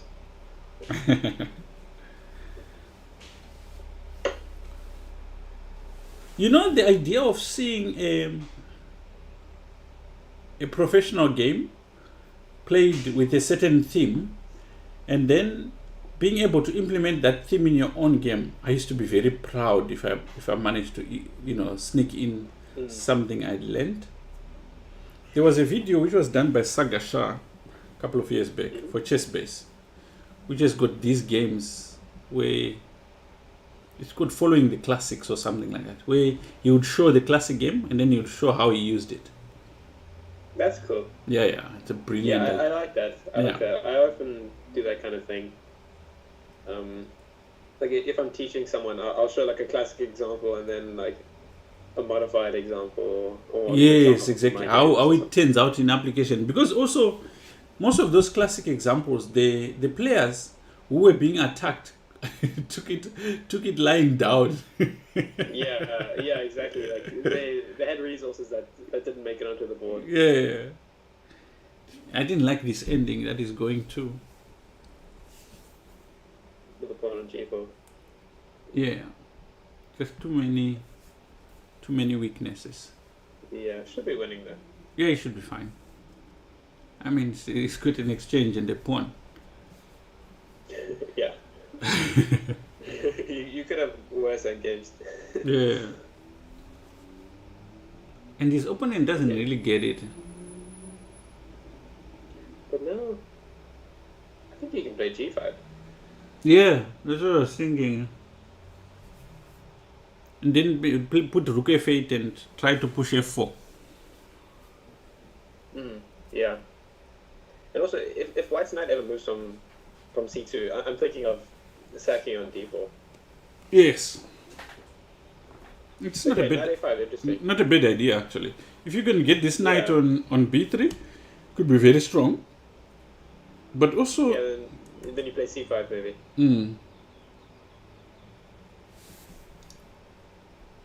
Actually, c5 is very strong on its own, even before you put the knight on b3. Yeah.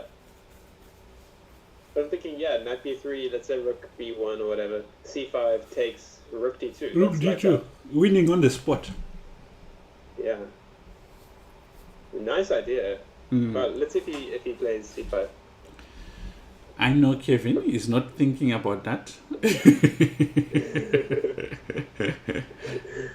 He definitely wants to attack the rook, but c5 would be a stretch. But even g5 is still good as long as you don't hang the knight. Okay, knight c4 is okay as well. No, it's a terrible move. What? It's a terrible move. What's wrong with it? Rook b1, then how do you continue? Yeah, I suppose. I was a bit worried about like getting the knight to b3 and then it gets stuck there and the queen wins it or something. I was kind of concerned about that.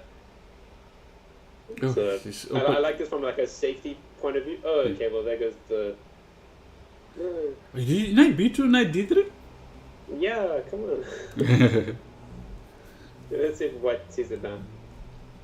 They're also playing a bit too fast, these kids. Yep.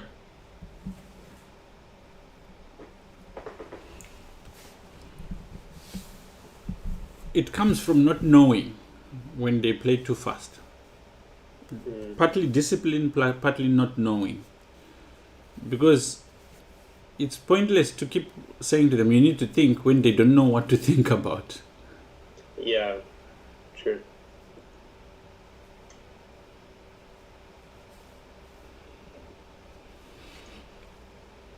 Well, White's certainly thinking now. Maybe considering like, I don't know, knight b4 or something.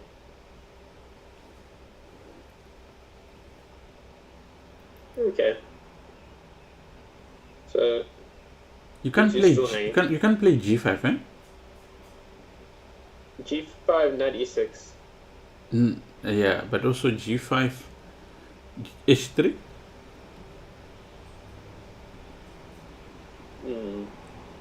Yeah, queen h4. Okay, yeah, rook d6, good move from Kevin. Queen h4, g3, and the queen is gone. Yeah, it still works. Okay, the queen can go to g5. Yeah, no, the queen has got a little bit more space now.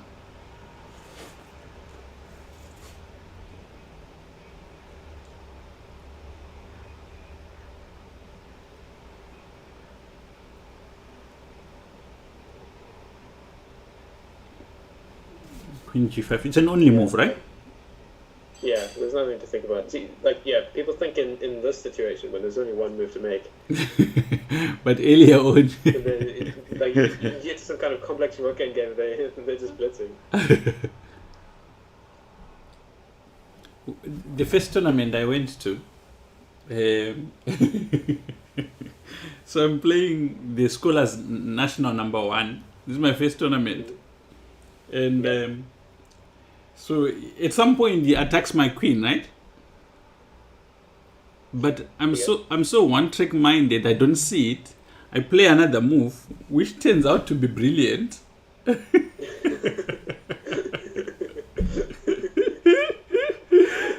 Not by design, but I didn't see that my queen was under attack. So,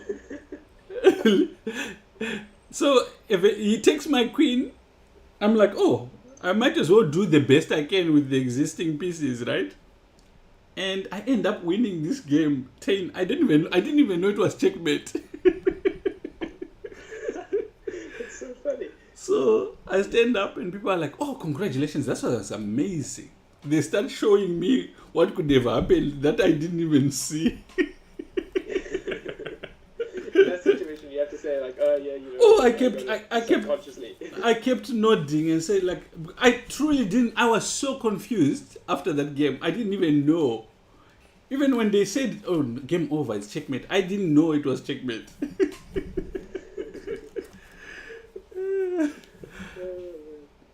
And you know what was so funny was that after that tournament, the guy who was the leading player even took my details so that we could practice together.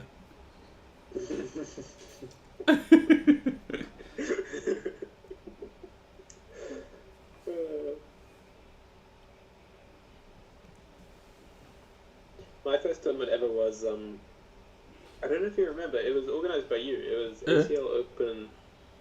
At Sansusi. Yeah, a rapid event. Uh-huh. I played in like the development section, and I kind of went in thinking like, yeah, I'm gonna win all my games. But I didn't realize that it's so different when you're playing a tournament. Like I was getting tired. I was boring. I wasn't used to playing 6 games in a day, and in one of my games I promoted. Uh-huh. And it was like mate in 2. I promote, but I take a rook and I turn it upside down. And I put it down. And the guy calls the arbiter. Oh, really? And, yeah. So that would have been check, right? Yeah. The guy calls the arbiter, he says, look at this. The arbiter goes, what piece is that? I'm like, well, it's a rook, but I turned it upside down. I mean, it's a queen. He's like, no, it's a rook. He made me promote to a rook, which was stalemate. Oh, no. I swear to God, like...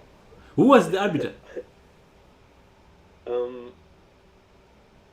can't remember. It might have been Cosmos. I'm not sure who the arbiter was. Now, Kevin has put himself in a difficult scenario. Oh, it's just a piece which is hanging. I forgot that when he left, he was actually attacking this knight on h5.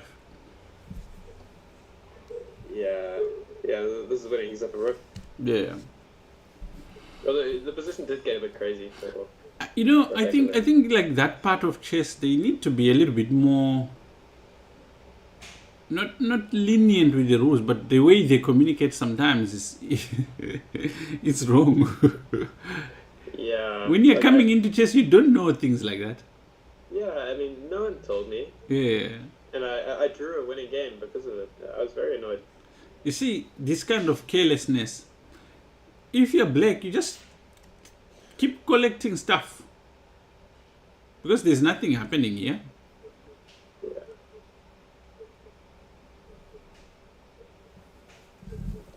Yeah, rookie 8. Yeah, just keep collecting.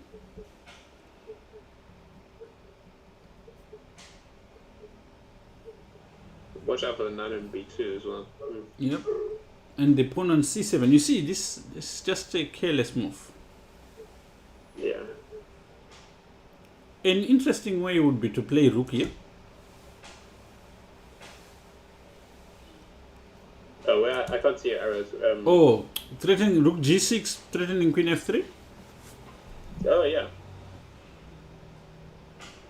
That would probably just win a rook. Yeah. I don't think white would see that. Although rook g3, g4. But then, then you take king f2, queen h4. you mean you take on g4? You take on g4, king f2. Oh, why not hg4? Then queen takes. Then king f2. Then queen h4 check. Rook g3. Rook g3, knight e2.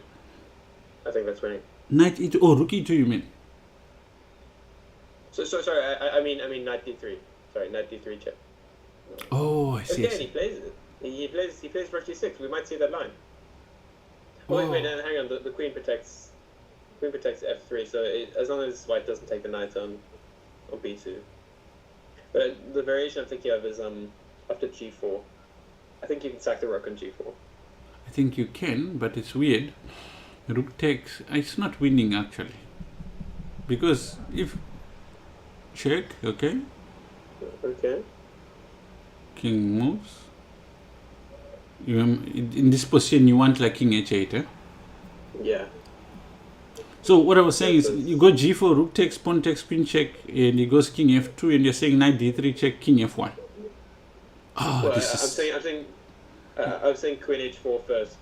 Of course, Kevin goes for El Cheapo. Yeah.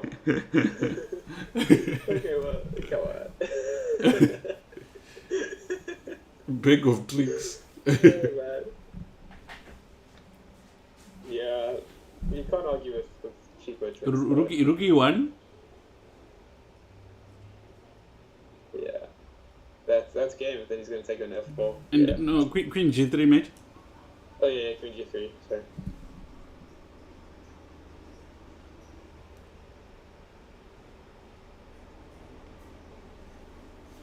After this game, I actually want to. I want to check that line. Yeah, we can. Let's go into analysis mode quickly. Okay. So that was after rook g6. Yeah. From a practical point of view, rook g6 is a good move in the sense that it forces your opponent to. It's a serious move. You have to be precise. Okay. Yeah. Okay. Yeah. But, secondary rook. Black still is better, but it's not great. Okay. Yeah. It's still better, but. Takes. So yeah, this is what I was saying. I was saying it doesn't mate because you said here knight d3 and I saw king f1 and you don't have a check because the queen protects.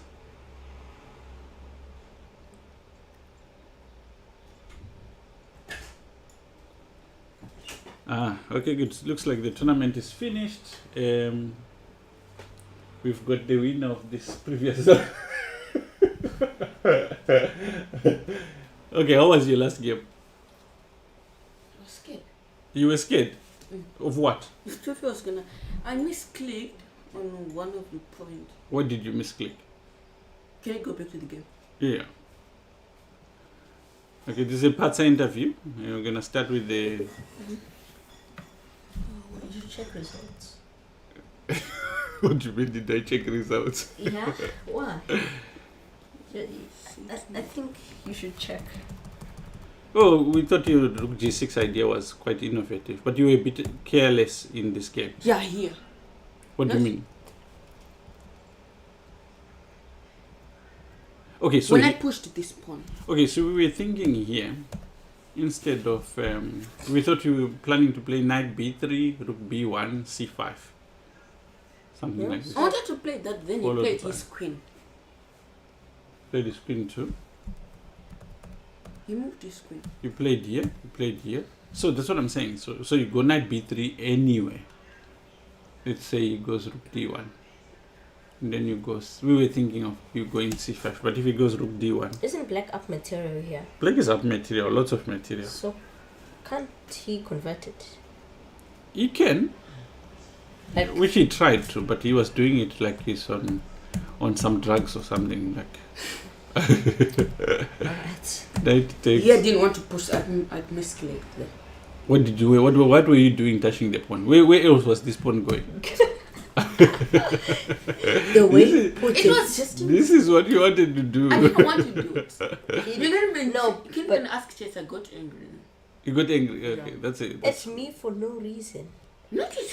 It's why for no reason. He just wanted to trade queens. Okay, this was a mistake. I also missed that the knight was hanging. I don't understand rook g6, rook here. Okay, this was also a careless move, this rook e8. Oh no, that's actually smart. It's not, because the knight covers everything at the back here. Oh yeah, just aim for mate. Here, he introduces problem. Okay, queen c7 is hanging, b2 is hanging. Okay, this move was a good move. It was a good move in terms of chances, check. We were wondering if he had not played queen b3, if he had played g4, what would you have played?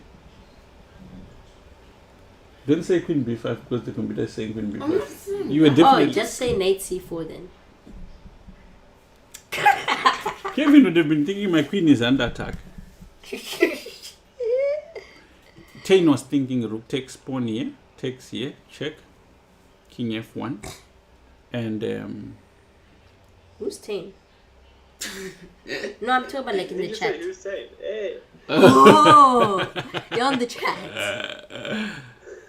Oh, that makes more sense. okay, but this would have been very complicated. We were thinking king f2, queen h4, oh, knight d3, but then we couldn't find a win after this. But then the computer thinks knight takes threatening, queen check. Okay. That's the computer's idea. Okay, so how was the tournament, boys? I Um, know you're bad. But, okay, Round 5, I made a mistake. you drew your last time. yep. What happened? I didn't think I can push for a win with g4 because This is unacceptable. I was gonna, but I'm not joking. Click the game. I can show you easily against Chess. What's his name? Chess Dragon. Sorry. Oh, I crashed Alan, by the way. Okay. That was You once. could have said I won. Well, I crashed. Are you playing what? Black? yeah, Oh, okay. Check. castles. Am I mistaken? What? Bishop b4, queen e7, Yeah. a3. Okay, bishop d2. Yeah, yeah. I don't now. Here I'm lost because I didn't think. Did I prepare a3? Yeah, a3, take. You exchange the dark squared bishop. You put your pawns in the dark squares. e5. Oh yeah, I did right. Yeah. Okay. I just thought this idea would be nice. Yeah. Mm. Kind of took the idea from your course, but Okay, good. Do you hear that, Tay? You took the idea from my course. what? People making a living.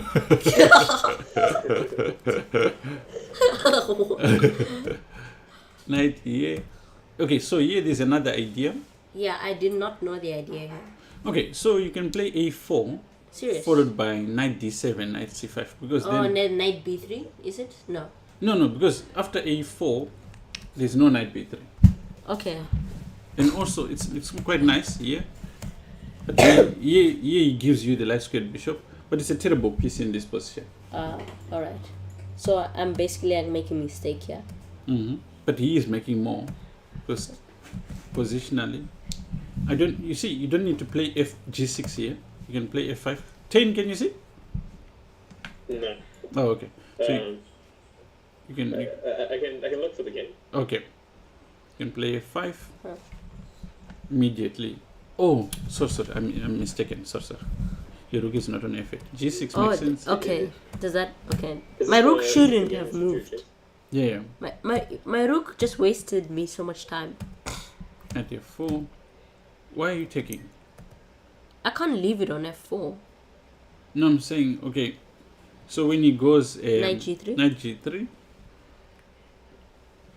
If I take now, he might even just play f4 himself. Yeah, okay. Take. h6. But you're much better here. Serious? Yeah, with this bishop. Okay, you must take. The bishop is better in an open position. I take. I'm so Okay. used to when I have a knight in the philidor when I Okay. played it. So that's why I always play f5. I wouldn't shout if I play that opening. I used to, okay? I used proudly. Yeah, you don't want to be saying that. I used to. I know people. They might start saying, "I know someone who plays the philidor." It will affect my No, my but it was a perk reputation. philidor. It was a perk philidor. Not as bad as the actual one. Okay. No. Still, I think Oh, you left something. Coach? remove your paws from my stuff. I'm gonna eat it. No, you can eat it. It's okay. Ew. Okay, so yeah. Still, I mean, you're much better here. Okay, where's the breakthrough? Very good. I mean, you're the only person who can play for a win. Rook here, G4.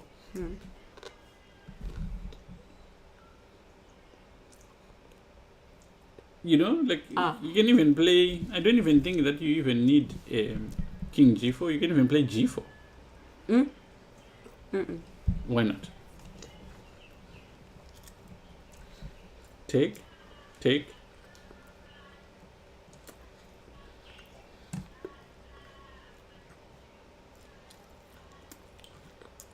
This is lost. If you do that, it's lost.